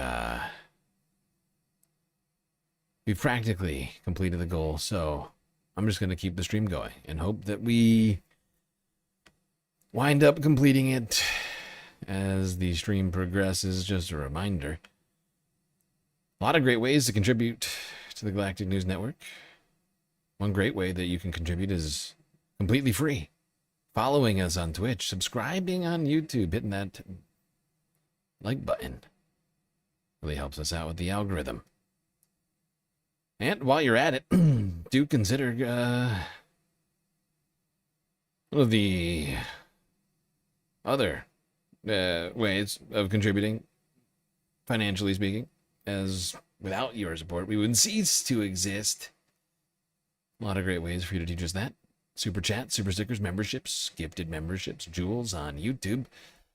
On Twitch, you got the bits, the power-up subs, gifted subs, prime subs, Cash App, and PayPal. If you'd like to contribute to both the Galactic Content Goal and the financing of the Galactic Deficit, 2 birds, 1 stone. Or, I guess around here, should come up with a new saying.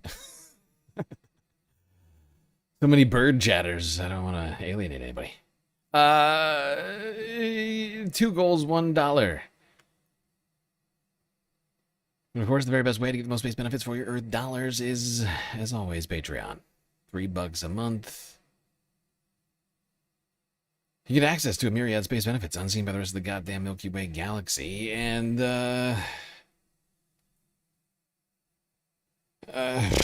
honestly, we got problems over on Patreon right now. I've seen a lot of long-time Space Fams payments not going through. As a result, for now, we aren't penalizing anybody for that. Keeping up your names on the shoutouts and your avatars. But if you got a few extra bucks, make sure to get your Patreon account up to date. That really helps me out. All right. Staying in Lebanon, let's go to democracy now. Next. From yesterday.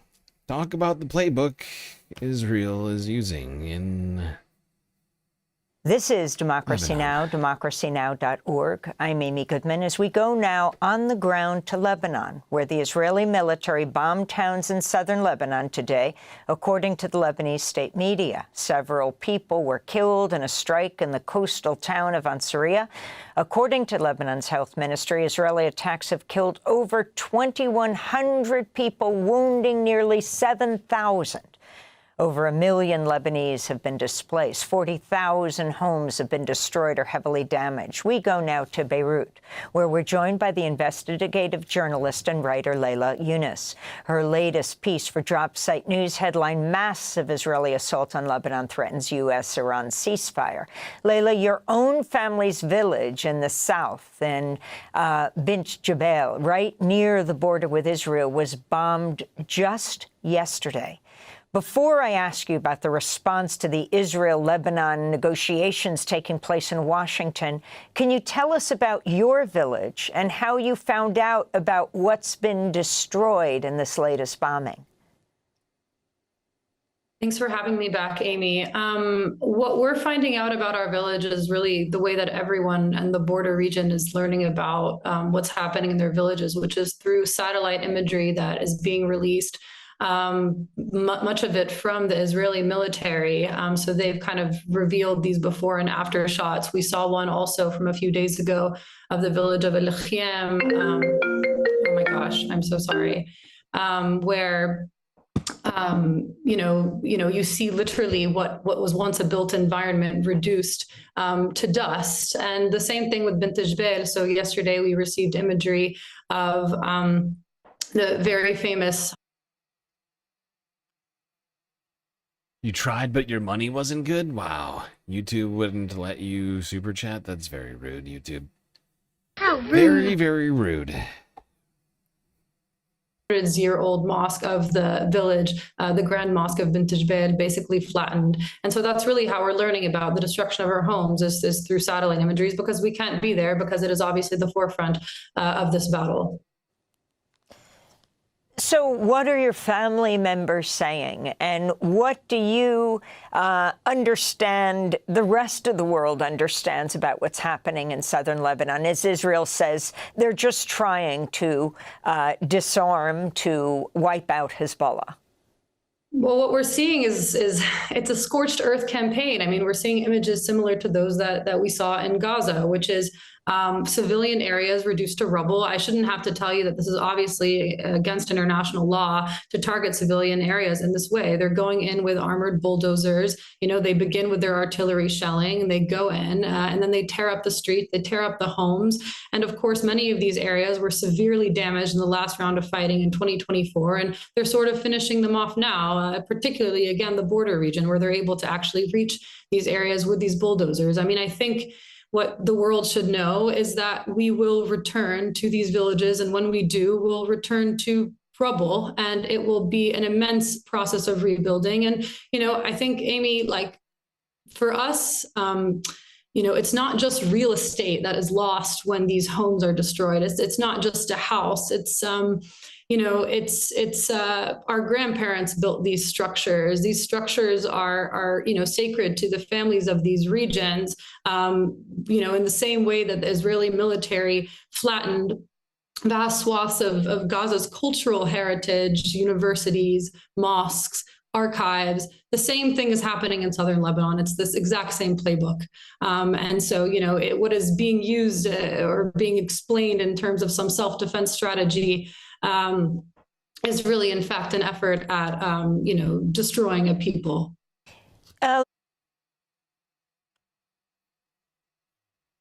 Yep. This is effectively what I have been saying. Is that Israel is just seeking to turn its neighbors into Gaza using the exact same playbook. I think I said that exact phrase many days ago now. Israel is just, attacking civilian infrastructure, civilians themselves, aid workers, rescue workers, schools, hospitals. It's all the same. They keep doing it over and over again. You'd think we'd learn. $5 minimum? What? What do you mean? There's clearly other ways to donate. Not if you click the goal to donate. Oh, the goal is also over, though.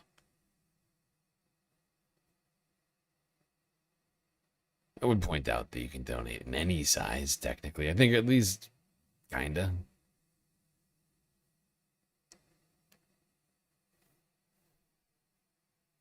Although, I don't know the smallest amount. I'm trying to think of the smallest donut I've ever seen on YouTube. I think like 99 cents, if you don't count other currencies.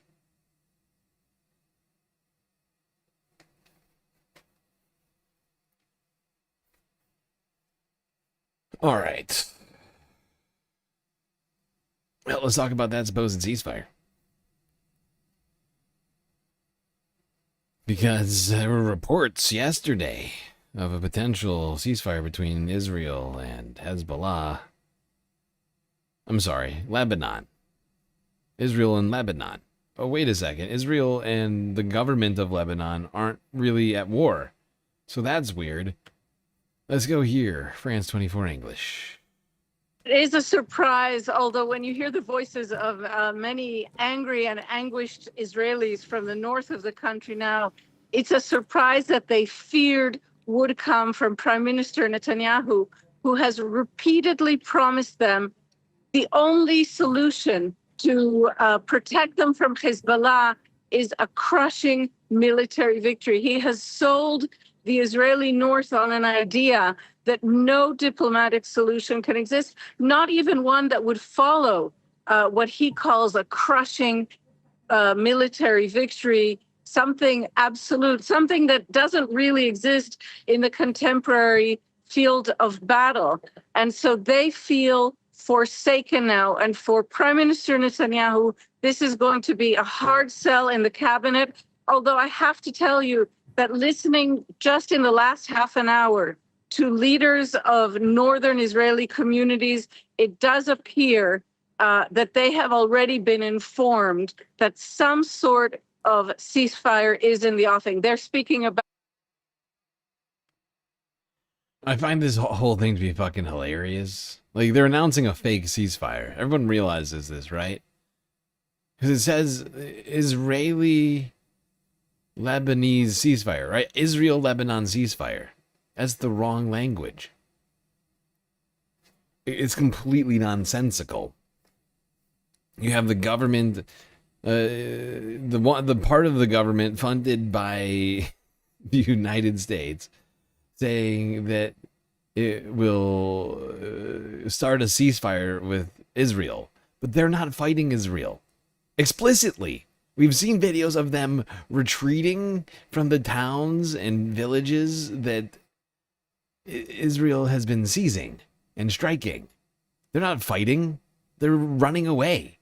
They haven't. I don't think the Lebanese army has sent a single bullet or shell in the direction of Israel. So them saying that they'll do a ceasefire with Israel is like saying like the United States and Israel were going to do a ceasefire. Same thing.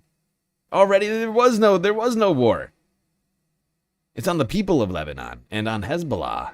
Israel is waging this war. Actually, they're not fighting, right? Like, does everybody understand what's going on here? Like, this is all just bullshit, I'm afraid to say. Well, in Lebanon, the Israeli offensive has continued in the south, leaving 43 people dead and 140 injured, according to the Lebanese Ministry of Health. Israel has said it aims to occupy South Lebanon up to the Litani River, which meets the Mediterranean about 30 kilometers from Israel's border, with the Israeli military attempting to establish a security belt up to 8 kilometers inside Lebanon and targeting villages across southern Lebanon. Porrick O'Brien is in Beirut now. Porrick. Krish, in the last few hours, local media here pointing to the possibility of some sort of temporary ceasefire announcement in the coming hours. The Israeli Security Cabinet are meeting as we speak, so let's see what comes of that. But plenty of skepticism here in Lebanon when it comes to the durability of any would-be ceasefire. Remember, we had one back in 2024. According to UN reporting, the Israelis violated that thousands of times over the course of 15 months. They, in turn, blaming Hezbollah. This country has been battered over the last few weeks. The trauma it has experienced is really visceral on the ground here. 2,000 people, over 2,000 people have been killed since this round of conflict began. Just today, a number of paramedics killed in the south, over 1 million people displaced. And last Wednesday was one of the worst days here. Just to give you a sense of how bad it was, in the course of just a few hours, more people were killed because of Israeli airstrikes than died during the Beirut port explosion in 2020. This is ridiculous! Exactly a week ago, Israeli airstrikes in Lebanon killed over 3.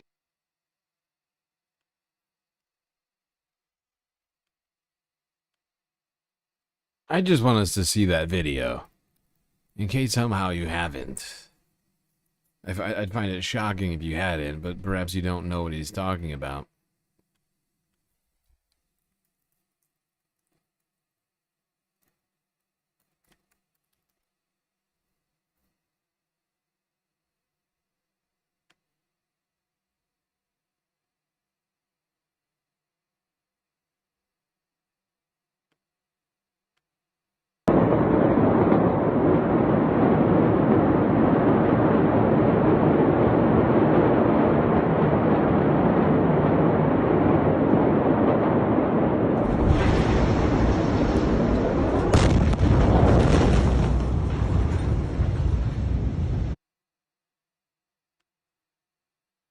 Worse than that.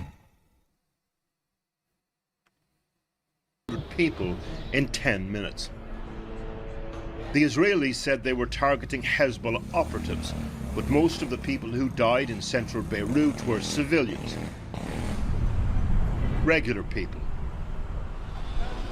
Parents. Poets. يداي هل لاحظت تململهما وعيناي ألم تخطف حيرتهما. Typhoon Sinaku was the latter, a well-known published poet here. Killed alongside her husband Muhammad in this apartment, the one with the olive green walls. Her daughter Ghida found a handwritten unpublished poem by her mother in a purse in the rubble. Can poetry be premonition? You decide. So she writes, هل رأيت الدخان؟ هل شممت الحريق؟ هل لمحت ضعفي؟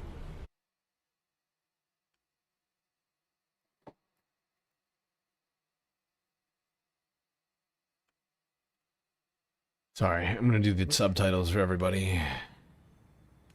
هل رأيت الدخان؟ هل شممت Have you seen the smoke? هل Have you smelled the لمحت fire? ضعفي؟ Glimpsed my هل weakness? لملمت تعبي؟ ورأيت Seen my exhaustion? Have you seen the parts of me scattered? Yesterday in Washington, no prophecies of a quick breakthrough. Marco Rubio brought the diplomatic heft. Okay, good afternoon. Israel wants Hezbollah disarmed and dismantled inside Lebanon, from where the group launch attacks on Israel. We will not allow a terror organization to continually fire missiles into our population centers. That has to be understood. This is a process. The Lebanese reiterated their stated aim to disarm Hezbollah, although lacked the military or political muscle.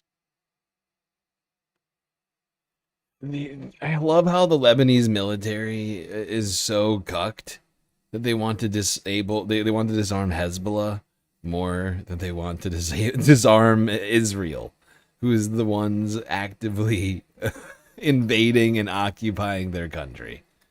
Awful, awful, awful. Weak. To stop the rockets. Neither Hezbollah nor Iran were around the table in Washington, of course. So today, before the ceasefire was announced, we met a member of Hezbollah's Central Political Council here in Beirut. How weak is Hezbollah now? I think that Hezbollah is now very strong. Because when does resistance become stronger? The harsher the occupation becomes, the more legitimate the resistance appears. There are plenty of people in Lebanon that say this has become Lebanon's war because of you. The right of people to resist the aggressor is a right and a duty. No one can prevent a person whose land is occupied from resisting. Here's what he's talking about. The Israeli ground and air offensive in Hezbollah strongholds in southern Lebanon, seizing a swathe of land along the Lebanese border. Israel call it a buffer zone, others de facto occupation. The test, will this stop in the coming hours? Will a meaningful ceasefire materialize? If it does not, the more than 1 million people displaced from the south won't be able to return. The fear that the spectre of sectarian conflict will loom large over Lebanon again. Ghida Salma, just like her mother the poet, sees what's happening as an assault on Lebanon's ability to hold itself together.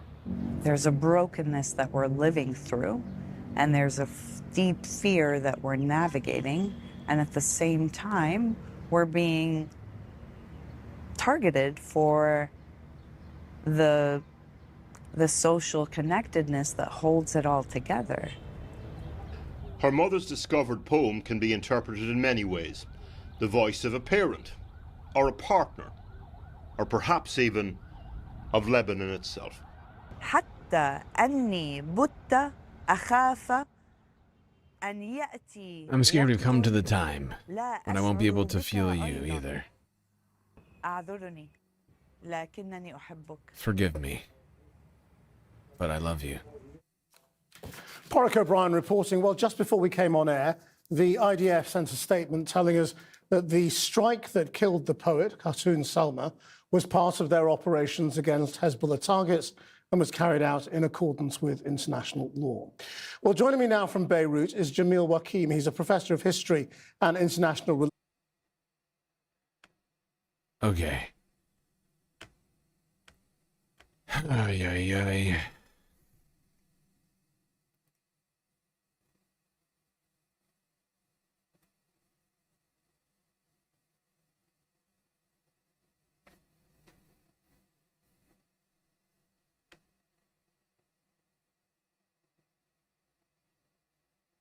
Well, to more Israeli war crimes in Lebanon.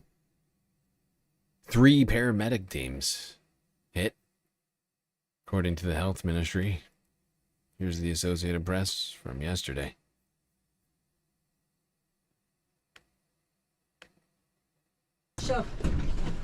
Yeah.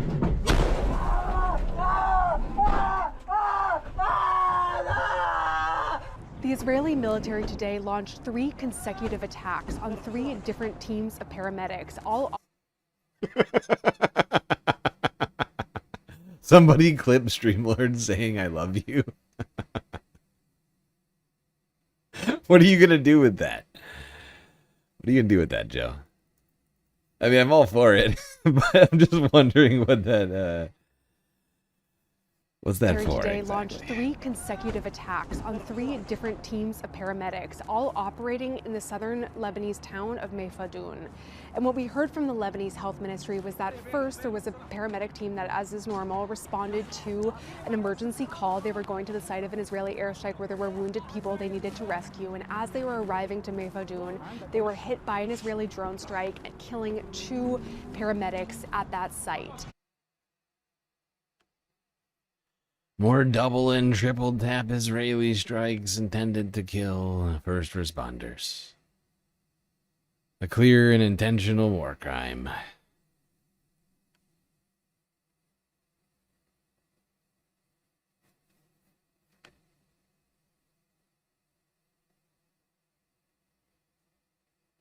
The United States is now explicitly involved in all of these crimes, whether you like it or not. We're fighting this war together, whether it's in Lebanon or in Iran, or the genocide in Gaza. We've been funding it all, and now we're actively participating in it. You truly cannot get any more involved.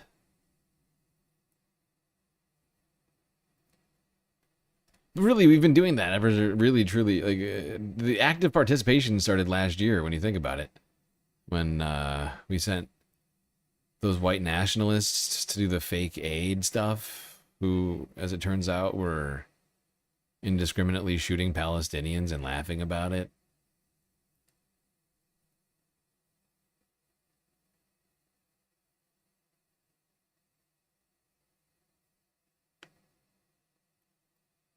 Yeah. And funerals were held this week in Lebanon. Not for Hezbollah forces, but for over a dozen Lebanese security forces who were killed by Israel that weren't fighting Israel. They were just honestly minding their own fucking business. Actually, they were doing less than that. They weren't even minding their own business. They were just chilling. They were doing fuck all. They weren't even protecting the Lebanese people. They were just sitting there, twiddling their thumbs.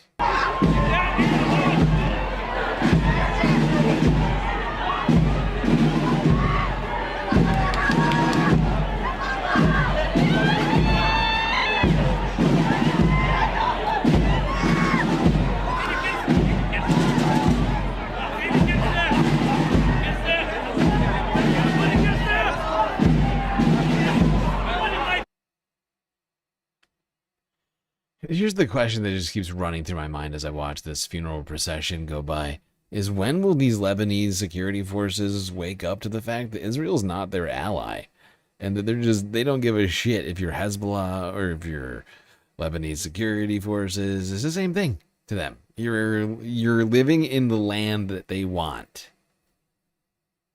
and you're the wrong color.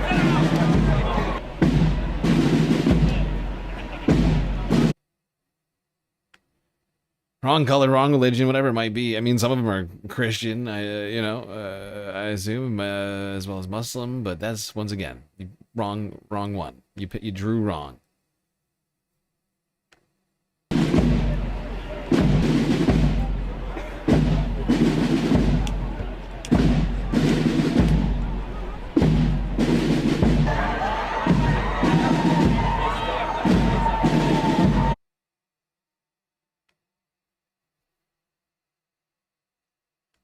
It really is mystifying to me that you can blame anyone but Israel for being murdered by Israel's bombs. That's kind of what the Prime Minister of Lebanon is playing at right now.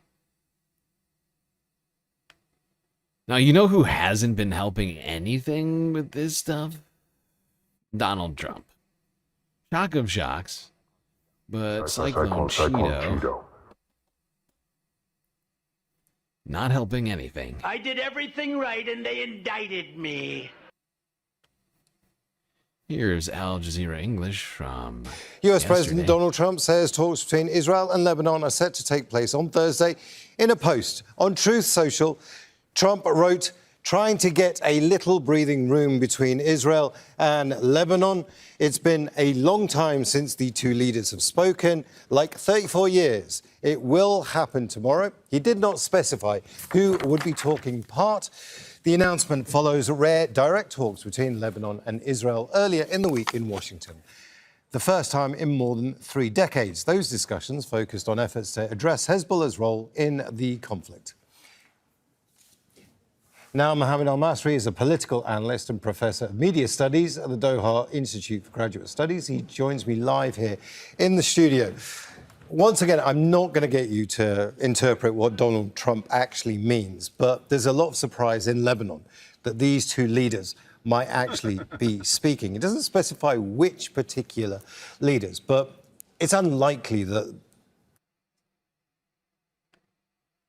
Okay, I need food super fucking bad, so I'm gonna play this clip and try and start something real quick. I'll be right back. Specify which particular leaders, but it's unlikely that that would happen, given the circumstances, right? Well, I mean, the context is really important here. Israel has been decimating Lebanon. They have every intention, if we're to believe their words and also look at their actions, of taking over that area south of the Litani River. That's a pretty significant chunk, 10 to 14% of Lebanese territory. They've killed a couple thousand people, displaced more than 1 million, as you all have been reporting.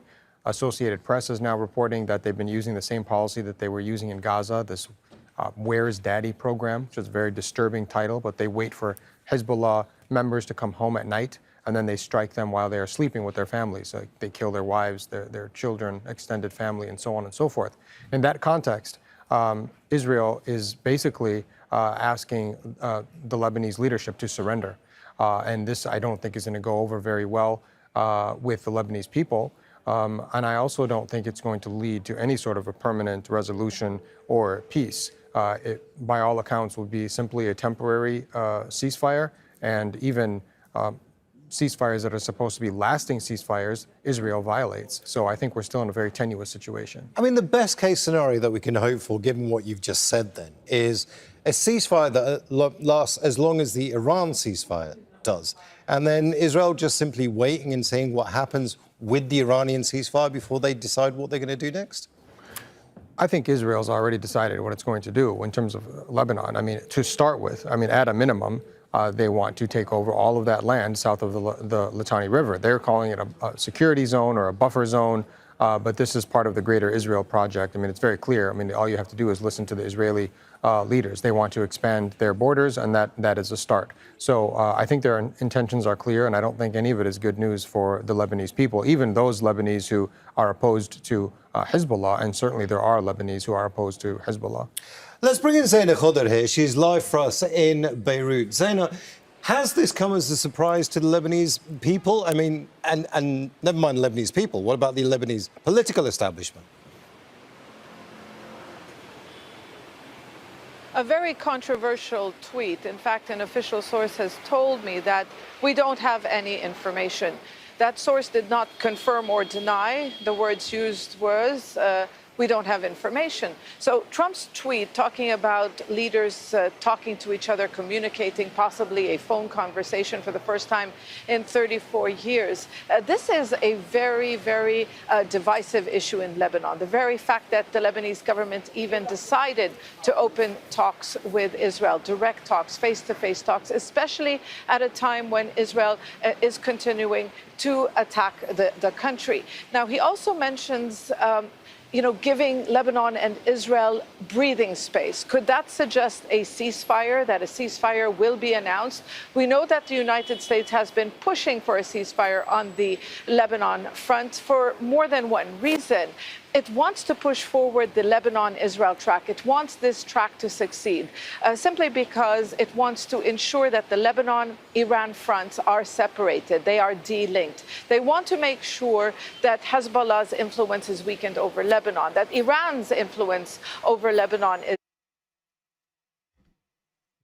Yeah, except they're trying to pretend like they're not linked when they've been telling us that they are linked for the last 3 fucking years. They keep saying it over and over. Oh, Hezbollah is the same thing as Iran. It's an Iranian proxy, blah, blah, blah. Wait, what? Ceasefire? No, they're not a proxy. They're a completely separate, distinct organization with their own goals. They're not an Iranian proxy. That's ridiculous. That's basically what we're to accept, that we're being told to accept, is that the supposed Iranian proxy isn't actually an Iranian proxy. And we should separate these things for the purposes of Israel's propaganda war. This is ridiculous!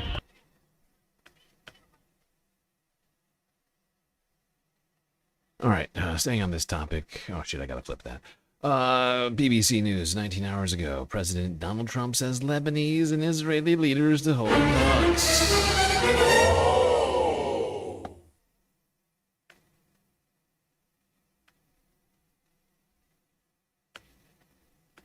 President Trump has suggested that the leaders of Israel and Lebanon will speak to each other today for the first time in more than 30 years.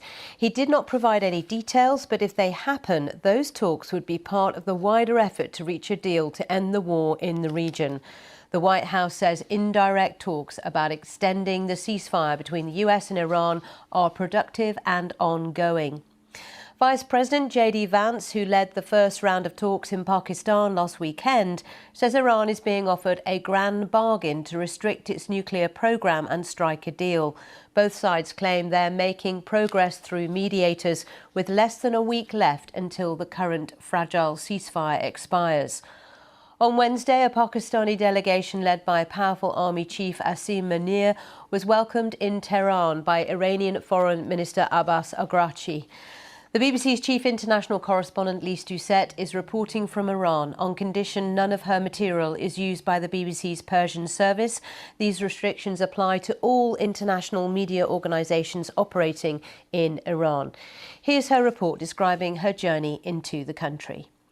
Well, the airports are still closed, so driving to Tehran is the only way to get to the capital. We've been on the road since the earliest hours of the morning and we're still a few hours away, but crossing from Turkey, there was a steady flow of Iranians returning home, some of them telling us they had to come back to work, others they wanted to be with their family.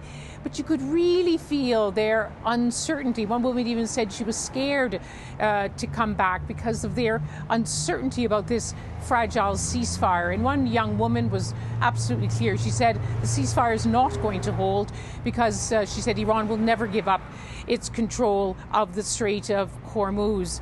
Driving down to the capital, of course, we saw evidence of those 5 weeks of Israeli and American airstrikes, and it was hard not to notice the bridges spanning the highway, which were still standing. But around the main city in the north, Tabriz, we did see flattened bases of the Islamic Revolutionary Guard Corps, military bases in ruin, as well as police stations along with factories.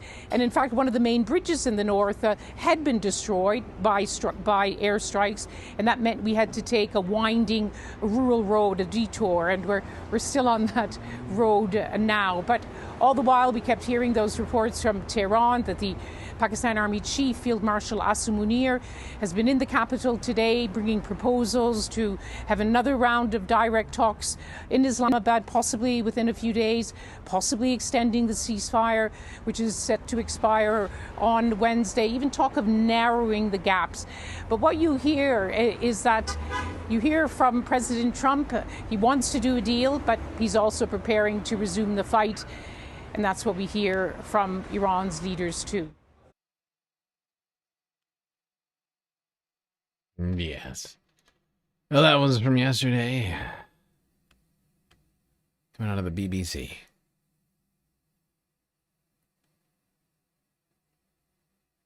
Ay. Let's stay on the topic of Lebanon. Confusion seemed to be abounding as Donald Trump made these claims of peace talks in Lebanon. International Affairs editor Philip Tell. Philip, we've had 5 hours now since Donald Trump's comments on social media. We've had Israeli ministers talking about it. As Cyril said there, we've had sort of comments coming out from Beirut as well. I mean, how do you think we should... Sorry, everyone. I would be commenting more right now, but I'm trying to make food, and so I got to do this fast. I'll be right back. All these latest announcements. Well, I was on the air early this morning and I was talking about cautious optimism, but I think you have to add another word to that, and that is confusion, because nobody really knows what is going on, as we've just been hearing from Cyril Payar in Lebanon. It appears that this phone call may go ahead today. If it does, it's going to be a revolutionary phone call, because no high-level talks have ever taken place at that level before. But Lebanon is still saying it doesn't have any information about this call and whether or not it's going to take place. What appears to be happening here is that Donald Trump wants to finish with the conflict in the Middle East. He's pushing Benjamin Netanyahu to get to the negotiating table to find a way out of the fighting between Hezbollah and Israel independently via Lebanon and the Lebanese authorities. The problem is that Lebanon's authorities don't have an awful lot of sway over the way Hezbollah reacts. Remember, it's a proxy of Iran, and it controls vast swathes of southern Lebanon, as we've just been hearing. At the same time, we've got the discussions going on, or possible future discussions in Iran. We've got this Pakistani negotiator, Field Marshal Asim Munir, who has arrived in Tehran to move forward with those discussions that could take place this weekend in Islamabad. But there again, cautious optimism, but confusion, because we don't know where these talks are going to take place. Maybe they will be in Pakistan. We don't know who's going to represent the United States. Will it be J.D. Vance again? Remember that the talks that happened just a few days ago ended after 23 hours with no breakthrough. There are 3 things on the agenda that the Iranians want. First of all is the opening, the end of the blockade by the United States of the Strait of Hormuz. The second one is reparations for the damage which has been inflicted on Iran as a result of the war. And it's agreed to a 5-year suspension of its nuclear enrichment program. That is something the US says it's not in favor of. It wants a moratorium on the nuclear enrichment program. So it's difficult to see how those two sides are going to see eye to eye. Iran has been replying to all of this in quite a vociferous manner, saying that if the United States does not end its blockade of the Strait of Hormuz, well, it's going to go further in its blockade and will now start blocking the Red Sea and also the Gulf of Oman. So we'll have to see how all of this plays out over the next 3 hours. But as I was saying, cautious optimism, but certainly confusion about where this is all going. So what's been the reaction to all of that then from Iran? Well, I think that the Iranians are remaining pretty tight-lipped about all of this. As I was saying, they are threatening the Red Sea. They say that they have no information about this follow-up meeting, which the United States is talking about, and which Pakistan is trying to get together for this weekend. Donald Trump has been saying all the way down the line that Iran desperately wants a deal. It's got no more air force. It's got no more marine force. It's had its nuclear capacity obliterated. It's desperate to come to the negotiating table. That doesn't always appear to be the message coming out of Iran. What we're seeing here, Stuart, is, of course, Iran. God. Everybody's saying it. Everybody's saying it. Oh, my God. Yeah, it's probably not great to have the president be a liar. What's the word? There's like a word for somebody who lies just constantly. There's like, what's the word?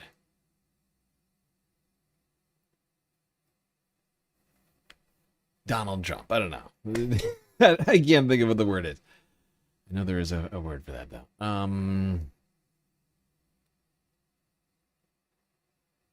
Oh, it's going to kill me. It's going to kill me a little bit that I can't think of what it is. Something liar. Man baby. Yep, that too.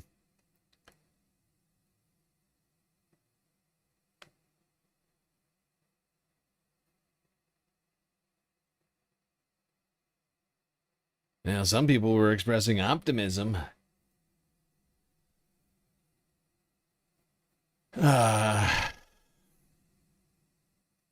Around these talks. Staying with France 24 English 19 hours ago. How's it going down I'll be right back. in Beirut? Well, let's cross there, talk to our senior reporter Cyril Payan, who joins us from there. Cyril, how much optimism is there then that some kind of call will take place later today and that potentially from that some kind of peace deal could be signed?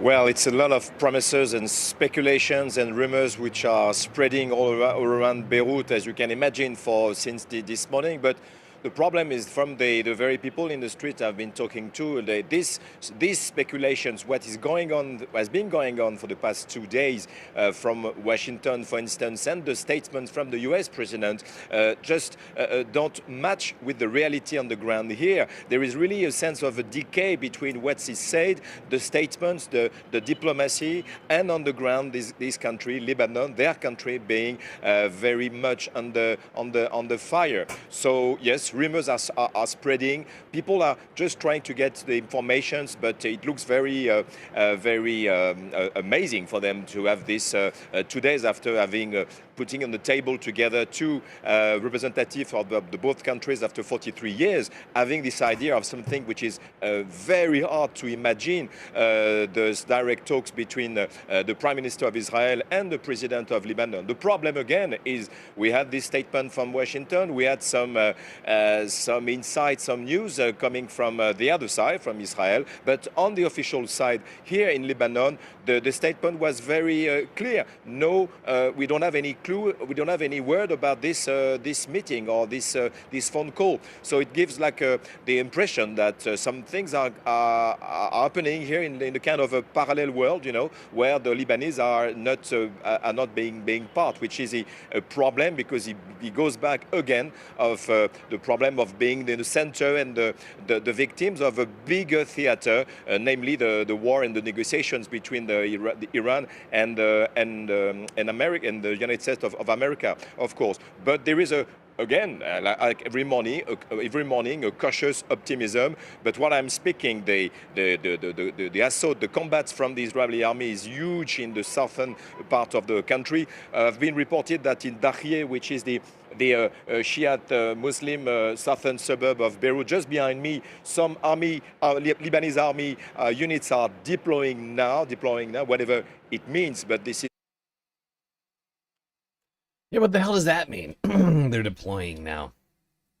Deploying so that they can get struck by Israel and not return fire? Fascinating. I'm sure that'll go great.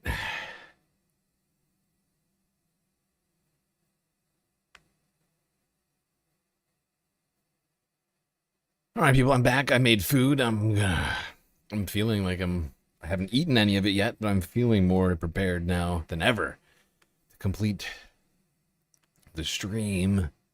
Still got a hell of a lot to talk about here. Staying in Lebanon, it came out that Benjamin Netanyahu was going to meet with the Prime Minister of Lebanon. President of Lebanon.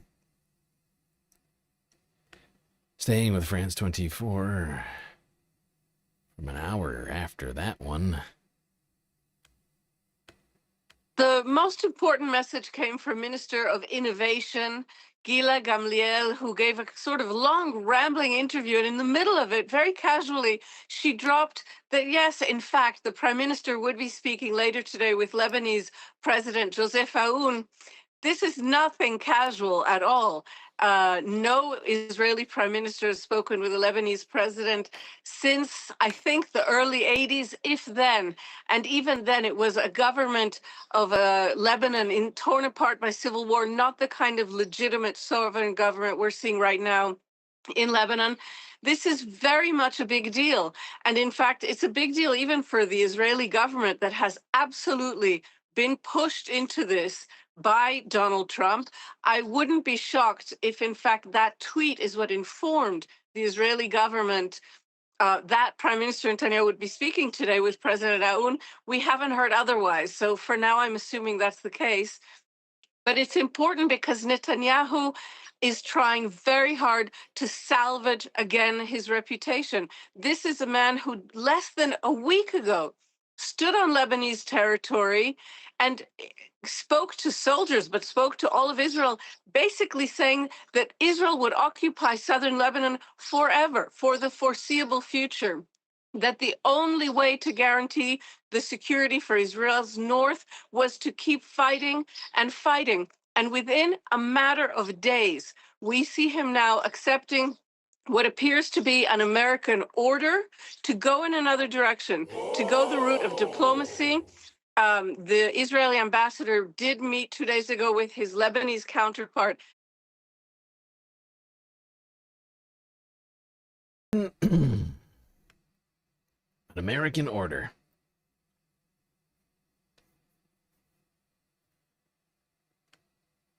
I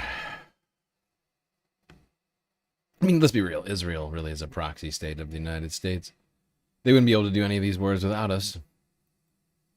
However, I would not bet on... We're going to get into it, but I would not go betting on Israel leaving any of that territory that was just mentioned.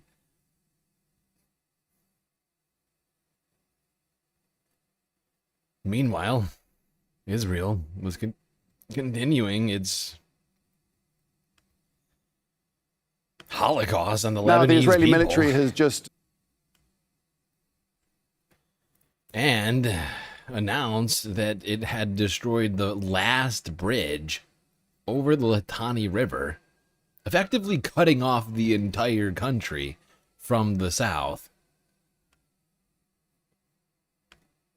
Now, the Israeli military has just destroyed the Kashmir Bridge in southern Lebanon. That was the last bridge connecting the two parts of the Litani River in Tyre.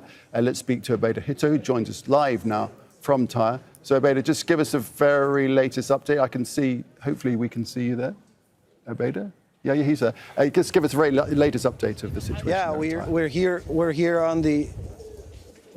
on the Kashmir Bridge in southern Lebanon, which connects the northern part of Lebanon with the southern part of Lebanon, crossing over the Litani River. And you can see this huge ditch that's been dug into the earth where this bridge was. The river runs right under this bridge. It's one of the main bridges actually crossing over between northern and southern Lebanon. It connects Tyre to the city of Sidon and then later on to Beirut and the rest of the northern part of the country. This is a main thoroughfare here. It's very close to the coastline. You can see there in the edge, that's where the river runs. Now it's completely destroyed. This is... By the way, this is exactly what you do if you don't want the people returning to their homes during the ceasefire. If you don't want the refugees to be able to get back to their land. You just cut off all the routes of access. Blow up all the bridges. There's a fucking river you have to go over. It's gonna make it kind of tough if there's no bridge. The last remaining operational bridge crossing over the Litani River. This is a huge tactical strike in terms of basically cutting off all supply lines to anybody who's here in the south. Israel continues to say that it's targeting this kind of critical infrastructure in order to prevent Hezbollah from moving weapons and fighters and moving around in the country in general. We've got more jets in the sky, and now they're telling us to move out of this area. But what you're seeing here is the result of a systematic destruction of critical infrastructure here in Lebanon. The situation continues to escalate despite people here expecting some sort of break in the violence. But that's not come as soon as people would have liked. Currently, there are around 100,000 people here on the southern part of this river. Essentially, now they've been cut off from the rest of the country. It's going to make it extremely difficult for any kind of humanitarian aid to reach southern Lebanon, for any civilians. It's going to be difficult for anyone to reach southern Lebanon. How are you supposed to get over this? This is ridiculous. It's completely and utterly destroyed.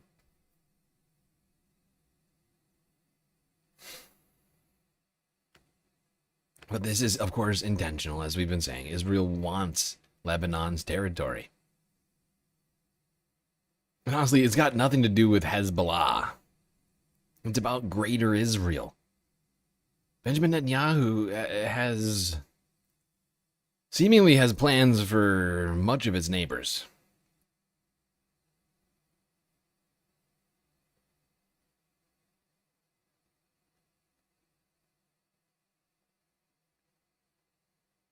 Compulsive liar, yeah.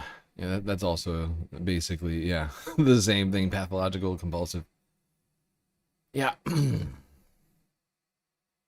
That's who we've got in charge.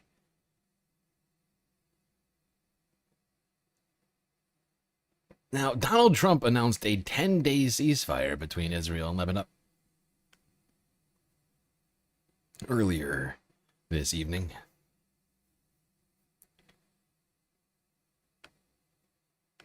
Over the weekend, Israel continued to bomb Lebanon all over, particularly. I almost forgot. Actually, I'm going to skip this one. Love you, Majority Report, but I'm going to skip this one just because, actually, you know what? No, I take it back. This is fine. This is fine here, I suppose.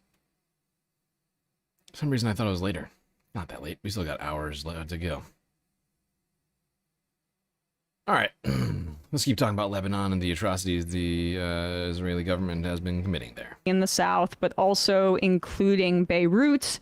In the south, they are demolishing villages, residential homes, seizing territory, and yet there has been basically little to no media coverage of these crimes. If you could just reflect on the past many weeks of ethnic cleansing, really, in Lebanon, that's been under kind of the shroud of secrecy, darkness, lack of coverage, etc. Yeah, absolutely. First, I really want to acknowledge that there is coverage happening.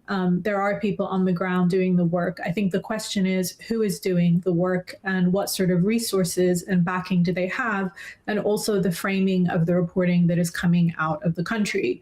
So there has been a retreat in foreign correspondence across the region, not limited to Lebanon, but my belief is, and based off of the interviews I've done with journalists on the ground in Lebanon, that has had an immediate impact on the discourse and on the coverage, often because the people who are there on the ground are facing tremendous pressures and they are operating under great danger. And they are trying to keep Lebanon in the news, and often they are of Lebanese or regional background. They don't have the same support as others. They're often treated with almost skepticism because of their background, and yet they are doing that work. As we know, journalists are also being targeted by Israel. There have been at least 11 journalists killed in Lebanon since October 2023. 3 journalists were killed on March 28. They were targeted, and Israel admitted to targeting that vehicle, which was clearly marked as press. So what we're seeing is coverage of that, but in my opinion, not with the importance and prominence that that story warrants. And I could say the same about other stories that are happening in Lebanon right now. I do feel like there should be more coverage of those stories, more attention to the stories, and treating Lebanon as a sort of a war, devastating war, and a form of ethnic cleansing, as you say, in its own right.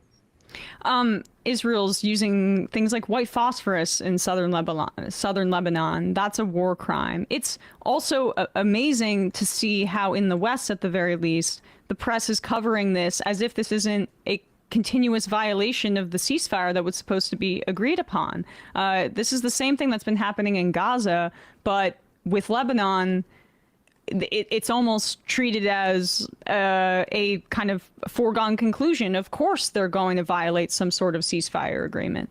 Sure. And I think what's really important here is the early days of the war, right? March 2.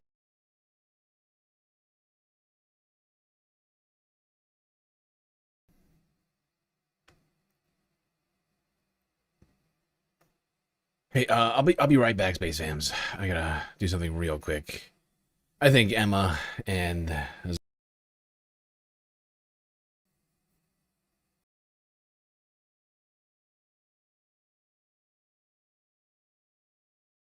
when there was a firing from Hezbollah into Israel, it was kind of framed as this is the sole reason. But obviously there is a whole background there. You know, the ceasefire had been violated over 10,000 times. There were stories, in fact, one from CNN saying that Israel had already been preparing for an invasion of some kind as early as January. And then also that this is a form of retaliation, of course, to the assassination of Khamenei.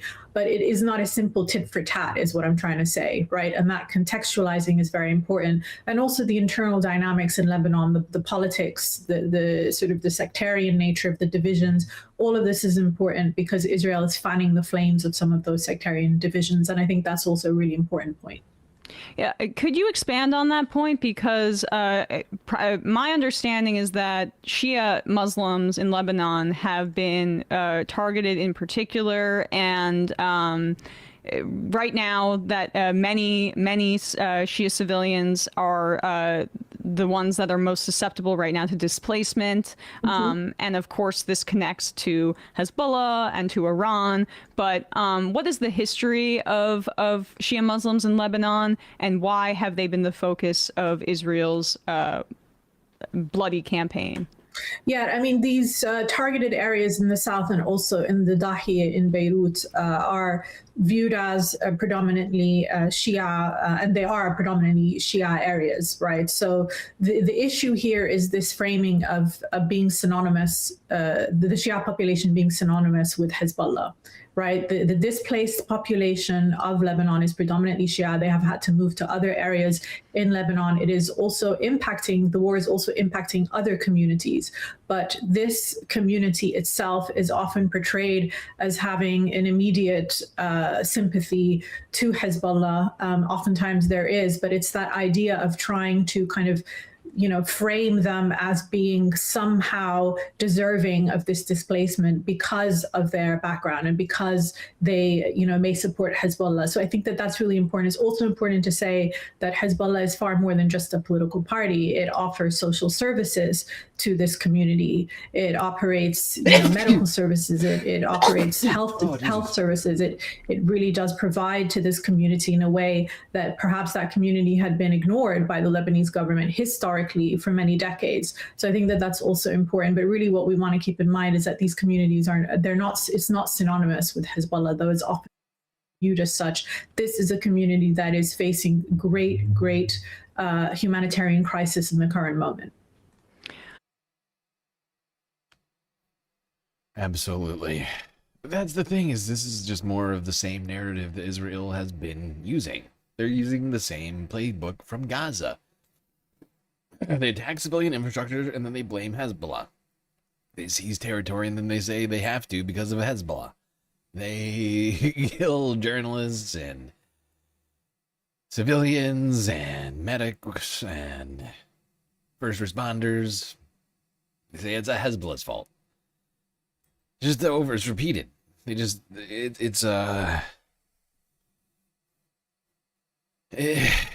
It's just a form of demonization that Israel uses for its own propagandistic purposes.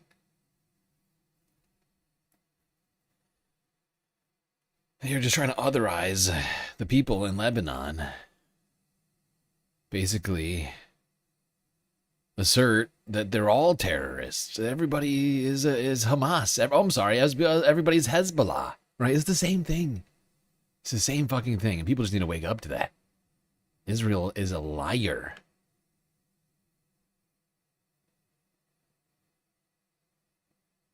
The RSF used to be the acronym for the Rhodesian Security Forces. Fascinating.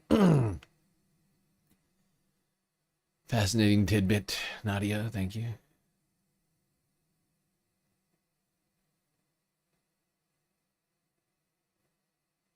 All right.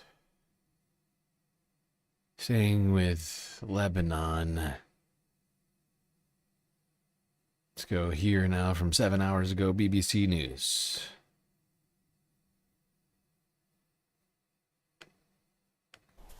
Now, a 10-day ceasefire should be in effect. According to Donald Trump, between Israel and Lebanon, it was due to begin as we came on air.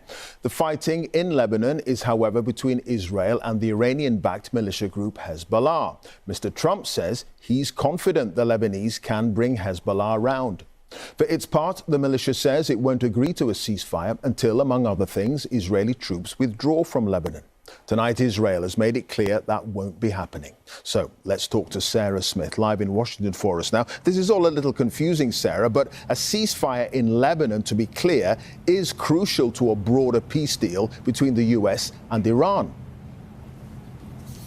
Yeah, there's a lot of moving parts to this, but it was important to Donald Trump to broker this ceasefire between these two nations, Lebanon and Israel, because the ongoing fighting was jeopardizing his chances of getting a peace. Oh my God, the BBC coverage is so trash. It's like they've bought into the narrative, hook and sinker. You know, it's wild. It's like they're not at war with Lebanon. I mean, sure, are they murdering Lebanese military? Yeah, but the Lebanese military security forces is not fighting, while Hezbollah is in fact fighting. And brokering a peace between two nations that weren't at war, technically, is not really an achievement or really anything to talk about. But they're talking about it like it's real. I find that disturbing.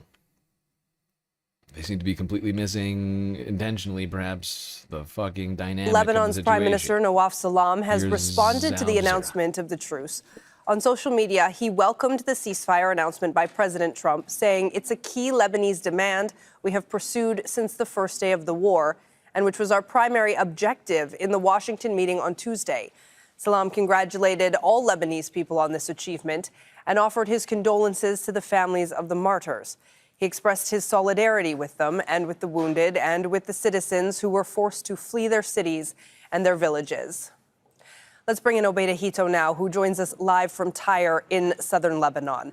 So, Obeida, the Lebanese government is cautiously welcoming the news of this ceasefire, but what are you seeing and hearing where you are? Because this doesn't go into effect for a couple of hours still. This is ridiculous! We're still hearing explosions. We're also hearing the overflights of fighter jets. And there's been a drone buzzing over the city of Tyre since this announcement came out by Donald Trump on his Truth social media platform. The situation in the south remains quite intense. We're getting also reports from the western Beqa Valley of a strike in Suhmur. There are also strikes reported throughout the southern part of Lebanon in the Nabatea region as well. And it seems like this is going to be the case over the next several hours. People are hoping that things will dial down, but there's no sign of that just yet here. And Obeida, crucially,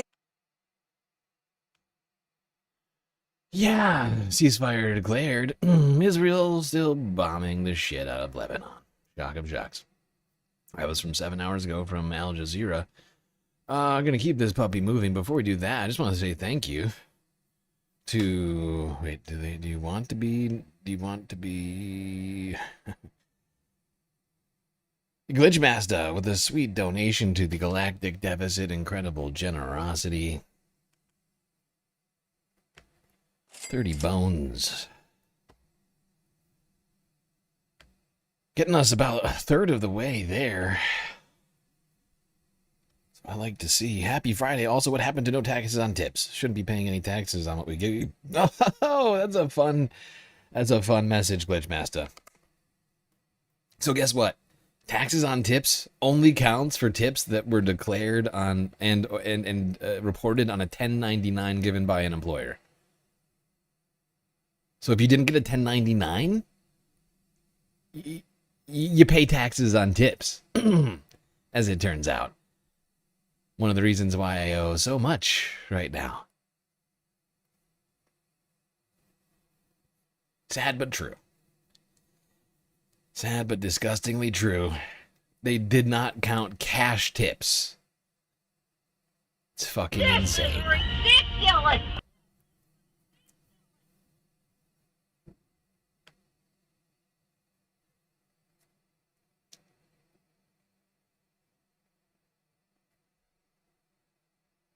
I think what I'm going to have to do is form an LLC and make myself like a W-2 of the LLC, or at least a 1099 of the LLC. Put all the income through that entity, and then it'll count. I think it would count, but then of course I think by the end of the year it's gonna end, so it won't even fucking matter. Motherfucker. Ridiculous!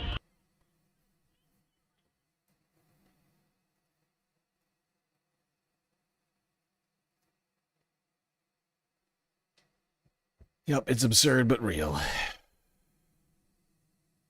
Alright, let's go here to Al Jazeera English once again. Stay on the topic of this supposed ceasefire.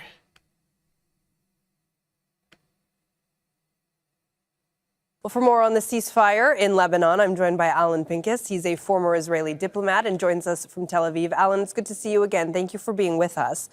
Prime Minister Benjamin Netanyahu says that this is an opportunity to forge a historic peace agreement with Lebanon. What does that look like? He says a lot of things. I wouldn't take him at face value. He's saying this because he was coerced into this by President Trump. This is not a ceasefire that he wanted, and I'm not yet sure about the exact contours of the ceasefire. And I think one of your reporters correctly reported just a few moments ago that there is a Hezbollah kill zone in the south of Lebanon, and it's not at all clear that the ceasefire will include that area. And once a ceasefire becomes partial, it ceases to be a ceasefire.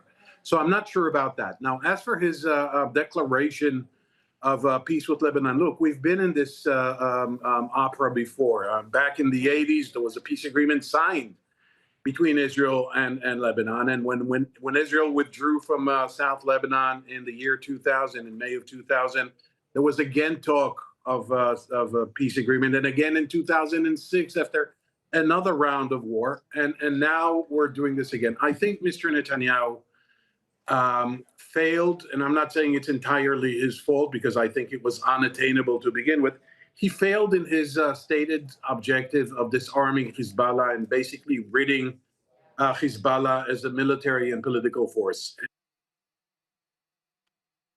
Now he's saying failed as in the past tense, but that's only true if he's done, technically, if Israel's done waging war against Hezbollah. But it's actually not clear at all that that's going to be happening.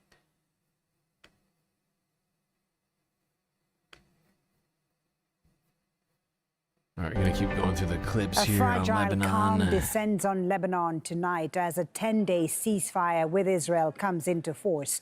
Announced by Donald Trump, the truce comes after weeks of relentless cross-border strikes and intense Israeli bombardment across Lebanon. The fighting has had a devastating impact on the country, with close to 2 million people displaced from their homes. More than 2,000 people have been killed, while thousands of others have been wounded. Close to 2 million people have been driven from their homes in the south, in one of the country's worst displacement crises in years. Diplomatic efforts to secure a more lasting peace continue. Well, we have a team of correspondents covering the story for us from the Lebanese capital, Ramallah in the occupied West Bank, Washington, D.C., and the Iranian capital. We start with Heidi Pett, who's in Beirut for us. Heidi, any signs of de-escalation as this ceasefire now comes into effect?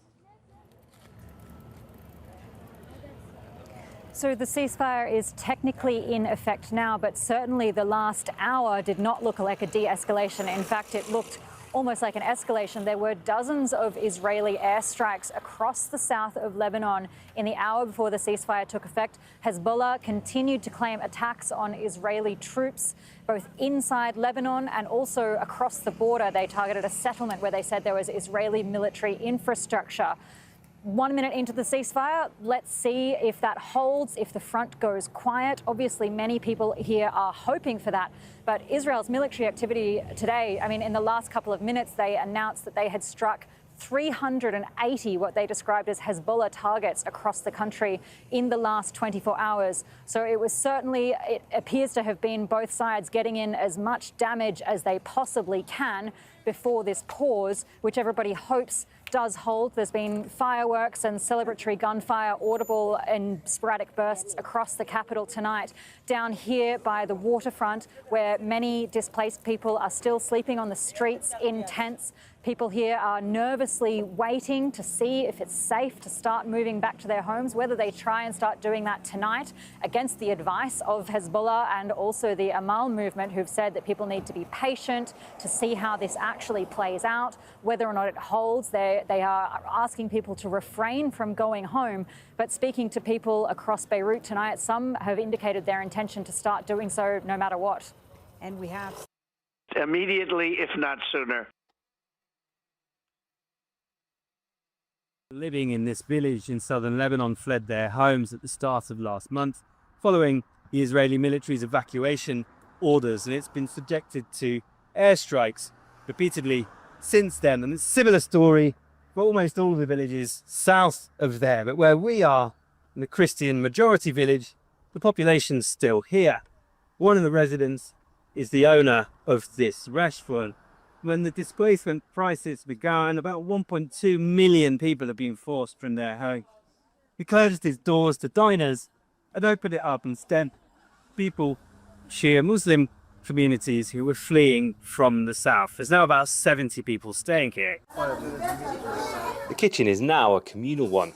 Israel's invasion has fueled sectarian tensions in some parts of Lebanon. Some people are reluctant to accept displaced Shia communities because they're scared of being targeted by Israeli airstrikes. But not here. We come to here, restaurant. We very happy in the restaurant. Restaurant is found all our need. We feel happy. The village of Kfar Fila is less than 20 minutes drive away. Suddenly we heard rockets launching and war. We grabbed our things and left our homes. We reached a school used for displaced people and we waited for it to open, but it didn't.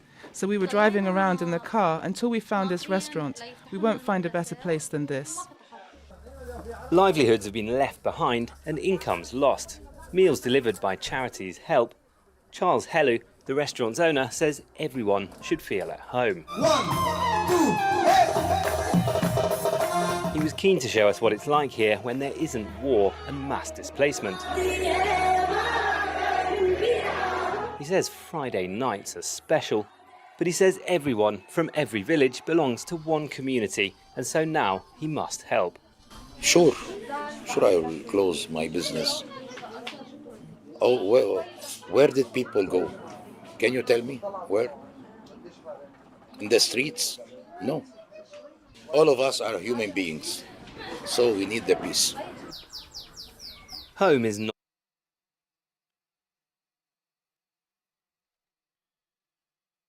Yeah.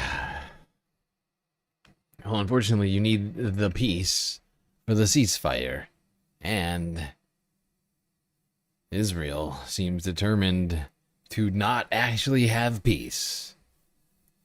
Benjamin Netanyahu coming out and explicitly saying that Israel will continue to occupy Lebanon. Like 20% of it.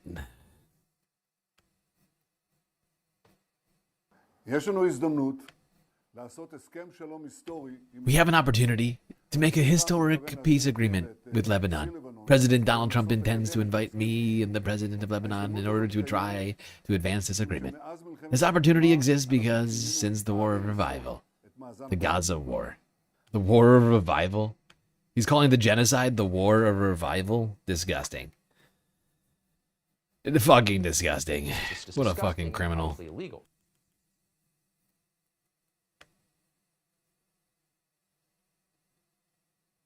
Violent crime.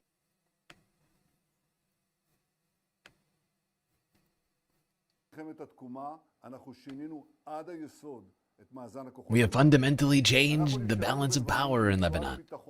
We remain in Lebanon in a thickened security zone.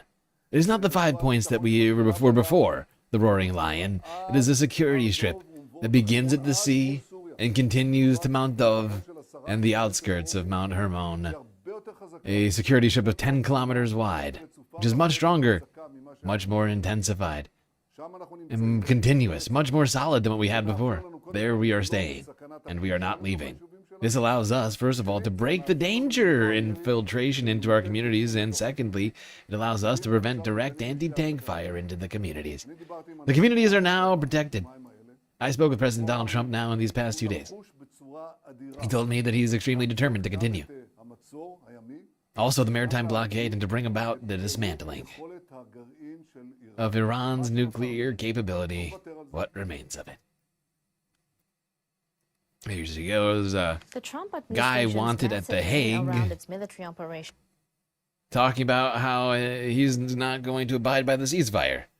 Well, I don't know what the arrangement was between the government of Lebanon, although I could have sworn it included Israel withdrawing from the territory. Nope, they're not going to move an inch. They're going to continue to hold as much territory as they do right now. And they've blown up every single bridge between the rest of Lebanon and the territory that they hold, which is south of the Litani River.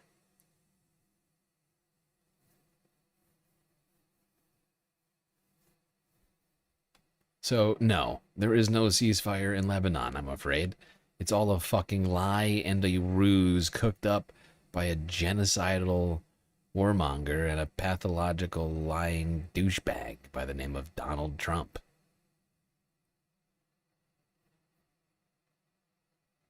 Speaking of that pathological lying douchebag, we got some stuff to talk about with regards to the White House's messaging strategy on Iran. But before we talk about that, we got to take a quick break. Galactic intermission. Don't worry, everybody. We'll be right back with the final half of the show after these brief messages.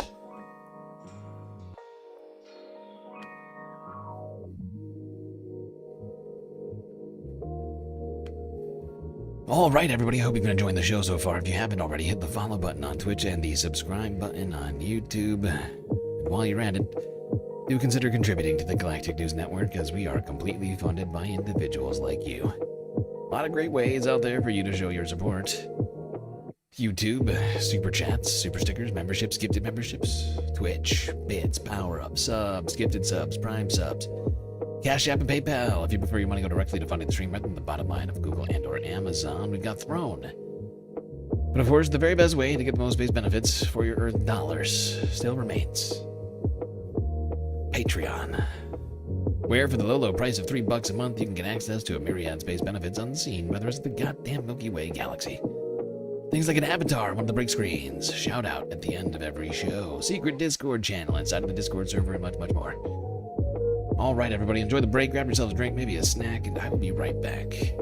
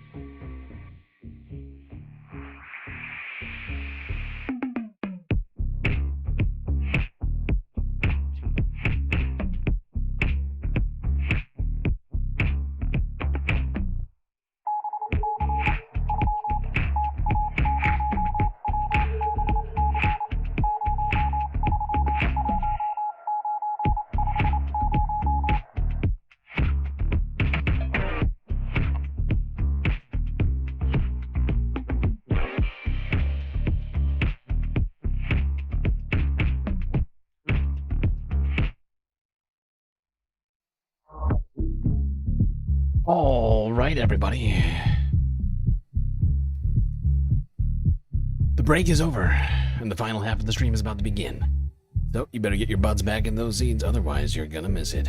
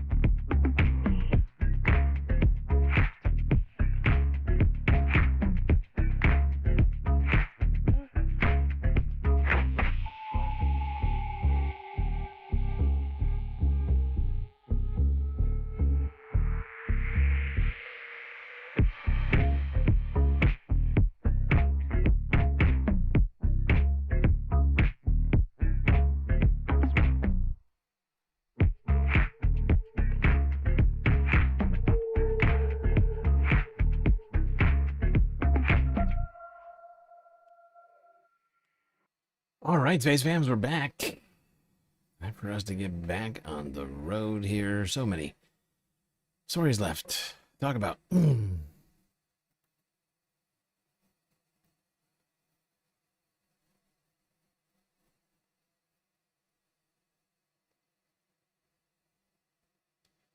Let's talk about the narrative coming out of the Trump White House. The messaging war.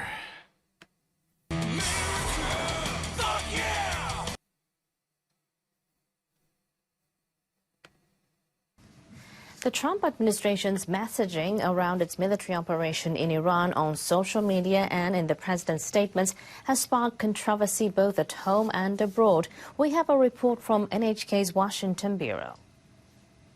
On March 11th, the White House posted the following video on its social media accounts.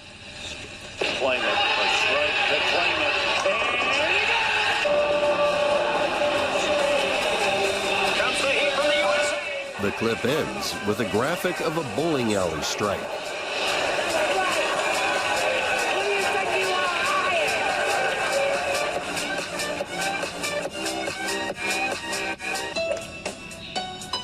Some posts combine imagery that overlays airstrikes with video games and animation. This has been criticized for treating the devastation and chaos of war as entertainment.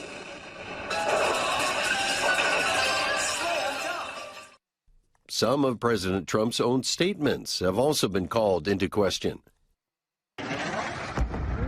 One example relates to an attack on a school in the south of Iran, which reportedly killed more than 160 people.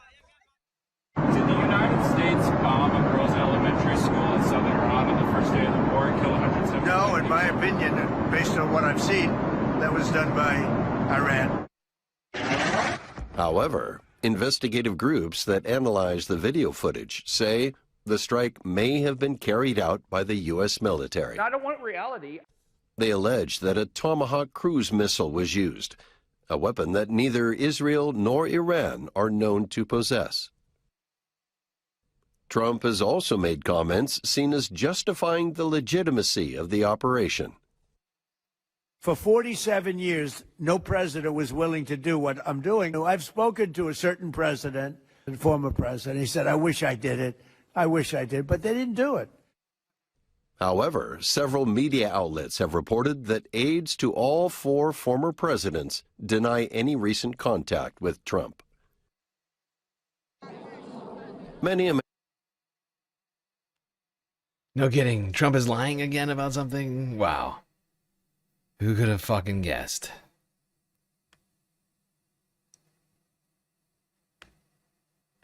He is a pathological liar.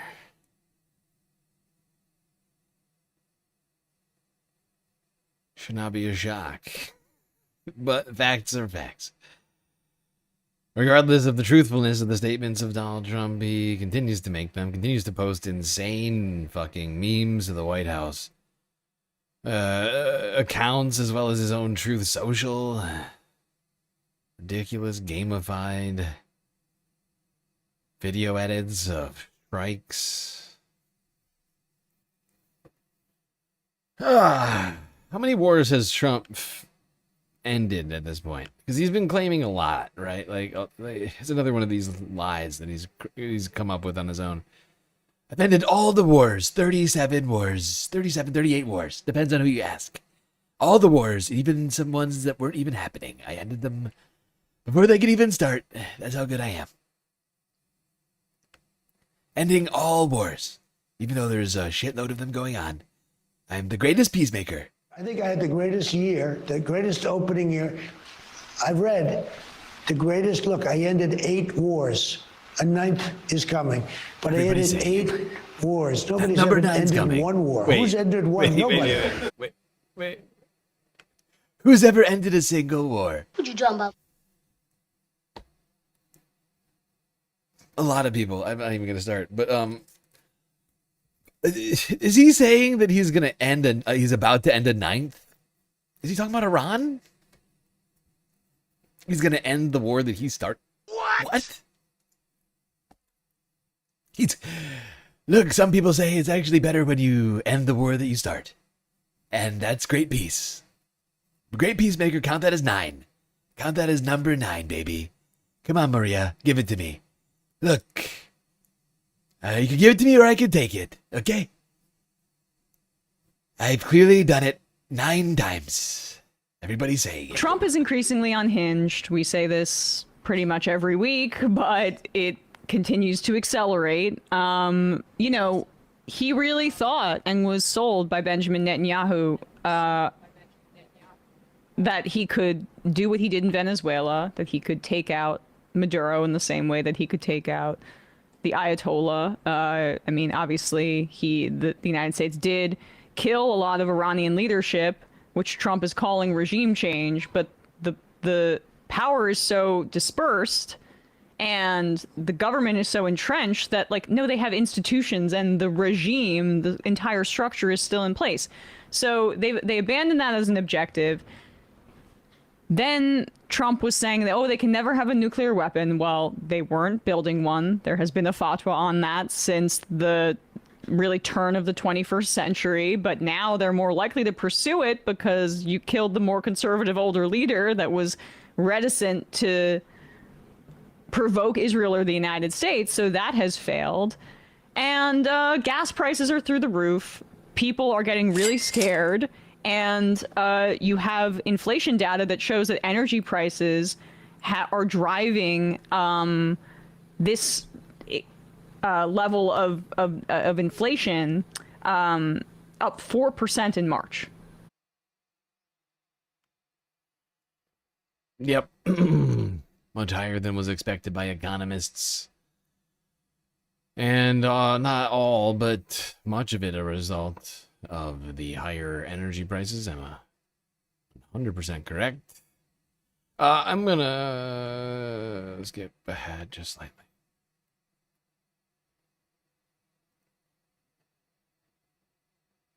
Actually, I take it back. I take everything back.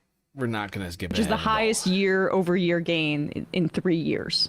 So people are panicked, and Trump isn't going to show it, but he is desperate to find some sort of way to declare victory when everybody knows that he's lost. So he wants the war to be over and kind of betrays that fact in an interview with Maria Bartiromo. I had to divert, because if I didn't do that, right now you would have Iran with a nuclear weapon. And if they had a nuclear weapon, you would be calling everybody over there, sir. And you don't want to do that. Well, you keep saying was. Is this war over? I think. You don't want to call them sir. I'm sir, right? You don't want to call them sir. What is wrong with this guy? You don't want to call them sir. I'm telling you. Much better if you call me sir. Okay, Maria? And you don't want to do that. Much better. Well, you keep saying was. Is this war over? I think it's close to over, yeah. I mean, I view it as very close to over. You know what? If I pulled up stakes right now, it would take them 20 years to rebuild that country. And we're not finished. We'll see what happens. I think they want to make a deal very badly. I had On what terms? On what terms? Because Trump is now saying we're going to blockade their blockade. But the reason that the blockade is a leverage point is because it is increasing gas prices in the West. So what deal can you make with them that isn't humiliating to the United States? They also, as we talked about yesterday in our interview, still have cards to play that the administration does not, including enlisting the Houthis in Yemen, who control a large swath of that coastline, to make sure that another checkpoint is throttled. And that could dramatically continue to increase gas prices. What wouldn't be humiliating? Let me think. Maybe, I don't know, you could tell somebody, you could tell the people that actually we've closed the strait, even though it's not actually closed. Or maybe open. I don't know, pick one. Either one, it's the same thing. Open, closed, just tell them we did it. Tell them it was us. We opened it and it's perfectly open now. No reason to worry. Did a great job opening it with the blockade. We blockaded the blockade. And as you all know, you double negative cancel each other out. So, open. So what really I think stands in the way, there are two things that stand in the way of us hopefully putting this nightmare behind us, even though this will indelibly change the United States' relationship with the region and our trade relationships going forward.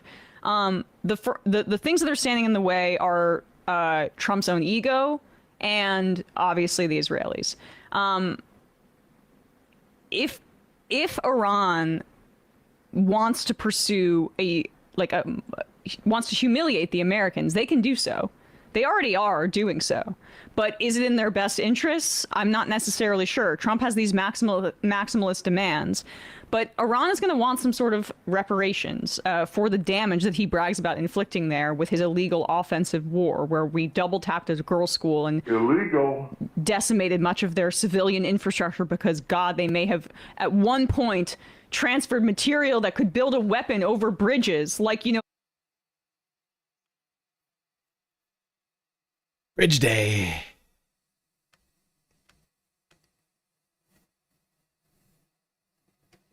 He really is a psychopath. We have a demented, unintelligent person running the United States of America.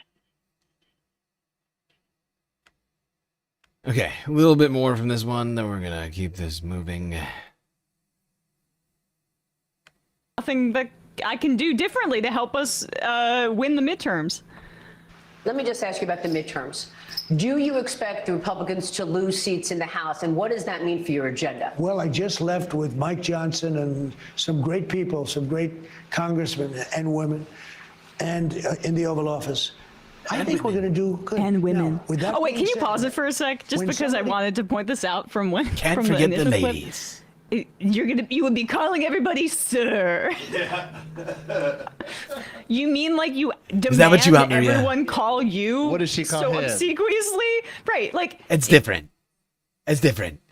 You want to call us a guy wearing a funny hat, sir? Instead of a guy wearing orange makeup, sir? It's very weird. Why would you want to do that? Not understanding why you would want to do that, weird. Maria. Very weird. Did she? Oh, Mr. President or sir? Yeah. No, you wouldn't just be calling me sir. You'd be calling every man sir. All 200 of their Hitlers over there. Yeah. You know that's why we bombed that girls' school. It's because we care so much about women's ability to stand shoulder to shoulder with men and not use formalities. Anyway, just the Oval Office. I think we're going to do good. Now, with that being said, when somebody gets elected president, that party always loses the midterms. I don't know why. I don't know why. Nobody can explain it. I ask people that are deep into the psychological world. I said, why is it that a voter votes for the opposite party? It's even when you have a good president. I think I had the greatest year. I called Jordan B. Peterson, and he told me he's deep in the psychological world. China. There's no point in you betraying your future self to gratify your present self. It's a stupid game. The greatest opening year I've read, the greatest, look, I ended 8 wars. A 9th is coming, but I ended 8 wars. Nobody's ever ended 1 war. Who's ended one? Nobody.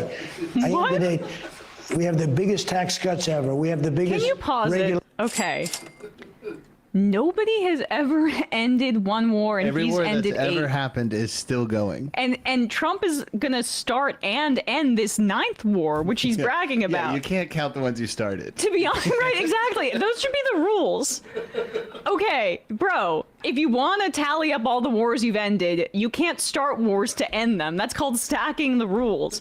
I know that that's the kind of thing that you do with your golf swing. You don't count it. You hide balls. You don't take. Rounds of mully. Right. Mulligan. Rounds of mulligan. Yeah. Perfect shot. You know what could also explain potentially what is going to happen, hopefully, inshallah, to the Republicans in the midterms is the fact that Trump's approval rating is like one of the worst in history at this time in presidency. It's the worst in history. Like we're talking Bush 2007 levels, but he's not even halfway through his first term. That could be a part of the explanation. It's more scientific than it is psychological, so I'm not sure if he would accept the analysis, but it's more like data driven.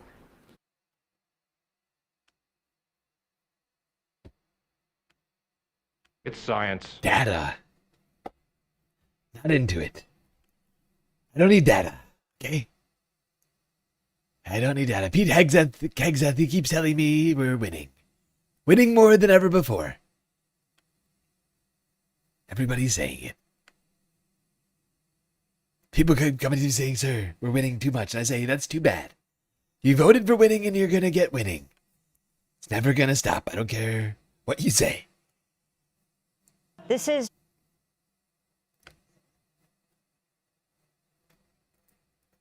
All right.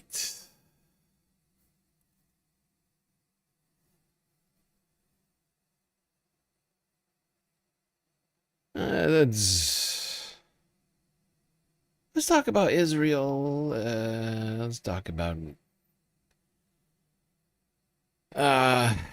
Gaza.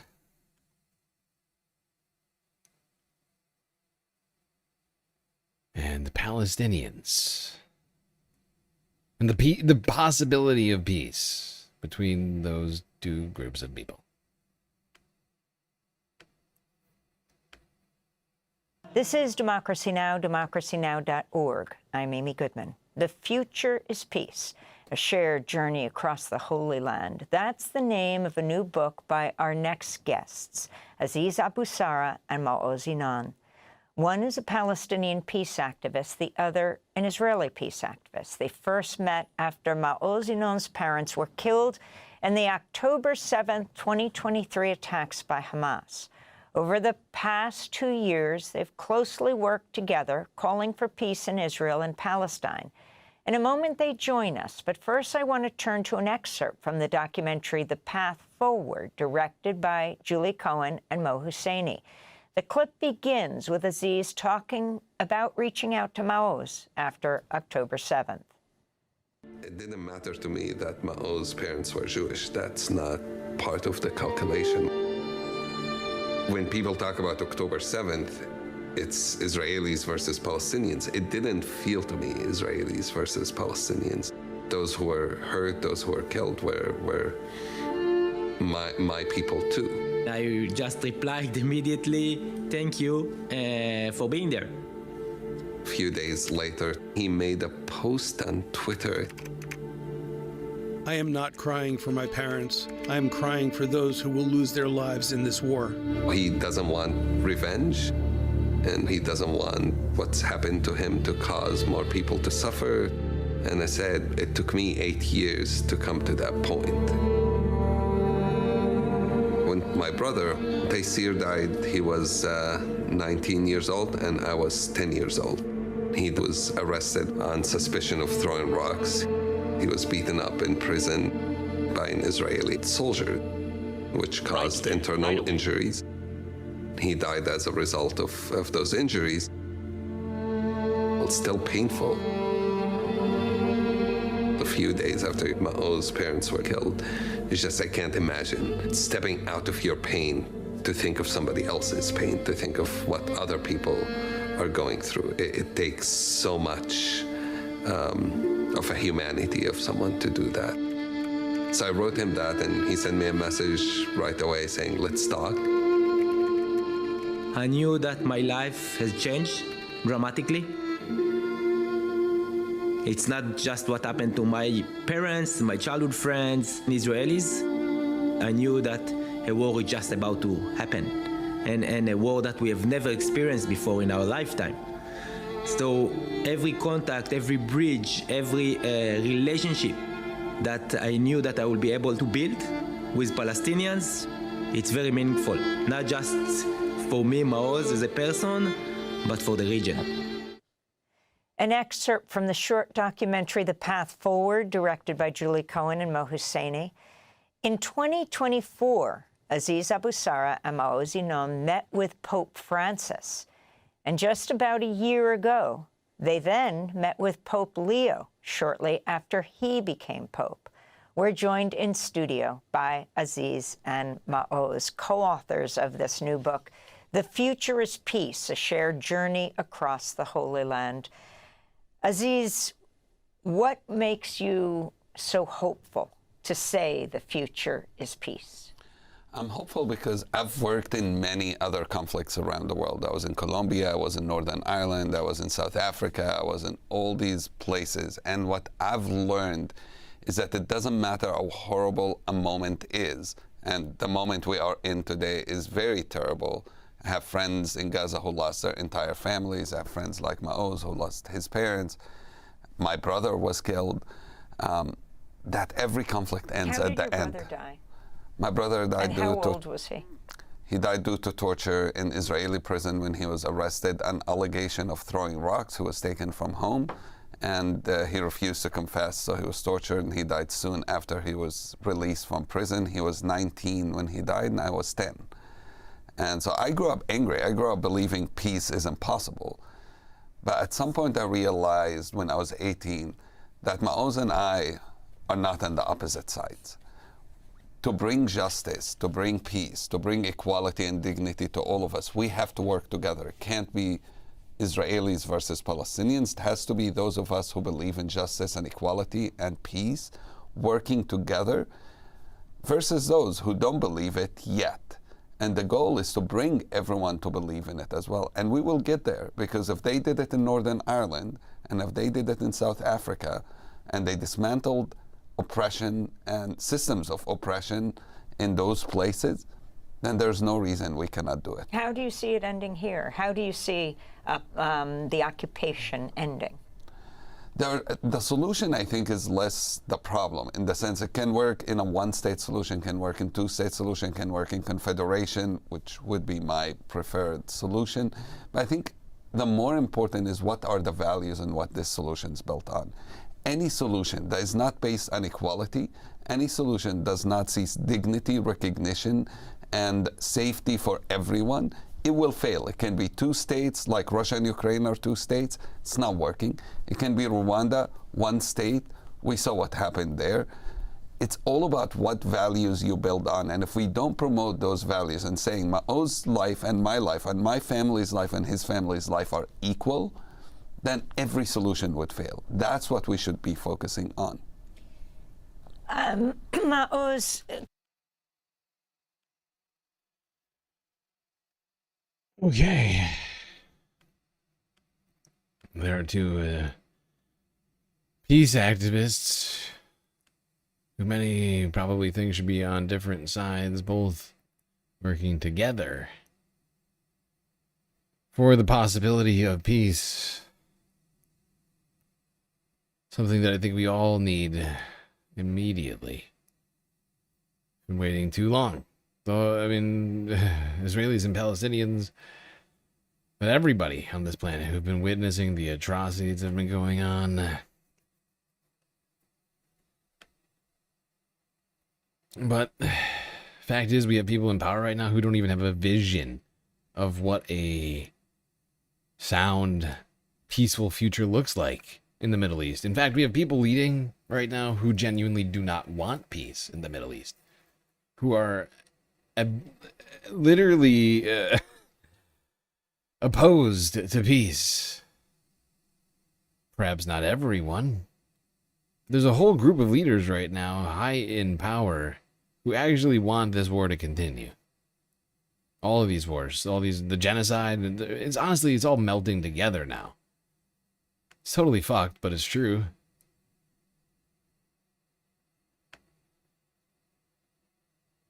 Because, I mean, let's just break it down. 3 years ago, 2.5 years ago, genocide in Gaza began after October 7th. And as we've sat here and watched this go on, while Israel ignored the humanitarian law and the United States ignored humanitarian law while we funded that genocide, now we're both actively bombing the Middle East with the same missiles and bombs, all made by the same weapons manufacturers. Like, we could not be more intertwined in this moment on these criminal military acts.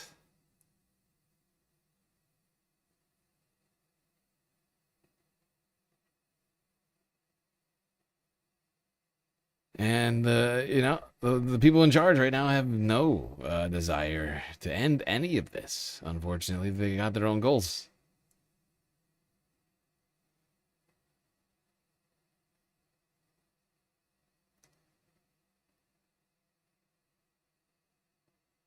Now, people in Gaza are still doing everything they can to document what is happening there.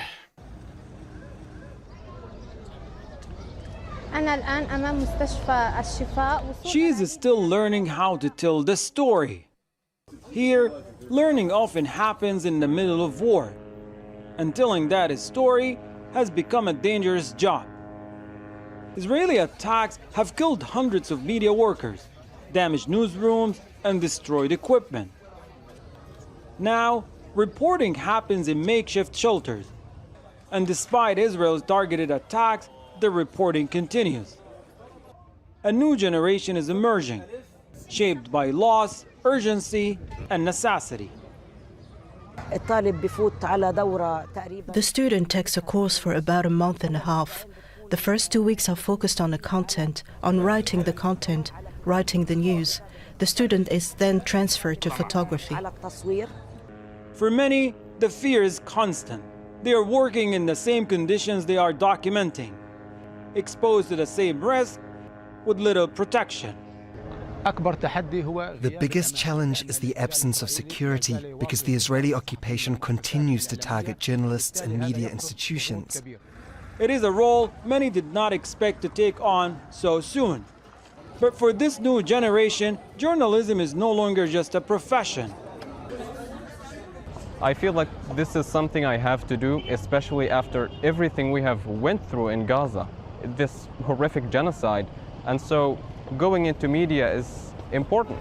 I have to do this, and I'm not afraid or hesitant about it. It has become a responsibility.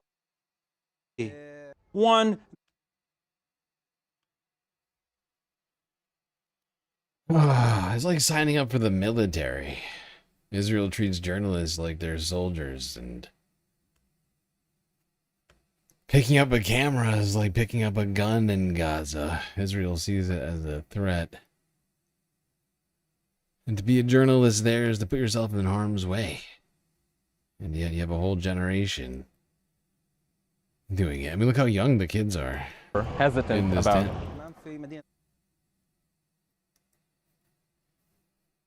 Got a lot of very young people in here. I mean, not kids, but young people. All of them.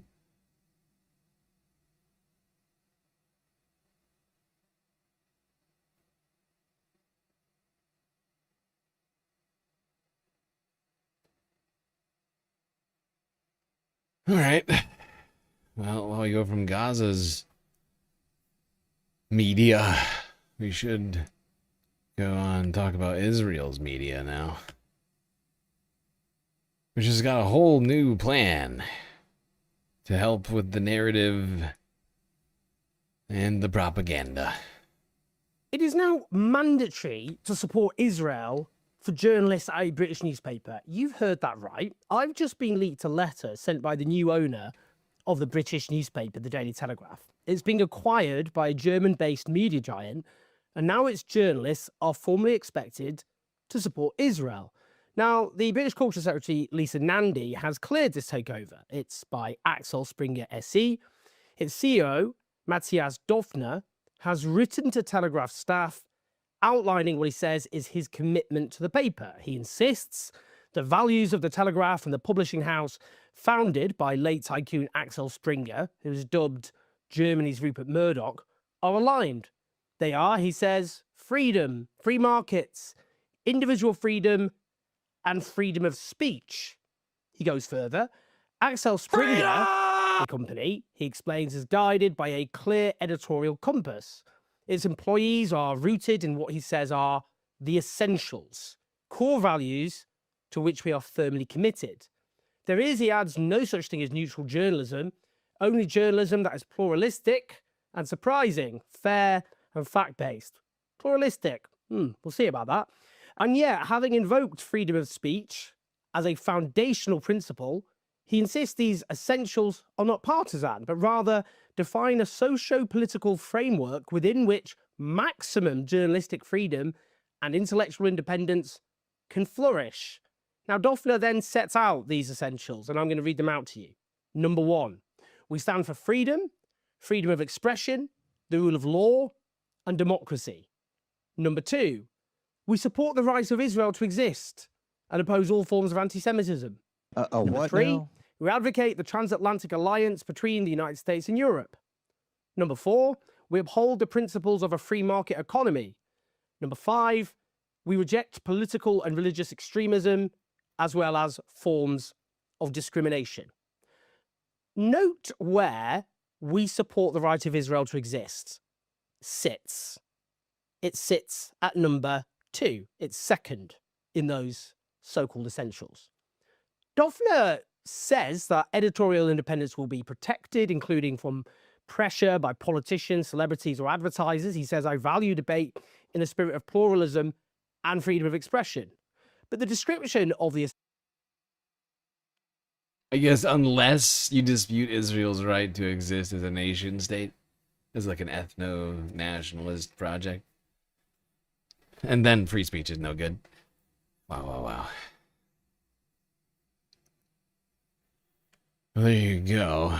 Now, the Telegraph isn't the most liberal-leaning papers. It's a conservative rag, if you will. But this is a fascinating loyalty oath people are now being forced to take to Israel if they want to continue to have their journalism job. Fascinating story. Thank you, Owen.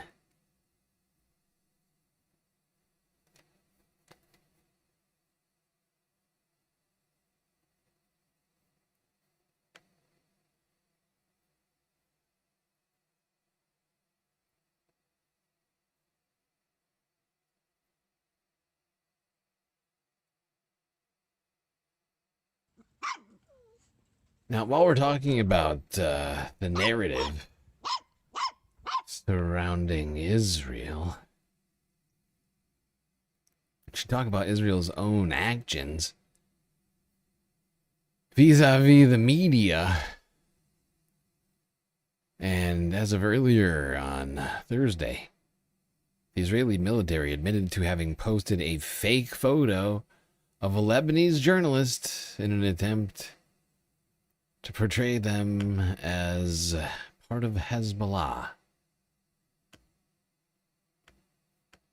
Staying with the situation in the Middle East for our Truth or Fake, Vedika Bahal is with us here in the studio over by the big board. Vedika, good evening to you. Good evening, Mark. The Foreign Press Association has accused the Israeli army of discrediting a Lebanese journalist that it killed in March by using an AI-generated photo to present him as a terrorist. Talk us through this, please. That's right, Mark. The Foreign Press Association said on Wednesday that the Israeli military had shared what it called a manipulated photo on social media, showing a Lebanese journalist in a Hezbollah uniform that turned out to be fake. Now, is everybody seeing what's happening here? These are two different photos. One on the right, this is the fake one. The one on the left is the real one. He's wearing a press outfit. Over here, He's unshaven and wearing a Hezbollah uniform. Social media showing a Lebanese journalist in a Hezbollah uniform that turned out to be fake. Now, the journalist in question was Ali Shuaib. He is one of 3 journalists that was killed in southern Lebanon in a targeted Israeli airstrike in March. He was a veteran journalist for Al-Manar TV, which is a Hezbollah-affiliated channel, and the Israeli military took responsibility for his killing. This is the post that it made on social media, sharing a photo of Shuaib in his press vest, but it was partially overlaid with an edited photo showing him in Hezbollah uniform. And the post was captioned, "Turns out the press vest was just a cover for terror." Now, the IDF did not provide any evidence to support this allegation that Shuaib had a military role within Hezbollah. And according to the Foreign Press Association, whilst the Israeli army did share a clarification about the photo, the FPA believes that it never should have been distributed. And it says that the army's inappropriate use of AI in this case raises questions about the credibility of other visual handout material that it distributes. So, Vedika, how did the Israeli... Wow.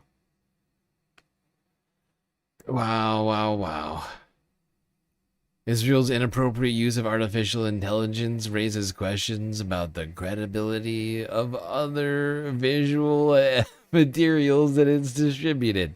And there are questions surrounding Israel's sincerity. Shock of shocks, there's questions around Israel's sincerity. The visual handout material that it distributes. So, Vedika, how did the Israeli army clarify that the image had been edited? Well, when the IDF was questioned by Fox News' chief correspondent about the source of that photo that it shared, this was the response that it gave. It said, "Unfortunately, that isn't really a picture of it. It was photoshopped." Now, there's also the fact that the day after that original post was made, military spokesman Lieutenant Colonel Nadav Shoshani went on X to acknowledge that the original image was not authentic. He said, "You can clearly see that it had been edited." And he went on to post what he claimed was an unedited photo of Ali Shuaib, this time wearing Hezbollah fatigues, standing next to a tank. Now, it is very difficult to fact-check this image because, as we can see, it is extremely out of focus and blurry, which makes this claim very, very difficult to verify. But this Lieutenant Colonel Shoshani was then questioned about the photo by Israeli paper Haaretz, and he was asked why the IDF doctored an image of the journalist in a Hezbollah uniform, to which he replied, and he referred to it as a digital illustration. He said Ali Shuaib operated under the cover of a journalist, and beneath the cover was a terrorist. That was the graphic, one authentic part and one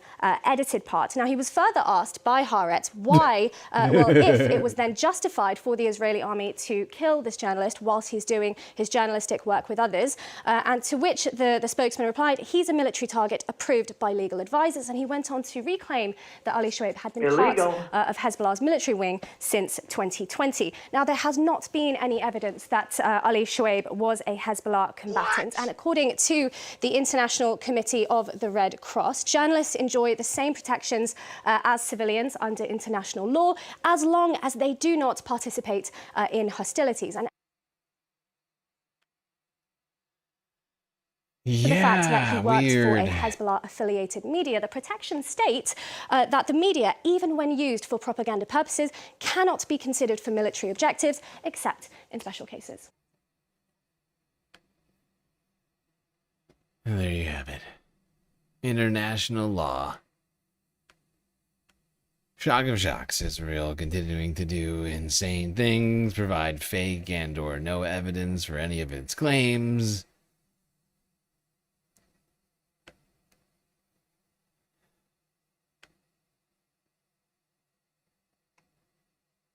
But maybe the reason why all of this is happening is because Israel is losing the war, the propaganda war.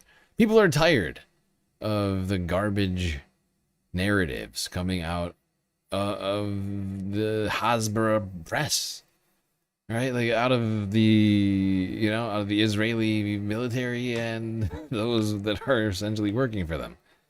And unfortunately for Israel right now, they're losing that battle handily, especially in the country that Israel needs most to enact all of its atrocities. Hey there, I'm Harry Enton, and today we are running all the numbers on Israel's U.S. popularity problem. Israel is losing support here in the United States, even amongst Republicans. Take a look at this data. Take a look at this data amongst young Republicans. Look at this massive shift that we have had over just the last 4 years, the net favorability of Israel among Republicans under the age of 50. You go back to 2022, 2 thumbs up. 2 thumbs up for Israel amongst young Republicans. But by 2025, look at this.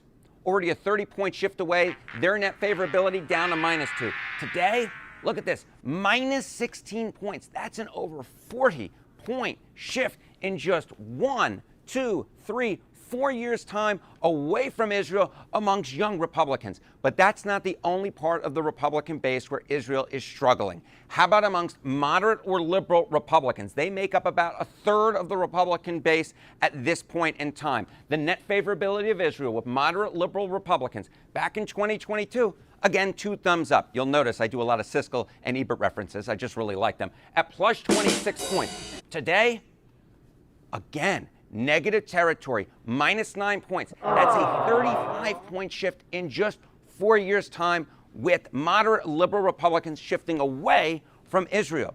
And this, to me, gives you a good indication of why one of the more ardent critics of Israel within the Republican Party is actually, at this point, favored to win a competitive primary. All right, well, there you have it. The great Harry Emden with the numbers.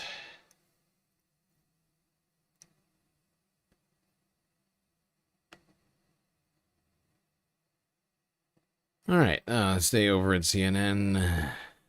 Actually, no, wait, no. Let's go to BBC and talk about the Strait of Hormuz, which is still, well, is it blockaded? If you blockade, a blockade has become unblockaded after that. Or, I don't know, say you blockade a semi-open strait and boats still keep going through it. Is it still blockaded then, or what's happening with that? Not quite clear. Because more and more reports are coming out of boats supposedly making it through the strait. But the U.S. military is vehemently denying that. We can't let a country blackmail or extort the world. Does Iran have a much stronger hand than you might think? And what could a US blockade do to the Strait of Hormuz? On Monday at 10 a.m. Eastern Time, the United States says it began implementing a blockade of all ships entering and exiting Iranian ports. This new blockade and the escalating threats follows weeks in which it was seemingly Iran that was in control of this vital waterway, which is barely more than 20 miles wide at its narrowest point. We've been called by the other side. They'd like to make a deal very badly. Very badly. Now, this all comes after talks between the Americans and the Iranians over the weekend failed to reach a deal. The Trump administration has repeatedly insisted that it's winning the war. Regardless what happens, we win. We've totally defeated that country.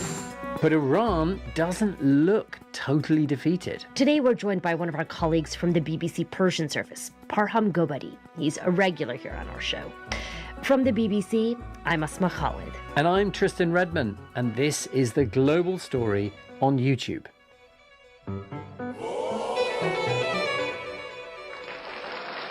At the moment, Donald Trump is saying that the United States is going to blockade Iranian ports. Tell us, what are these ports exactly, and what's going in and out of them? So it's quite interesting that he's blocking something that has already been blocked by Iranians. But Iran has several ports, and one of them, for example, is in the southern province of Hormozgan, Bandar Abbas province, another one further to the west, Bushehr, another one further to the east, and that is Chabahar. So not all the ports are along the Strait of Hormuz?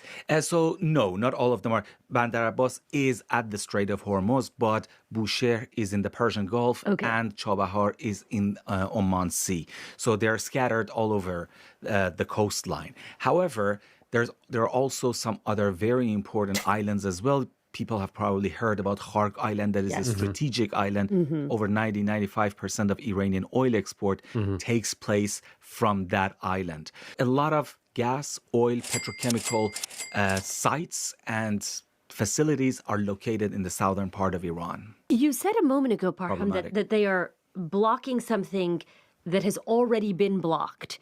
So I just want to be clear on what we're saying here. I mean, it seems like the Trump administration's desire has been to reopen the Strait of Hormuz. We have repeatedly heard that from President Trump.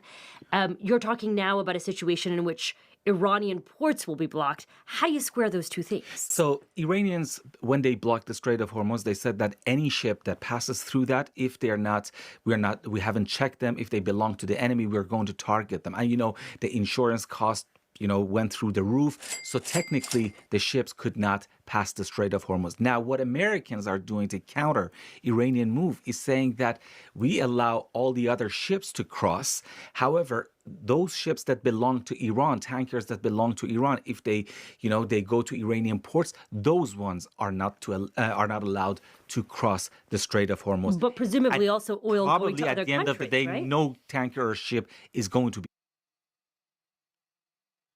Yeah, I feel like he's not. I mean, I don't know this guy very well at all. But Donald Trump said anybody that crosses through the strait and pays the toll. So that's presumably, like she's saying, literally anybody. Right? That is literally anybody who wants to get through the strait and pays the toll. The United States, Donald Trump said the United States would interdict in international waters. So, seems weird.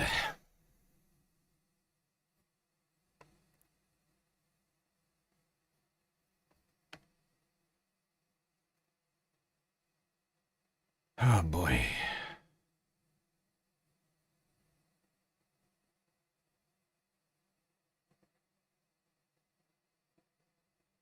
Now, staying on the topic of the strait, let's go to Channel 4 next from yesterday, where Donald Trump said that he would be permanently opening the Strait of Hormuz. China! For China.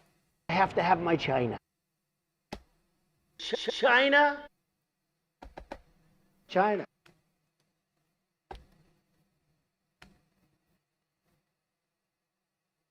Thousands of American soldiers are on board this warship, the USS George H.W. Bush, slowly making its way to the Middle East, attempting to up pressure on Iran, alongside the US now blockading the Strait of Hormuz as Donald Trump scrambles for an off-ramp, insisting to Fox News that he's close. And I think it can be over very soon. The president also addressed global relationships, China's with Iran and his with President Xi Jinping. He's somebody I get along with very well. He just wrote me a beautiful letter. He wrote you a letter? Yeah, he did. He responded to a letter that I wrote because I had heard that China is giving weapons to, I mean, you're seeing it all over the place, to Iran, that China's Did he giving say he's weapons. giving them? Yeah, and I wrote him a letter asking him not to do that. And he wrote me a letter saying that essentially he's not doing that. Then the president wrote on Truth Social, China is very happy that I'm permanently opening the Strait of Hormuz. I'm doing it for them also and the world. He then said President Xi will give me a big... Oh, God. I'm doing it for the People's Party. Hey, I love China.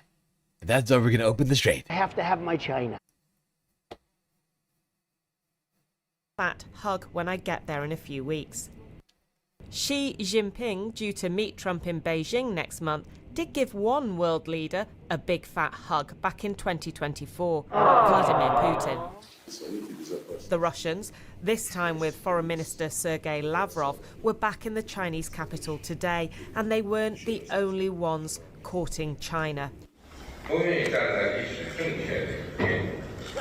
Yesterday, President Xi welcomed the Spanish PM, saying they both wanted to stand on the right side of history. And then came a delegation from the UAE, with Xi saying human society faced a choice between peace and war.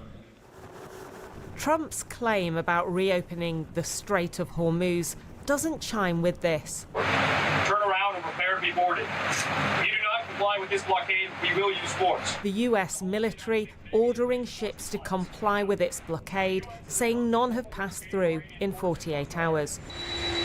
The president insists this is how he will achieve peace with Iran in a war that has seen his temper rise, lashing out at NATO. They weren't there for us. Spain. Spain has been terrible. And then South Korea didn't help us. You know who else didn't help us? Australia didn't help us. You know who else didn't help us? Japan. Oh, and the Pope. I think he's very weak on crime. But still, no one gets weak quite on as much crime. flack as Keir Starmer, with Trump telling Sky News he could still change the UK's trade deal. Surely the Prime Minister... NATO wasn't there for us. Spain wasn't there for us. France wasn't there for us. South Korea wasn't there for us. Australia, China, Germany. The penguins of Penguin Island not there for us. Everybody, it's like they really don't care. Very nasty. Can't send our king to meet a man who treats our country like a mafia boss running a protection racket. Minister. My position on the Iran war has been clear from the start. We're not going to get dragged into this war. It is not our war. And a lot of pressure has been applied to me to take a different course. And that pressure included what happened last night. I'm not going to change my mind. I'm not going to yield. Meanwhile, the Chancellor did not hold back in Washington, D.C. today, suggesting Trump should have stuck with diplomacy and never started the war. There was a diplomatic channel open. Conversations, there's discussions, formal discussions were happening. I think it was a mistake to end those and to enter into conflict, because I'm not convinced that we are safer today than we were a few weeks ago. Rachel Reeves said the economic impacts on Britain have been huge and America's objectives unclear. We had the waterway open a few weeks ago. So if now the objective is to reopen the Strait of Hormuz, well, it was open at the beginning of this conflict. And that's what I mean about being clear about what the objectives of this conflict. What are the objectives? We have zero clarity on that one. Also, I could have sworn, I thought Rachel Reeves lost her job after that whole... I guess not. Actually, now that I remember it, now I'm thinking back to it, I remember that at some point she said that she wasn't quitting. And I think even Keir Starmer said something about it too. For whatever reason, I thought that she just went back to being a minister. But apparently not. Still Shadow Chancellor.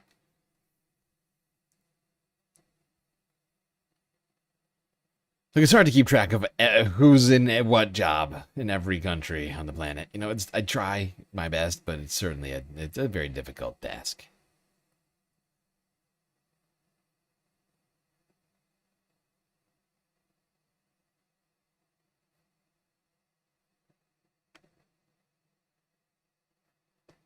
All right, staying on the Strait of Hormuz topic. Up next, Al Jazeera from yesterday.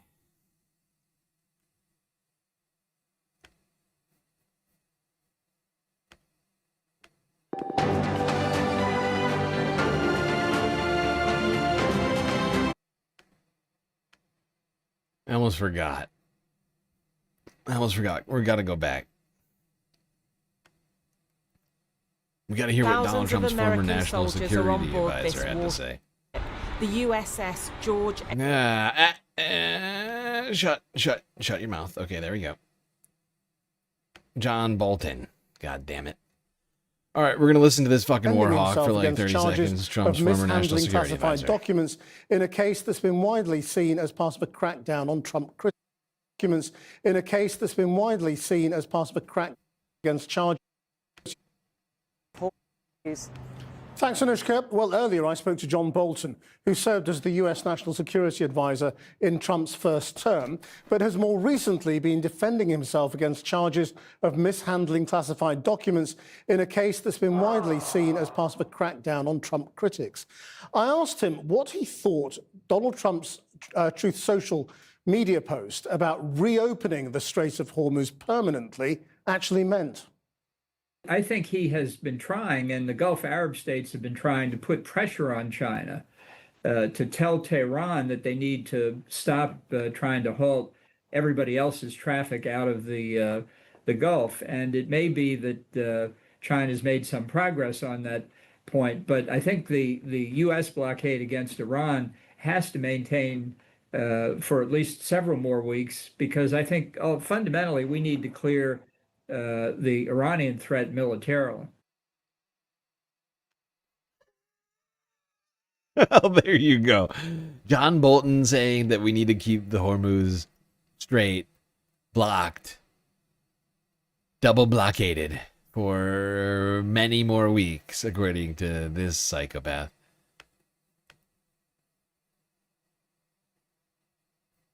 Fucking John Bolton. War hawk extraordinaire, but he calls him out. I don't know why. Why is this guy still like? I don't understand. Like, why are people always asking this guy for information? I mean, we should all know what John thinks about all these things. He made it fairly clear long ago what he thinks. He's a fucking neocon warhawk who's never seen a war in the Middle East that wasn't a good idea. There's an old saying in Tennessee, I know it's in Texas, probably in Tennessee, that says, "Fool me once, shame on you. If fool me, we can't get fooled again." All right, more straight talk on the Hormuz.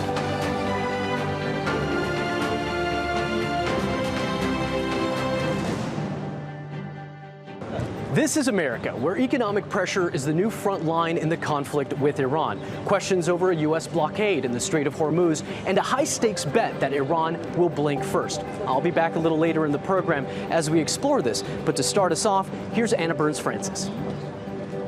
Thanks, Manny. Shifting strategies in the war on Iran has seen the Strait of Hormuz become the focus of the United States, a waterway the president said he had no interest in until now. Our chief U.S. correspondent, Alan Fisher, joins us from the White House today, and Kristen Salumi is outside the New York Stock Exchange.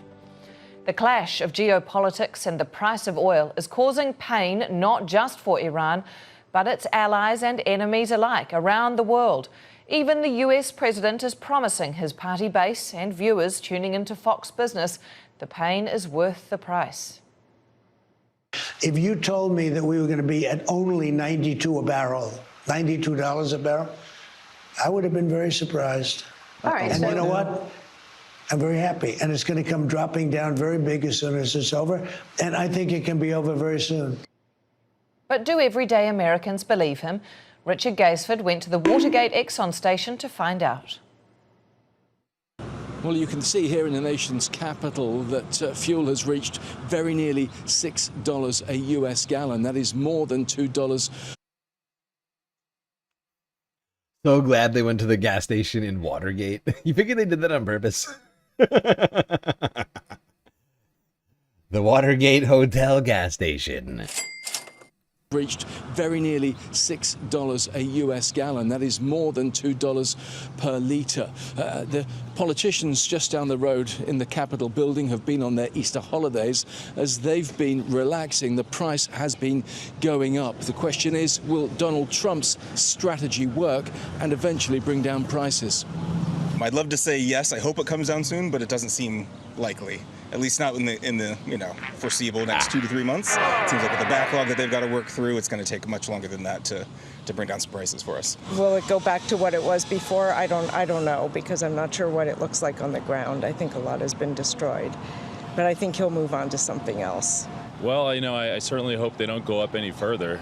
It's bad enough as it is. So, it's becoming unaffordable for most. We just hope that it comes to an end soon, sooner rather than later. Do you have hope that it will?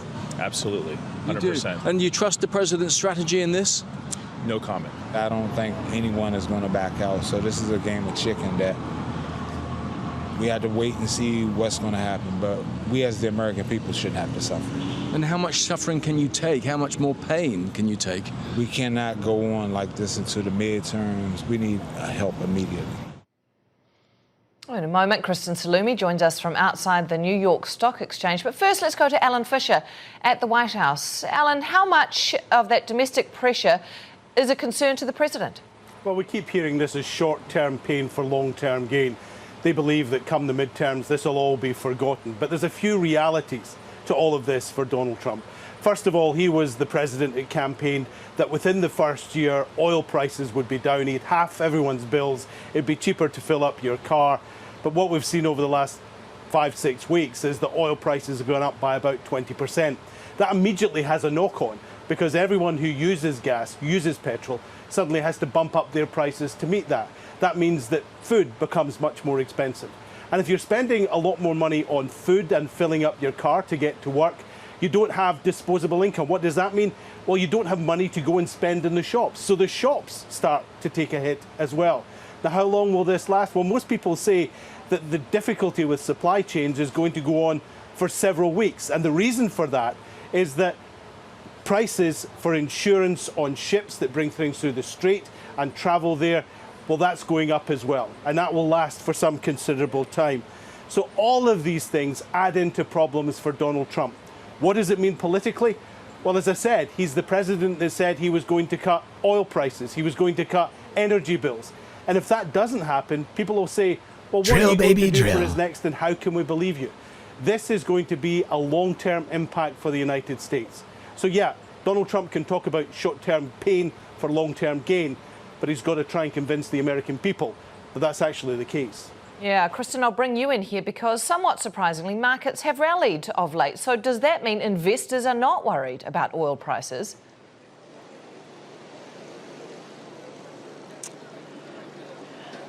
That is the question. Investors may be worried, but two factors right now seem to be driving investor optimism. One is the strength of corporate earnings with big tech and finance right now still doing well in the markets and leading the way. And also there's a belief that a resolution will come sooner rather than later. And to me, it feels like a disillusionment. A delusion.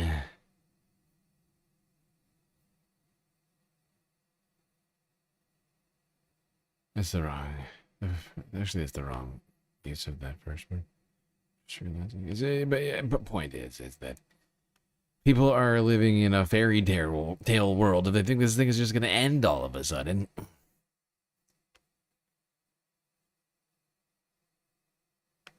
Let's just go down the line.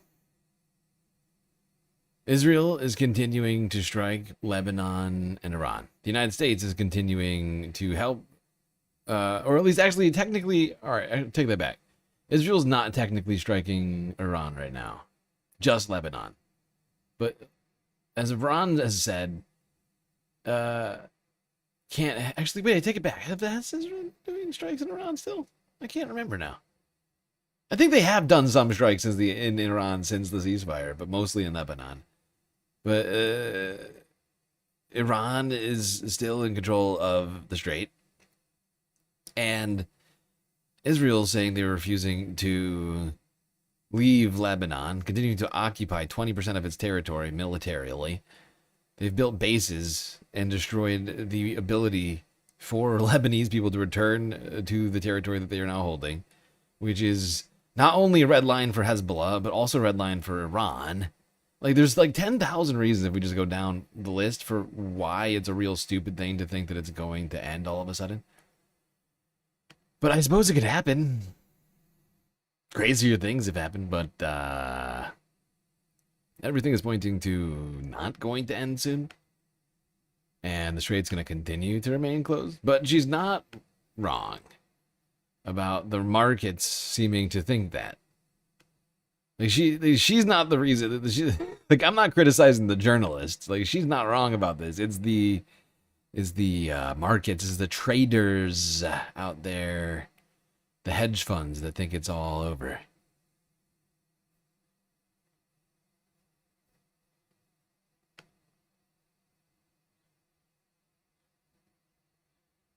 Now, China has been criticizing the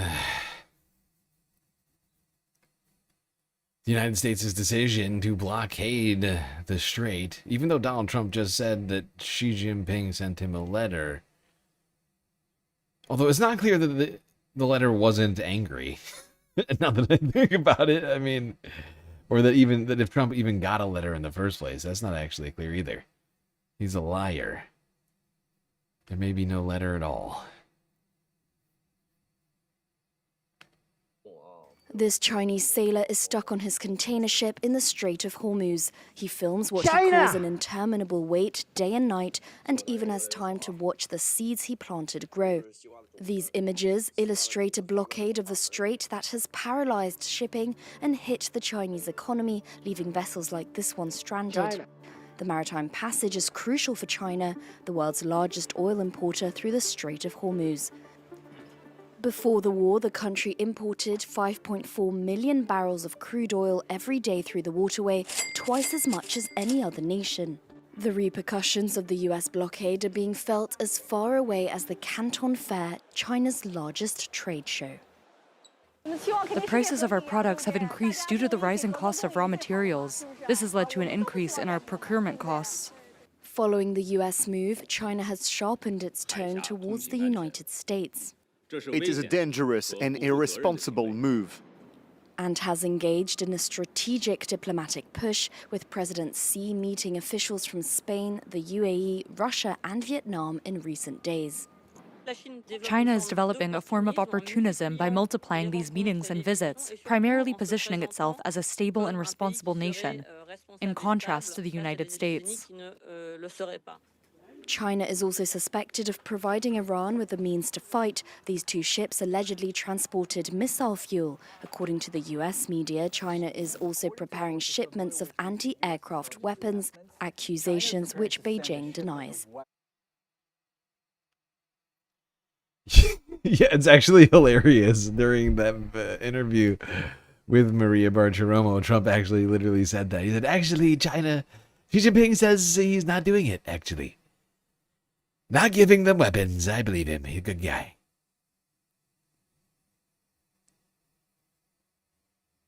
Nice guy, that Xi Jinping.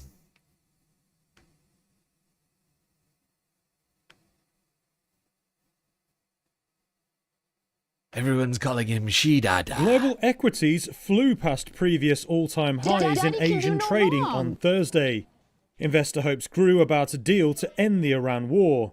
They were also relieved to hear US President Donald Trump say talks between Israel and Lebanon are due. MSCI's All-Country World Index advanced 0.2% to mark a 10th consecutive day of gains and a record high. Asia-Pacific shares outside Japan rose 1.2% to put the benchmark on track for a third day of gains, while Japan's Nikkei rose 2.5% to a fresh record. Chinese shares advanced 0.8% after data showed Asia's largest economy grew 5% in the first quarter compared with a year earlier. That beat analysts' projections as policymakers braced for the fallout from the Iran war. European shares also edged higher at the open, with the Pan-European Stock 600 up around 0.3% in early trade. Thursday's stock rally follows similar jumps on the S&P 500 and Nasdaq a day before. Yes, indeed. The stock markets have been doing quite well during the ceasefire. U.S. equities returning to their highs.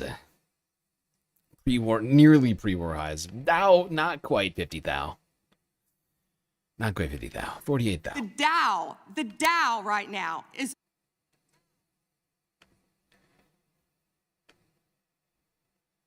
But Dow back up, the S&P back up to, I think, an all-time high. Same thing for the Nasdaq. Seems sort of short-sighted in my opinion, but hey, I'm not making these decisions.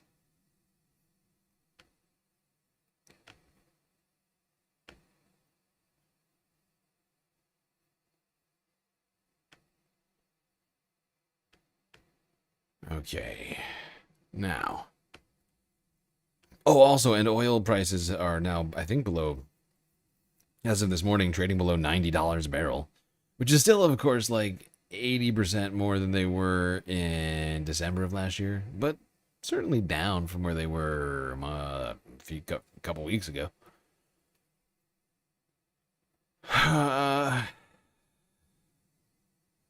Next up, Democracy Now! Finish up this straight talk on the Hormuz. The views expressed. No, we don't need this one. Iran's military says it will begin disrupting shipping in the Sea of Oman and the Red Sea if the United States does not end its naval blockade of Iranian ports. Iran's threat of escalation came as U.S. Central Command said U.S. forces have completely halted maritime trade to and from Iran, with at least 10 vessels forced to turn around. At a press conference today, Defense Secretary... I'll be right back. These 10 vessels forced to turn around. At a press conference today, Defense Secretary Pete Hegseth said the U.S. plans to enforce the blockade. Iran effectively closed the Strait of Hormuz in early March, disrupting global oil and trade markets. On Wednesday, White House Press Secretary Caroline Leavitt was questioned about the Navy blockade of Iranian ports. On Iran, is there a timeline for how long this blockade is going to remain in place in the Strait of Hormuz by the United States that President Trump has voiced to you or that you've heard among officials? Sure. I will never set timelines on behalf of the President of the United States, but with respect to the blockade, as you know, it has been fully implemented, and it's being enforced against vessels of all nations entering or departing Iranian ports. I want to make that point clear. I've seen some misreporting on that as well. This includes all Iranian ports on the Arabian Gulf and the Gulf of Oman. And our U.S. forces in the region are supporting the freedom of navigation for vessels that are transiting the strait to and from non-Iranian ports. So I know some in the press were confused about that. We are supporting the freedom of navigation, just not with respect to any tanker or vessel that would benefit the economy of Iran as these negotiations continue. Carolyn Leavitt went on to say that the White House is optimistic about continuing negotiations between the U.S. and Iran. On Wednesday, a high-level Pakistani delegation traveled to Tehran to lay the groundwork for a possible second round of talks. We go now to London, where we're joined by Leila Khalili. She's a professor of Gulf Studies at the University of Exeter and author of several books, including Extractive Capitalism, How Commodities and Cronyism Drive the Global Economy, as well as Sinews of War and Trade, Shipping and Capitalism in the Arabian Peninsula. I can't think of any time that your work was more relevant than now, Professor. Let's start off with this naval blockade of Iranian ports entering its fourth day. The blockade is being enforced, according to CENTCOM, by 10,000 U.S. troops, over a dozen warships, dozens of aircraft.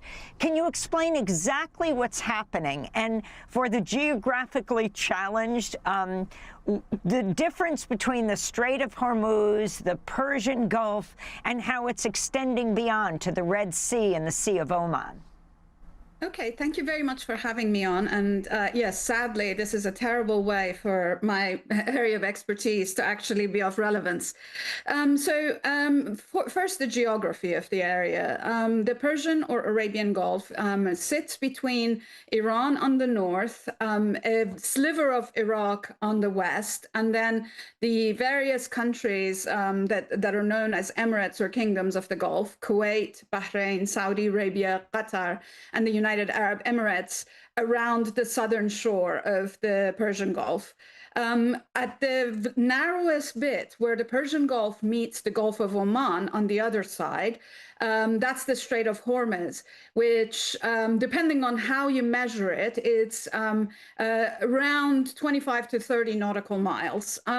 So the Gulf, the Strait of Hormuz lies in the north between Iran in the north and the Musandam Peninsula, which is an extension of Oman in the south. So in fact, the water of the Strait of Hormuz is divided between those. There is no high seas. This is territorial water waters divided evenly between the two countries. So that's the first thing. The second thing is that, of course, the whole Iran has basically lies on the entire northern shore of the Persian Gulf, but also the Gulf of Oman. So it does have capacities. In fact, one of Iran's big ports, in which India invested, Chabahar, is in the eastern part of Iran, in the northern shore of the Gulf of Oman. Red Sea is on the other. The Red Sea is on the other side of the Arabian Peninsula. The Red Sea lies on the western shore of Saudi Arabia, and the way that Iran can disrupt trade in the Red Sea is through firing missiles, for example, as it has done already to the port of Yanbu, which is a oil lifting port for Saudi Arabia on the Red Sea, but also through possibly having its ally, the Ansar Allah of Yemen, which are otherwise also known as the Houthis, disrupting trade there as they did during the Israeli genocide of Palestinians in Gaza. But there are a couple of things about that blockade question that I think is really important to note. First of all, the US claims to have stopped completely and totally the trade of oil out of Iran, or indeed has blockaded any kind of ships going to or from Iran. In fact, reporting from shipping companies that actually track this stuff comes back that in the 4 days since the blockade has started, somewhere between 14 to 15 ships have gone through the Strait of Hormuz, at least half of them to Iran. And the way that they have done so is either through routes that obviously the US is incapable of or not particularly good at policing, through spoofing their automatic identification system. Spoofing is this process where the automatic identification system is essentially presented as somebody else's ID system, indicating a different country or different flag country for the ship. And or ships have gone dark, which is something that happens all the time. In fact, when I traveled on a freighter many years ago, 10, 11 years ago, one of the things that was most striking when going through the Red Sea, the Gulf of Aden, and indeed the Persian Gulf, was the extent to which warships, particularly US or the EU warships, actually turned off their AIS and went dark. So this is a practice, although a lot of people like to present it as some kind of a nefarious thing. If we are going to think of it as nefarious, in fact, a lot of ships take part in this practice of going dark, including especially the United States. In fact, this is in the case of U.S. naval ships, has resulted in all sorts of problems, collisions indeed, with U.S. Navy ships. I found this discussion fascinating and illuminating. She's clearly quite an expert on shipping and the Strait of Hormuz and all this stuff. It's I think it's absolutely worth a full watch over on Democracy Now! If you get a chance. But we got to keep getting through this stream here. Now, one thing she said, which is something that I said previously, I think it was this weekend I mentioned it, or maybe last week, I can't remember when, but she mentioned the fact that part of the Strait of Hormuz is part of Iran's territorial waters, and the other half is part of Saudi Arabia's territorial waters. So, you know, it's... technically it's not really international waters. It's only international waters because up until a month and a half ago, Iran and Saudi Arabia were just letting people go through it, regardless of what ship and payment. There was no toll. There was nothing like that back in February, before this all started. Jesus Christ. This thing, how was it? 3-4 weeks, right? 3 or 4 weeks. 4 or 5 weeks. Well, we're on weeks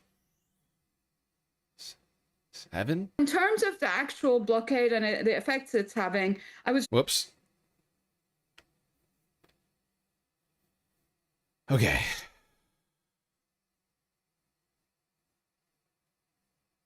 Let's move on from the Strait to talking about peace.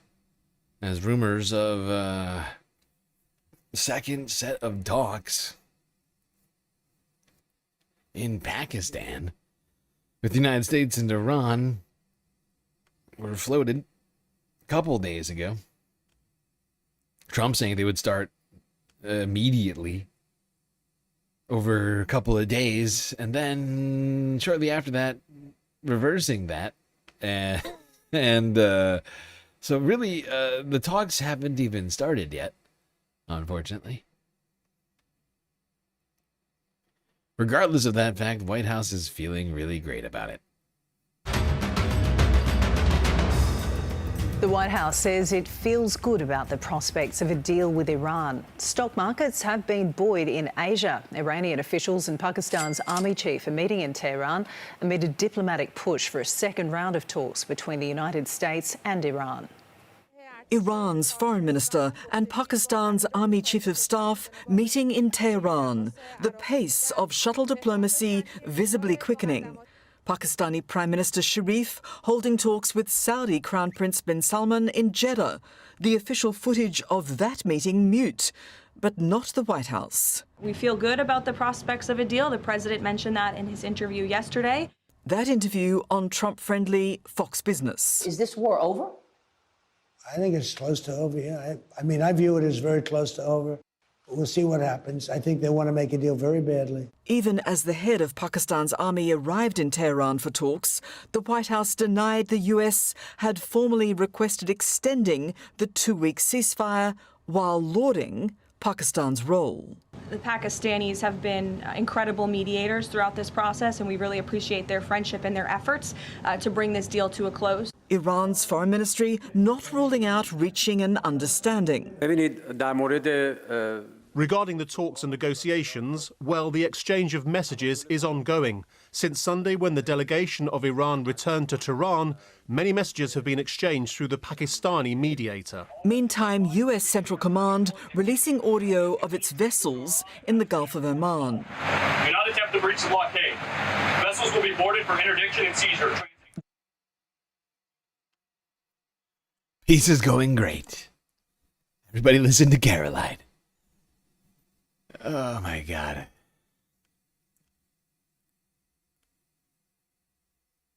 Well, anyway, there were some things that are leading me to believe that there may be talks in Pakistan. Like the Pakistani army chief visiting Tehran to meet with officials there.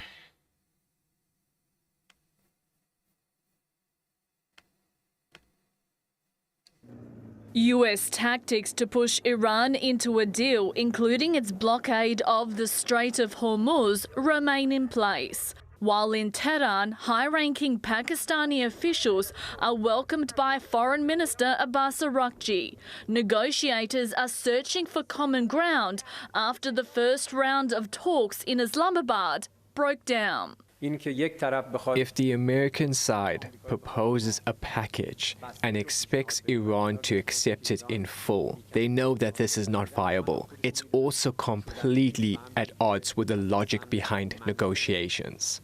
Among the sticking points, Iran insists that Lebanon, including Hezbollah, should be included in any deal. In a post on social media, Iran's parliament speaker, Mohammad Ghalibaf, said the resistance and Iran are one and the same entity. Whether in war or in a ceasefire, America must back down from the mistake Israel first. US President Donald Trump and his deputy have both hinted the next few days could be critical. The American government is realizing that the blockade is not working.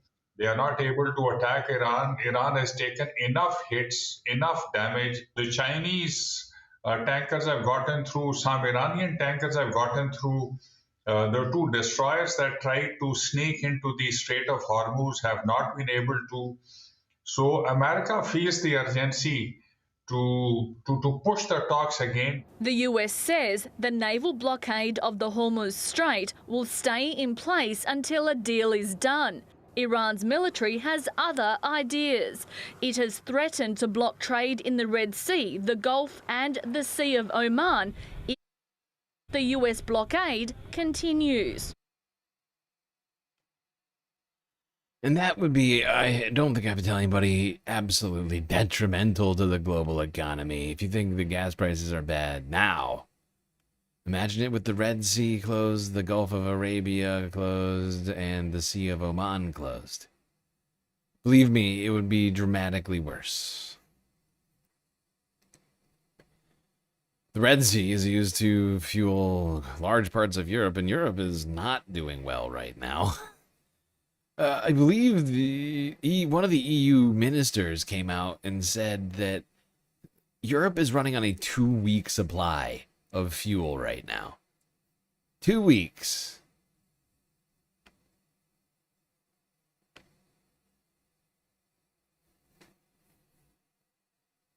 Probably not good.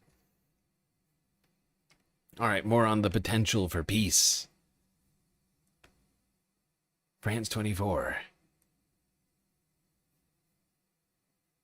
22 hours ago. In these images released by Iran's foreign ministry, Pakistan's army chief and interior minister are warmly greeted in Tehran. Their goal, to narrow the gaps between Iran and the United States after talks in Islamabad ended on Sunday without a breakthrough.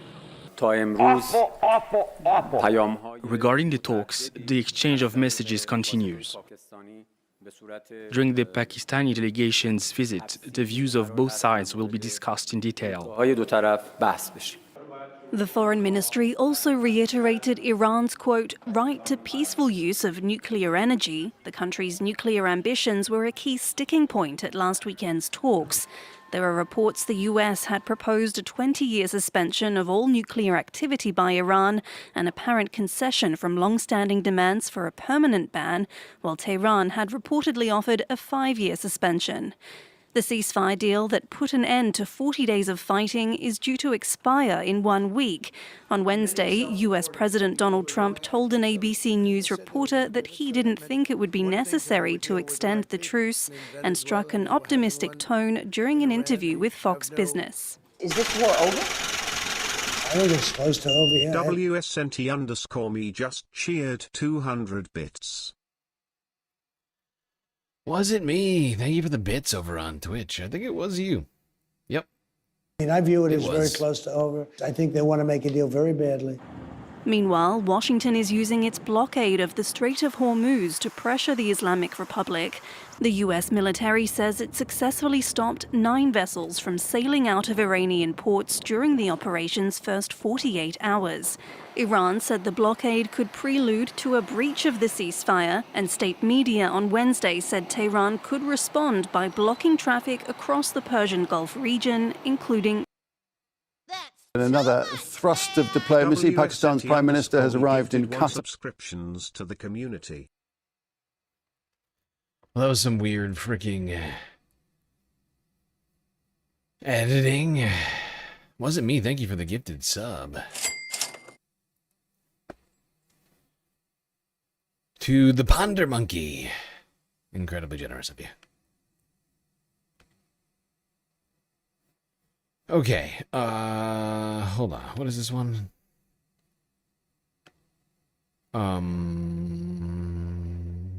this is same thing. Oh, wait, no, similar thing. While the army chief of Pakistan was meeting in Tehran, the Prime Minister of Pakistan was meeting with other diplomats in Qatar. Al Jazeera. In another thrust of diplomacy, Pakistan's Prime Minister has arrived in Qatar on a working visit. Prime Minister Mohammed Shehbaz Sharif arrived in Doha today, Thursday, for a working visit to the country. The accompanying delegation were welcomed by Qatar's Minister of State for Foreign Affairs, Sultan bin Saad Al Maraki. Osama Javed joins us now live from Doha. So, Osama, we have the Pakistani military chief in Iran and Pakistan's prime minister on this regional tour. He's now, as I say, just arrived here in Qatar. Then he's off to Turkey, I think. What have you been able to establish as to how things are unfolding? Well, as you heard, all roads lead through Pakistan for a diplomatic off-ramp between the United States and Iran. But let's tie it all together. You've got the Pakistani army chief in Tehran. You've got the Pakistani prime minister who was in Saudi Arabia yesterday, in Qatar today, and tomorrow in Turkey. And then we're hearing there's going to be some shuttle diplomacy between Pakistan and Washington, D.C. Where are we at? Well, the situation is that the Pakistanis have taken a number of proposals to both sides, and they are negotiating between them. You've heard from sources that the army chief is, quote, ironing out the differences in Tehran in person, because a lot of this has to be done in confidence. Again, you have to remember that these are risky deployments because of the threat that Israel poses. We've been talking about multiple detractors in Iran, in Washington, D.C., and above all of them is Israel, which, according to the Pakistanis, does not want any peace in the region. So now they have to convince the Iranians that there is going to be a ceasefire in Lebanon that they want. There is going to be an asset unfreeze that they've been asking for. It has to convince the United States that Iran is able to open the Strait of Hormuz unconditionally and is going to give a guarantee about its nuclear fissile material that is in Iran and about its ambitions to make a nuclear weapon. All of that has been long-standing maximalist positions that each side has dug their heels on. The Pakistanis are quite hopeful that because of this shuttle diplomacy, either they are going to get a second round through this, or they're going to get the parties to agree to an extension of ceasefire. How long? Well, it could be up to 5 weeks or 45 days. We've heard all sorts of numbers, but the Pakistanis are telling us that diplomacy is best done behind closed doors. Yeah, well, it'll be fascinating to see if anything actually comes of these talks that are going on. Especially with press briefings like this one from earlier today. Because with the ceasefire going on, Pete Hegseth and General Kane came out to tell everybody that the United States was gearing up for more hostilities with Iran.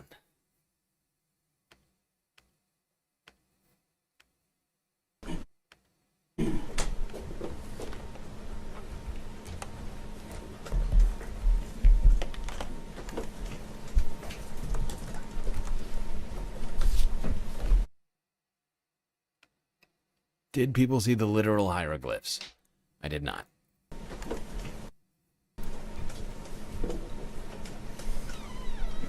Well, good morning.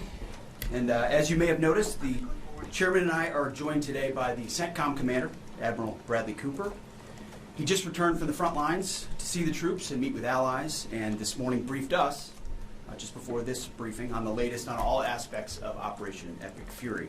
So after the chairman concludes, we'll ask Admiral Cooper to share a quick update on the ground truth from his trip to the region as he continues to implement an ironclad blockade and ensures that our forces are maximally postured to restart combat operations should this new Iranian regime choose poorly and not agree to a deal.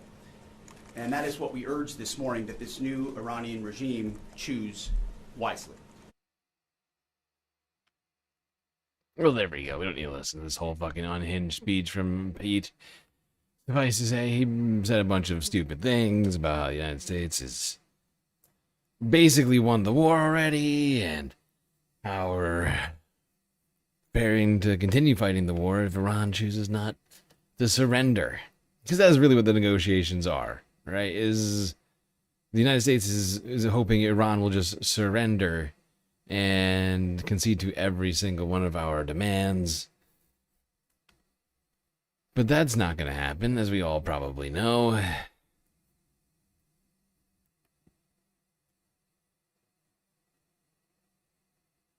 Now, Donald Trump had this to say 10 hours ago.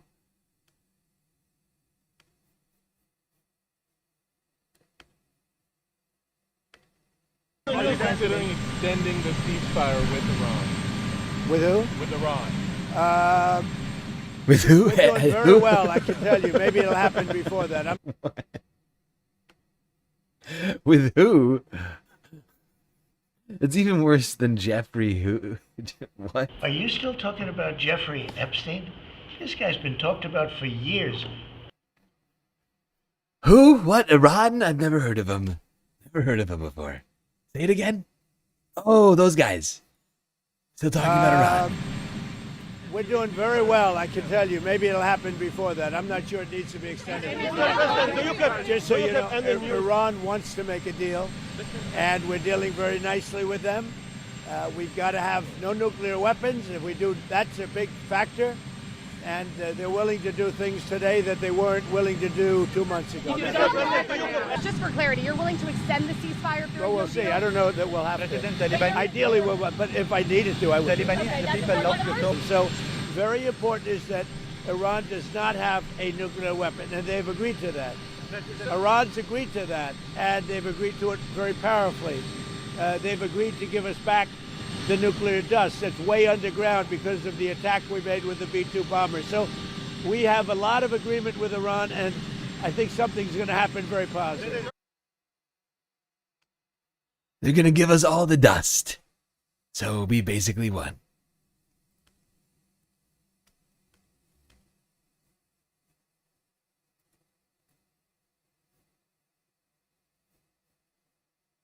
Oh no, I'm on top chat. Why am I on top chat?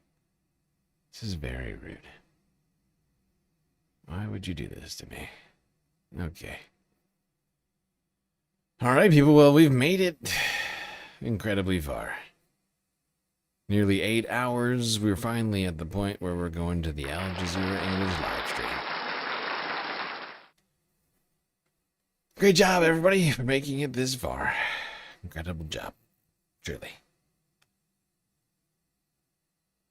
Your incredible efforts are, in fact, noted.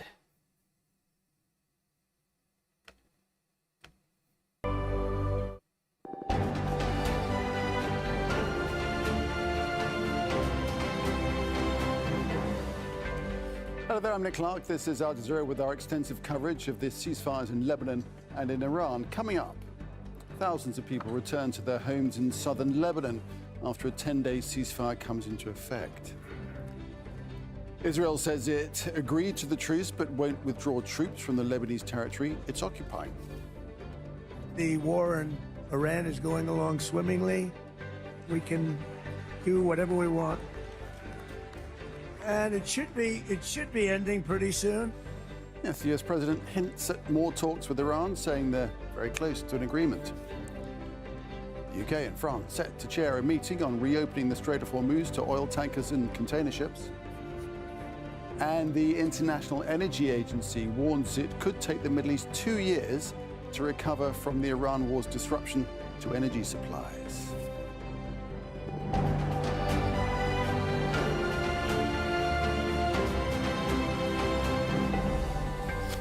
So it is the first morning of the ceasefire in Lebanon, but the truce has already been violated at least once. Israel agreed to the 10-day pause in attacks after pressure from US President Donald Trump. Thousands of displaced people are trying to return to their homes in southern Lebanon. There is injustice and heartbreak, so much injustice. May God give our brothers peace. There are no words to describe what Israel did in southern Lebanon. We lost several loved ones, and there is no justice for them. They have been rebuilding bridges that Israeli forces bombed, despite being warned not to head south. Israel says it will not withdraw its troops from Lebanese territory. Israeli attacks have killed more than 2,000 people since the beginning of March. Another 1.2 million have been displaced. All of this as the other ceasefire between Iran and the United States, that continues to hold. President Trump has again said he thinks the deal is close and that more talks could be coming. I think we will have an agreement between Lebanon, and they're going to take care of Hezbollah. But they're going to be working on Hezbollah right now. But we'll have an agreement between Israel, very importantly, and Lebanon. All right, we're live in Amman, in Tehran, and in southern Lebanon. But first to Zena Hodder Nabatia, where people are slowly moving south. And Zena, you have been observing something a homecoming as people return to the south, but of course, in many cases, all they will find is devastation. Well, yes, since the early hours of the morning, we traveled from Beirut to southern Lebanon, and what we saw is really a stream of vehicles making their way to the south of the country, families carrying whatever they took with them, mattresses, blankets, only to return to this, to devastation, destruction. Some of them their homes have been leveled to the ground. We met a number of families who returned only to see that there's nothing left, memories all gone.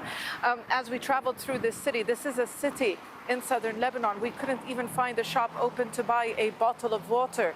There's no electricity, there's no food. So it's going to be, again, another challenge for the people of South Lebanon to rebuild. It was only 16 months ago when another conflict ended with a ceasefire in late 2024. And then they also returned to destruction in South Lebanon. We met a man who told us that this is the second time his shop has been destroyed. So it's not just homes, it's people's livelihoods, it's people's shops, but there's still a sense of uncertainty because, first of all, this is a temporary truce. It's a 10-day temporary truce. And second, many are concerned that Israel reserves the right to carry out a strike at anyone or anything that it perceives as a security threat.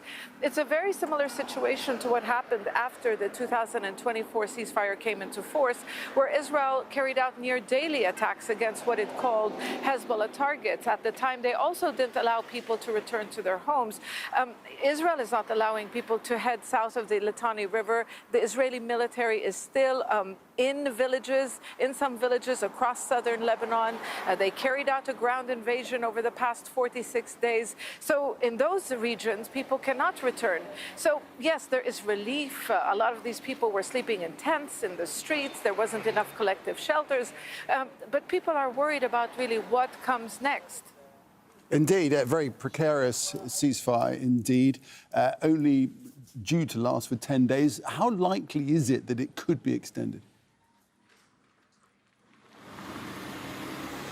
Well, the conditions that this ceasefire calls for. First of all, Lebanon, the Lebanese government is supposed to take steps to assert its sovereignty in this area across southern Lebanon. In other words, disarm Hezbollah.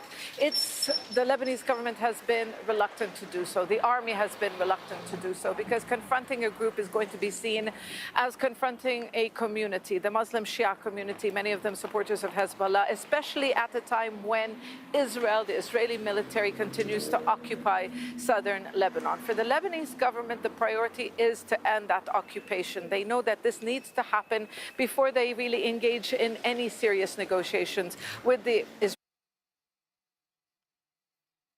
How do you get them to leave the territory if you agree to a ceasefire? It doesn't include them leaving the territory. Seems sort of counterintuitive, no? Ay, ay, ay. Well, Space Fams, week's not over yet. That was just Thursday and Wednesday's news. We'll be doing a week-ending report later tonight, as it is already officially Friday across the planet.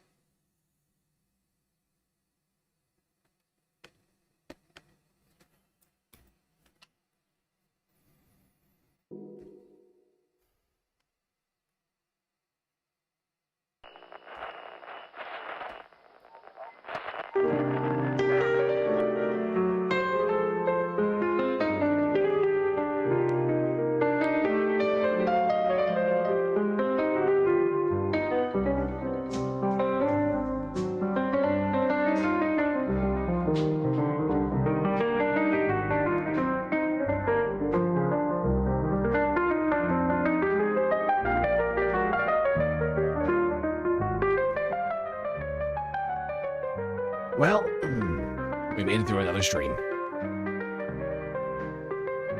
It was quite long and also difficult, but thankfully we had each other to get through it.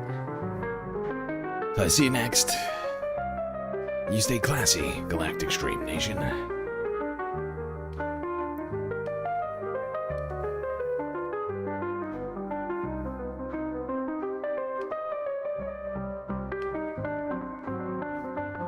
Can't forget this. These are your galactic patrons. Gabby, Goth Dogs, Aaron W, Schmegley, PB, Midi, Afroponics, Narwhal by Nature, Inner Planet Janet, Godcat, Robot Cat, Disco Wolf, Calibrating, Sammy, Geodragon, The Anti-Corporatist, Obsessive Audio, Moanoa, Nadia, Choki, Scouts, Selena, Omega Star, Sasha G, Pitchforks Dragon, Vincent Morales, Donald James X, Evan from Portland, Lovely Pariah, Mish, Becky, D-Cypher, Icebreaker, Columbia, Riga, New York, Bill in Detroit, Sisyphean Task, BC, Free Palestine, Hermit Horologist, HBX, Manda, Lori Lunchmeat, Carl, Gaslightocracy, Paige Larson, Frizzla, Benihana 99, Dark Sparkle, CJ from the Six, The Reference Frame, Glitchmaster, Social Butterfly, The Anarchist, Perf XL, and Winnie and Robin. That's right. All of these people here have helped produce a show which your eyes and ears just got done enjoying. You can too for just a few US dollars a month on Patreon.